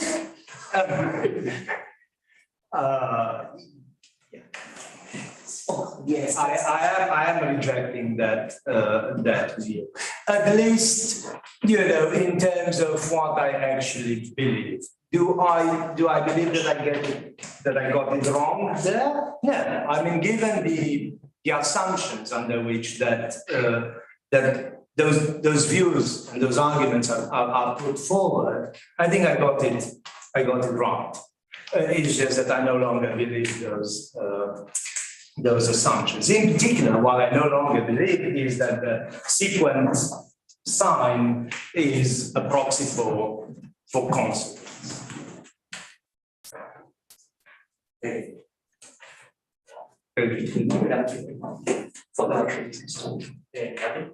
Thank you so much.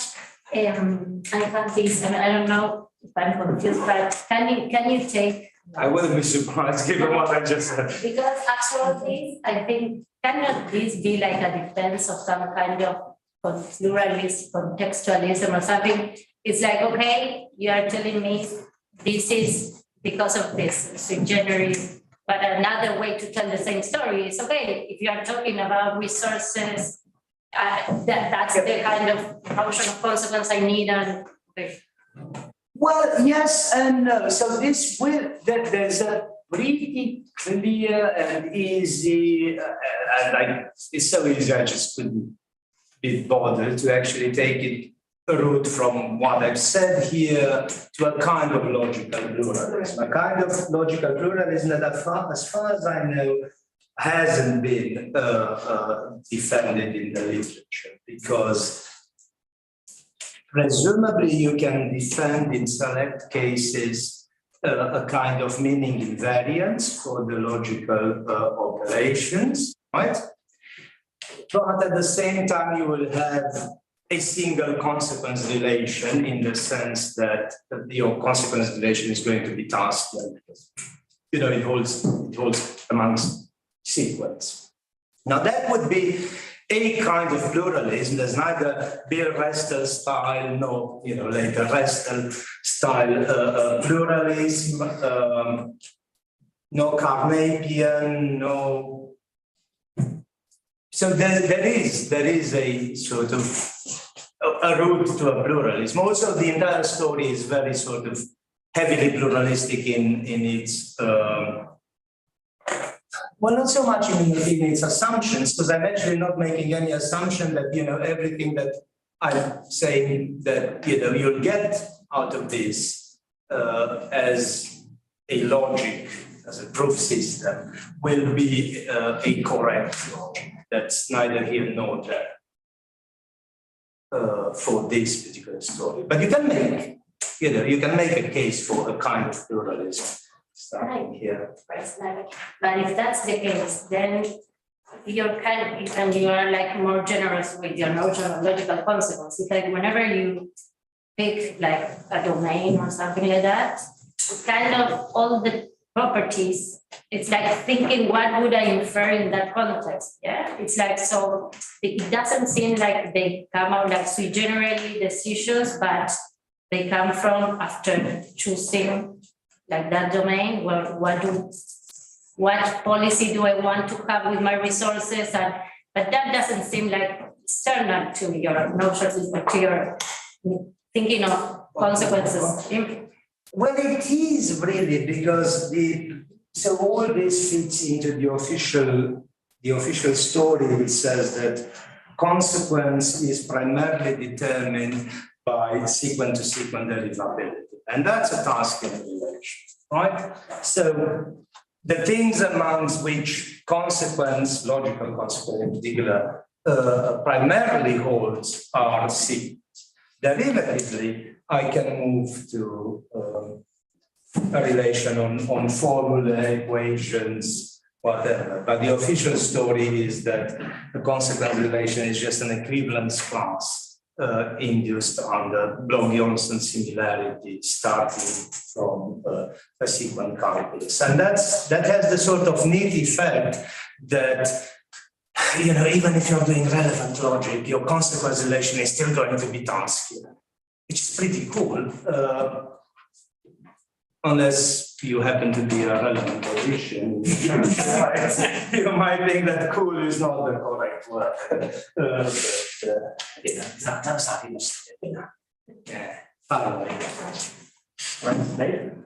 Yeah, so I want to ask not about consequence, but about sui generis proof resources. Thank you. I'm out. So in particular, just like as an example, right, taking your first bilateralism example and saying, like, think about identity given this bilateralist interpretation, and you want to say, okay, it's not about consequence, like I said, whatever.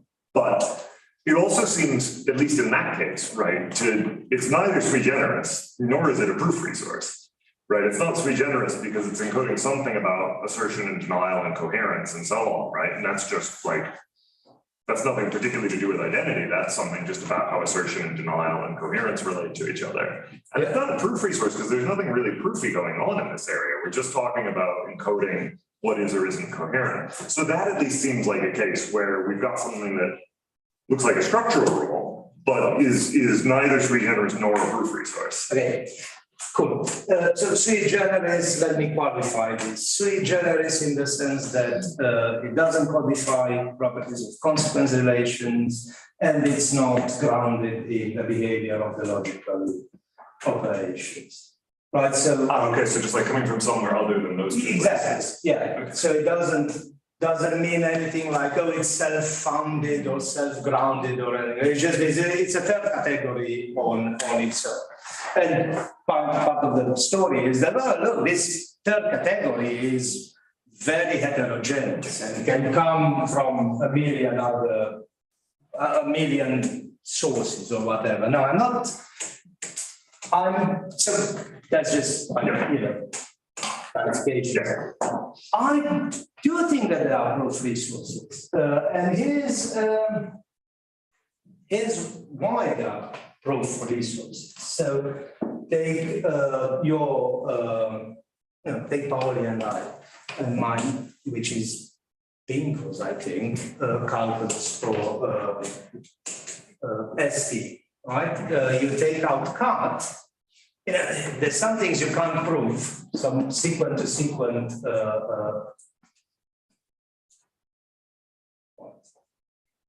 derivations that you can't build without cut. Well, the resources in that calculus, right? Yeah. But that calculus in itself says nothing about assertion or denial. That's just a proof calculus. Right, you were, I thought, talking about these rules as claims about the structure of assertion and denial. Of course, like rules that occur in a particular proof system are proof resources. Like I don't know what else proof resources would be other than that. But as claims about the structure of assertion and denial, right, these aren't things that occur in any proof system. Well, they're just claims about speech acts. Yeah, but they are codified as rules in the calculus, right? By identity. They can be codified as restrictions on model theories. They can be codified just by writing down claims about assertion. Oh, yeah, sure. Right, they can be codified in many, many ways, and only one of these ways will make the proof. Okay, yeah, so, right, so I should not say that they are proof, yeah, so I granted the point. I should not say that they are proof resources, but rather that they can be interpreted in some cases as being or represented as being proof resources, which does me, lots of good because I'm a fundamentalist of the sequence calculus. You might say, yeah, but also the model theory. Yeah, sure, go ahead, do it. It's a very nice thing, but models are frivolous in general. Supermodels even more. So I don't think I need to rule out, other interpretations of, at least not now. If there will be something incompatible with, let's say, one possible story to be told about structural rules that would actually harm or hurt my alternative proposal, and yeah, the mere existence of alternatives, I don't think hurts me very much. I hope you might disagree. Right, you? Yeah. Sorry, just say my minor comment on the first part of the book. Last week or the first part this week? Regarding the relation between assertion and the rule of Kant, denial. So you said that so identity represents exclusion. Fair enough. I can mention that. But then that represents assumption. Yeah, I think I get the idea, but I don't think it's so straightforward as you. No, it's not. I mean, you can do it the other way around. It sort of depends on how you read. There's sort of like tricky for like the game they don't believe in exhaustion, right? But they do believe in Kant. Sorry? They do believe in Kant. When they use the wrong type of proof system, because the correct type of proof system for K3 would be a sort of mixed. sequence calculus with mixed rules, so additive and make sure they are invertible, all of them, right? So the intros and the libs, so that means additive on the double premise side, multiplicative on the single premise side, and so hang on, this is K3. I just said K3, yeah. Yeah, so if it's K3, you need to get rid of identity. Yeah, you have cut. Yeah.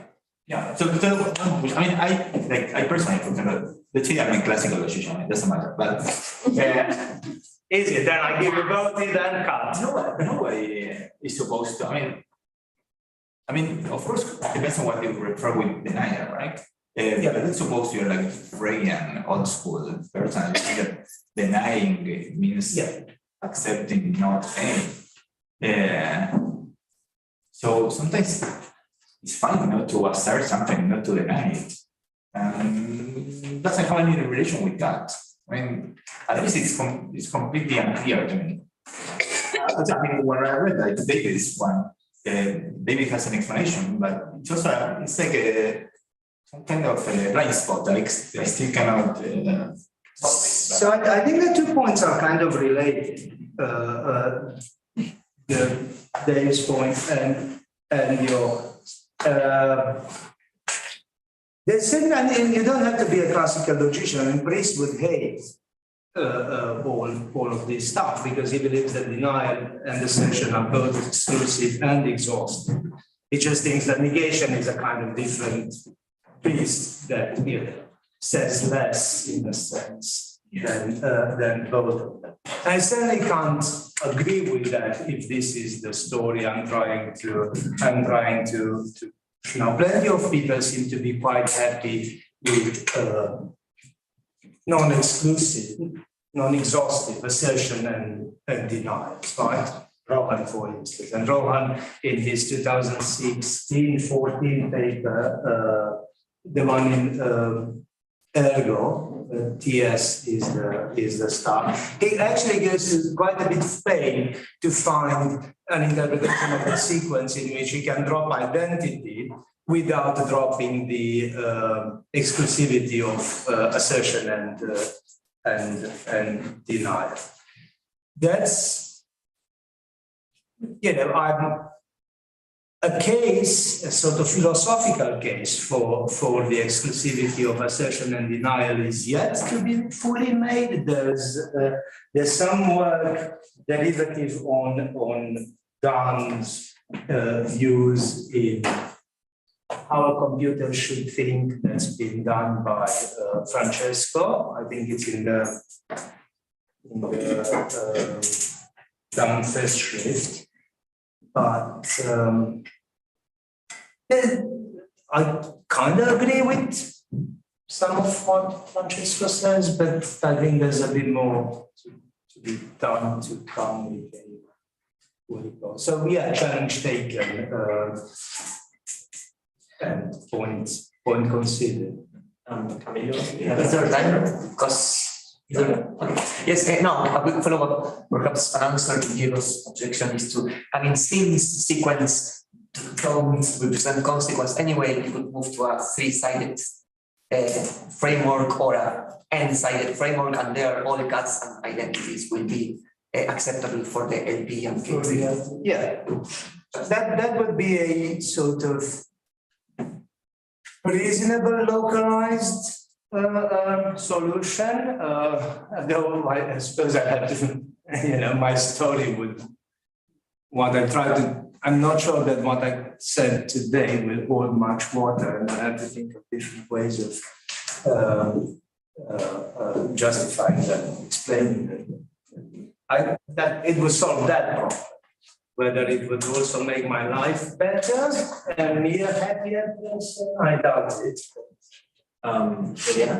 Yes, well, I want to ask you about the relationship between the last week presentation and this one.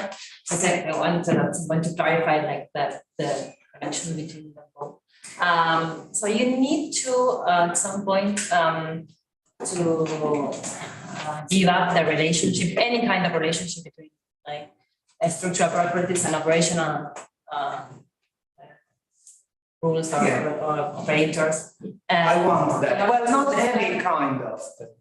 Because at some point I thought you were going to argue the opposite than Sardinians, like in terms of grounding, but you are not. No, so no. How then you explain the bunching of premises and conclusions if you have some explanation for that? You can have any kind of. So, I mean, for one thing, the bunching of premise and conclusion in my case will be the bunching of sequence. Okay. Right? How do I explain the bunching of formula in the antecedent and succedent of a sequence? It depends from case to case. I will generally use some sort of. I'm going to tell you that it's a kind of algebraic operation that sort of matches in the appropriate way, the internal operators of that logic, or the convenient operators of that.